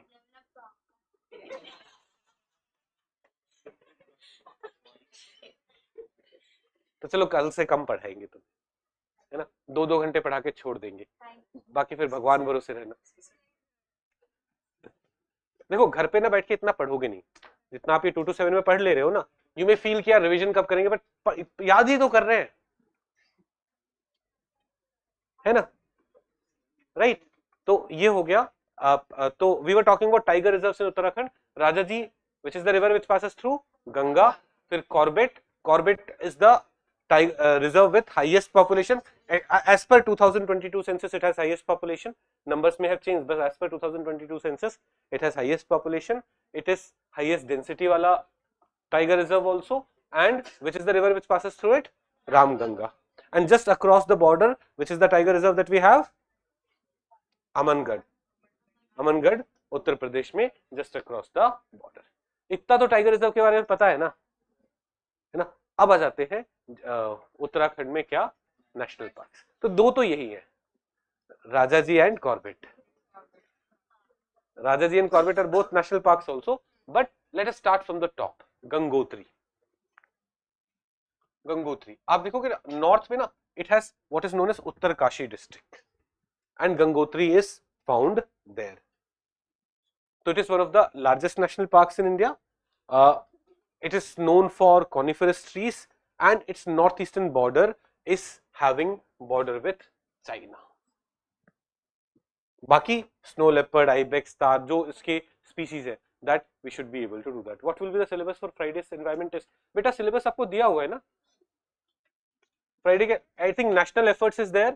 And basics of ecology is also there, है ना। बेसिक्स ऑफ एनवायरमेंट इकोलॉजी वाला पोर्शन भी है, ये यही सिलेबस दिया हुआ, एक बार देख लेना जो भी सिलेबस है। स्टडी आप पढ़ते जाओ, जितना भी पढ़ रहे हो आप पढ़ते जाओ ना, जितना क्लास में होता जा रहा है पढ़ते जाओ, वही डाल देंगे सिलेबस में ना। सिलेबस का जितना पोर्शन कंप्लीट होगा that will be part of your syllabus. Okay, तो कमिंग बैक टू उत्तराखंड में the first national park that we looked at was Gangotri. Where is Gangotri? The northernmost Uttarkashi district bordering China. This national park borders China. Got it? Then Valley of Flower National Park. देखो, this was Uttarkashi district. Uttarkashi के भी north के side में गंगोत्री था. This is Chamoli. Uttarakhand में this is Chamoli district, and which is the national park that we have? Valley of Flower National Park. It is known for meadows of endemic alpine flowers. People go for trek here. आप गए थे? Okay. People go for treks in Valley of Flower National Park. क्या बोल रहे हैं? मुश्किल है। अच्छा मैं आप तो in IIT Roorkee we have something known as Himalayan Explorer Club. They basically take us for trek. तो फर्स्ट ईयर वाले बच्चों को वो कहाँ लेके जाते हैं? वैली ऑफ फ्लावर, क्योंकि वो बिगिनर्स होते हैं। तो लड़कियों को वैली ऑफ फ्लावर लेके जाया जाता है, फर्स्ट ईयर वालों को वैल्यू ऑफ फ्लावर लेके जाया जाता है, बट फर्स्ट ईयर वाले में जो स्ट्रॉन्ग वाले होते हैं उनको ले जाया जाता है दूसरी जगह पे। मुझे दूसरी जगह, मैं जाना वैल्यू ऑफ फ्लावर ही चाहता था फॉर सम अदर रीजन, पर मुझे जो HEC के चेयरपर्सन थे बोलते यार तू फिट लग रहा है, वहां पे जगह खत्म हो गई है, सब वहीं जाना चाह रहे थे, तू थोड़ा डिफिकल्ट वाले में चले जा। मैं गया था मध्य महेश्वर, हाँ वो फर्स्ट ईयर में मैं मध्य महेश्वर गया था। That was not that difficult, first year में हम लोग फिट भी होते हैं, बट क्या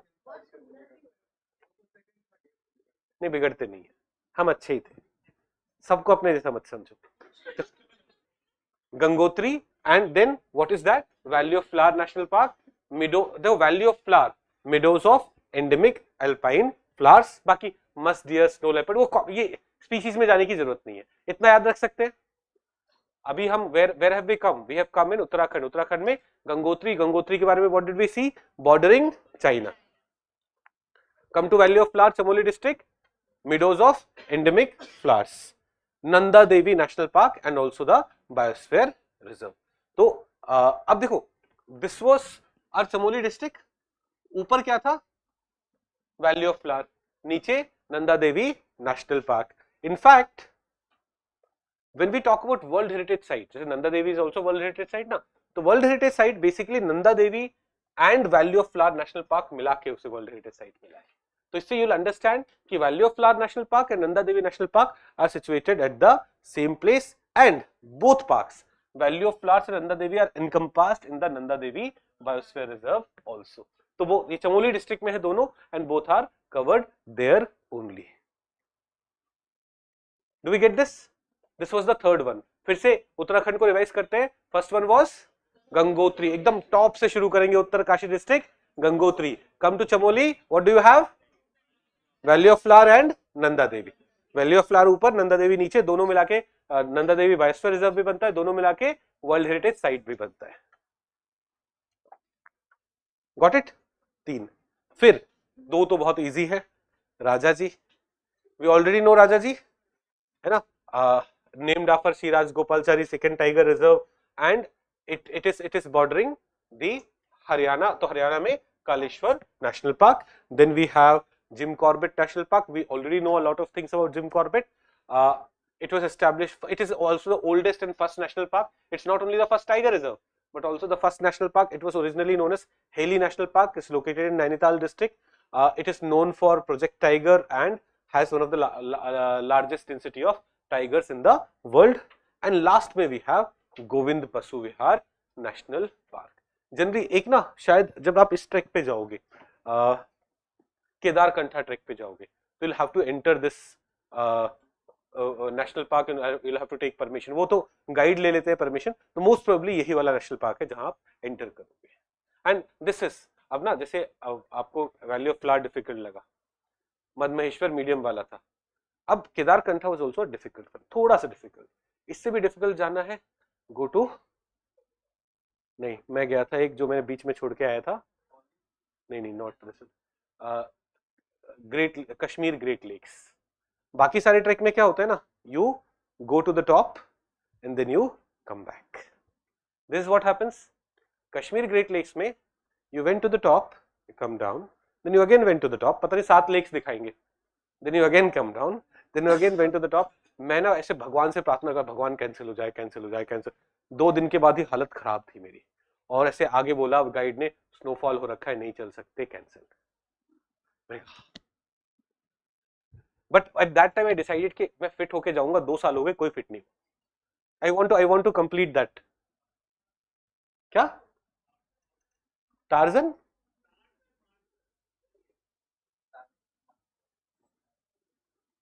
सॉरी, मुझे नहीं पता है ना। Let's come back. तो हम क्या बोल रहे थे, गोविंद पशु विहार नेशनल पार्क। तो 6 नेशनल पार्क्स, इजी वंस, देखो सिंपल रखते हैं। North Uttarkashi district, Gangotri bordering China, valley of flower endemic flowers के लिए फेमस है, उसके नीचे उसी चमोली डिस्ट्रिक्ट में Nanda Devi, and Nanda Devi and valley of flower together are Nanda Devi biosphere reserve also and Nanda Devi world heritage sites also. 3 हो गए, 2 हमारे प्यारे tiger reserves, Rajaji and Jim Corbett, we already know everything about them, and last में गोविंद पशु विहार,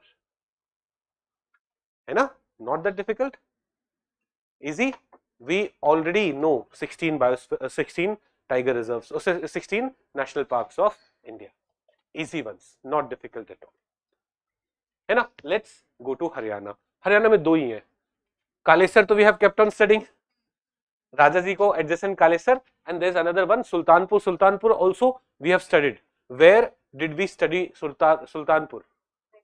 वेटलैंड, रामसार वेटलैंड, मैंने आपको बोला था ना, गुड़गांव से गो टुवर्ड्स झज्जर, बीच में क्या आएगा? Sultanpur wetland, which is also a national park, it is known for lots of birds.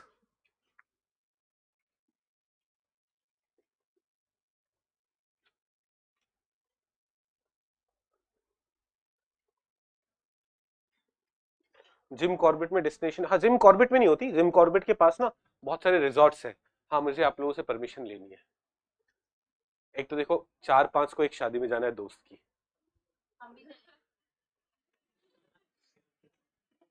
और एक 8 तारीख को शादी में जाना है, वो जिम कॉर्बेट वाले में ही, वो एक स्टूडेंट है, उसकी शादी है, और एकदम वो ना ऐसे छोटी बहन वाली स्टूडेंट है, कि वो मार के खा जाएगी अगर नहीं गया तो। हाँ छुट्टी नहीं है, बट एक्स्ट्रा क्लास ले लूंगा आगे पीछे। तुम्हें कहाँ जाना है? तुम कहीं भी जाओगी सोओगी, क्या फायदा? नींद नहीं आ रही है बेटा, मेरी क्लास यूट्यूब पे सुन लिया कर, मैं गारंटी दे रहा हूं तो 5 मिनट में सो जाएगी। नहीं सो पा रही हो? ओहो,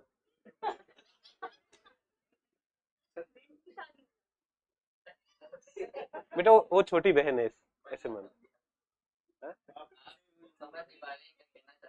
अच्छा मेरी अच्छा मेरी उम्र इतनी हो गई है, मैं अपनी शादी ना करके स्टूडेंट्स की में जा रहा हूँ, तेरी में भी आ जाऊंगा बेटा, चिंता मत कर। ओके लेट्स कम बैक, मैं नहीं वो प्लान बताऊंगा, I may not go to both the marriages, but एक में शायद चला जाऊं, तो एक दिन नहीं नहीं, अच्छा नहीं, 8 को तो संडे, उस दिन तो मैं चला जाऊंगा, उसमें आपकी परमिशन नहीं चाहिए। हाँ निखिल सर से स्वैप कर लूंगा, या कुछ वैसा भी कर सकता हूँ, I will swap with Nikhil sir, है ना, ऐसा करके आई विल मैनेज। चलो वापस आते हैं, Sultanpur national park, where is Sultanpur national park? Haryana, and it's a wetland known for water birds and all, and Kaleshar, Yamunanagar district में है, contiguous to Rajaji, it's popular destination for leopard, panther, elephant. In December 2024, 5-member elephant family seen in Kaleshar National Park, Yamunanagar. This indicates that इसका environment is improving, that elephant population is also being seen.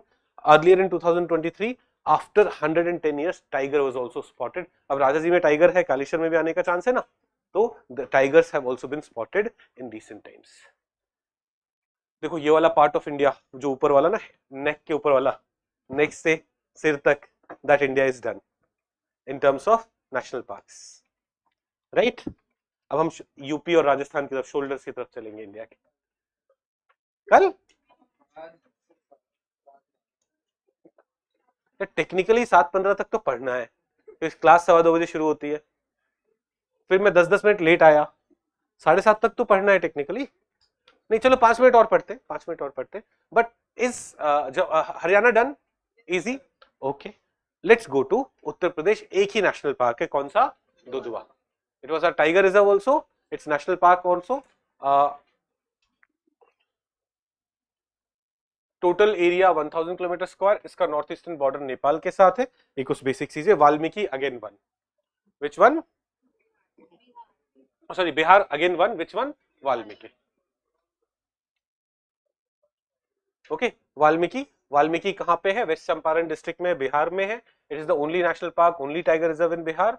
Nepal का Chitwan national park is just across the border, it has faced problems because of floods, ये सब हम देख चुके हैं while looking at tiger reserve. Did we see that? तो देखो Dudhwa is also bordering Nepal, this is also bordering Nepal. Jharkhand में एक ही नेशनल पार्क, बेतला। इनफैक्ट जो अपना टाइगर रिजर्व था ना, पलामू टाइगर रिजर्व, तो बेतला नेशनल पार्क, इसको ना हम ब्रैकेट में मैंने टाइगर रिजर्व भी लिखा है, because it consist of Palamu tiger reserve and Mahodar wildlife sanctuary. तो sorry Mahuadanr wolf sanctuary is also, तो It is located in Chota Nagpur Plateau in Latehar district. It consists of Palamu Tiger Reserve and Mahua Dar Wolf Sanctuary. तो ये Palamu tiger reserve के पास ही क्या है, और ये included वहीं पे Betla national park is also there. This is something that we should know. तो देखो we have almost reached here. Uttar Pradesh, Bihar, Jharkhand, West Bengal में आओगे ना, वेस्ट बंगाल का जो नीचे वाला पार्ट है ना उसमें सुंदरबन ही है. National park, tiger reserve, biosphere reserve. Is it a world heritage site? Is it a world heritage site? It's a world heritage site also. Delta है और ये सारी स्पीसीज हमें पता है. और फिर ना you will have to go on the top. Rest of the national parks that will study in West Bengal are not in the lower part of West Bengal. Lower part में सिर्फ एक ही है. Which one? सुंदरबन. फिर गोरुमारा, जल्दापाड़ा, न्योरा वैली, सिंगलीला एंड बक्सा. बक्सा पे आएंगे. देखो Sundarban, Buxa we already know there tiger reserves also. फिर गोरुमारा, जल्दापाड़ा, न्योरा वैली एंड सिंगलीला. ये चार नाम याद करो. Gorumara, Jaldapara, Neora Valley, Singalila. Sundarban, Buxa we know. Gorumara, Jaldapara have recently been in news for increasing rhino population. हमने राइनो पढ़ते टाइम भी इसके बारे में बात करी थी, गोरुमारा एंड जल्दापाड़ा. तो न्योरा वैली एंड सिंगलीला भी बस खाली याद रखने. 6 more national parks here. Can you think of this? फिर से सुंदरबन, गोरुमारा, जल्दापाड़ा, न्योरा वैली, सिंगलीला एंड बक्सा. राइट. थोड़ा इनके बारे में देख लेते हैं, ज्यादा कुछ याद रखने को है नहीं.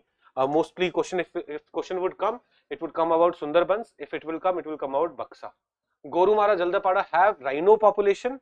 Its population is increasing. That's a good sign. इस वजह से थोड़ा सा इंटरेस्टिंग है. अब चार पढ़ ही रहे थे तो न्योरा वैली एंड सिंगलीला भी देख ही लो, है ना. It's not Singalila, it's सिंगोलीला.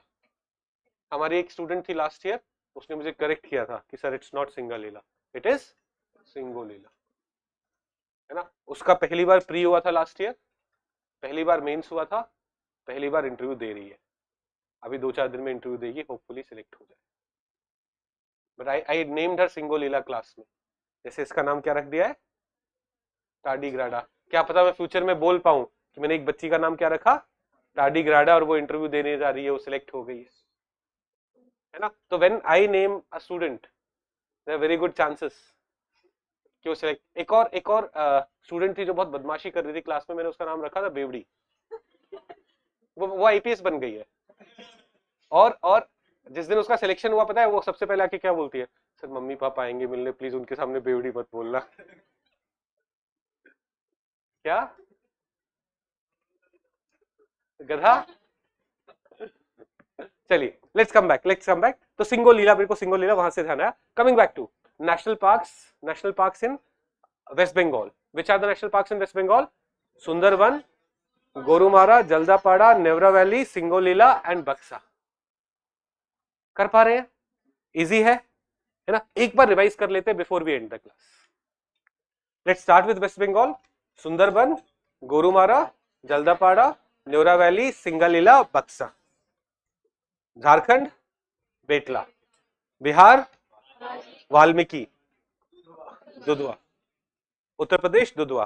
फिर यहाँ पे Govind Pashu Vihar, Jim Corbett, Rajaji, Nanda Devi, valley of flower and Gangotri, है ना. हरियाणा में सुल्तानपुर और कालेश्वर. सुल्तानपुर यहीं पे पास में, कालेश्वर ऊपर यमुनानगर डिस्ट्रिक्ट में, एंड कालेश्वर के जस्ट बगल में Rajaji. And if you go to Himachal में एक बहुत अच्छे से ध्यान रखना है, great Himalayan national park. And then there are Inderkilla, Khir Ganga, Pin valley and colonel Sherjung, Simbalbara. Jammu and Kashmir, Dachigam, Salim Ali, Kishtwar and Kazinag and Hemis. है ना. ऐसे 25 तो हो गए कम से कम. 25 नहीं हुए? 25 हो गए ना. ठीक है. कल will study it for half an hour more, and जितना होगा बाकी I'll cover the most important ones and then we'll go ahead, है ना. I'll not spend a lot of time on this.